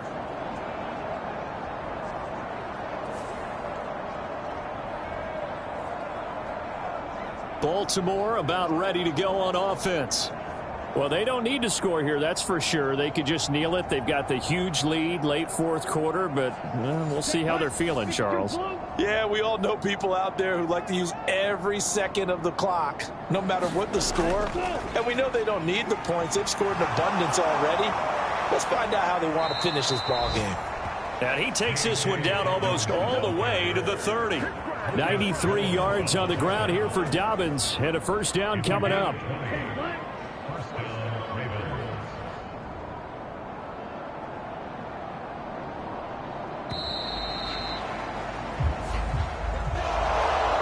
Charles, a lot of happy faces heading into the tunnel as this one ends, and understandably so. Not only did they get the win, but boy, their offense was on fire in this ball game. And partner, I have no idea what the top speed is on one of those high-end sports cars. What's the top gear you can get into? This offense, they certainly were there in this one, huh? Everything clicking for them in this contest, the kind of performance that they're going to cherish. So for Baltimore, it's an ideal start as they move to 3-0 now on the young season. And they'll head back home next week to take on the Chicago Bears. Meanwhile, for New England, the early struggles continue as they'll sink to 0-3. And they'll try to turn things around next week as they have a matchup in Cincinnati against the Bengals. That'll do it for us. I'm Brandon Gaudin alongside Charles Davis. Thanks to our entire crew as well. We'll talk to you next time. So long, everybody.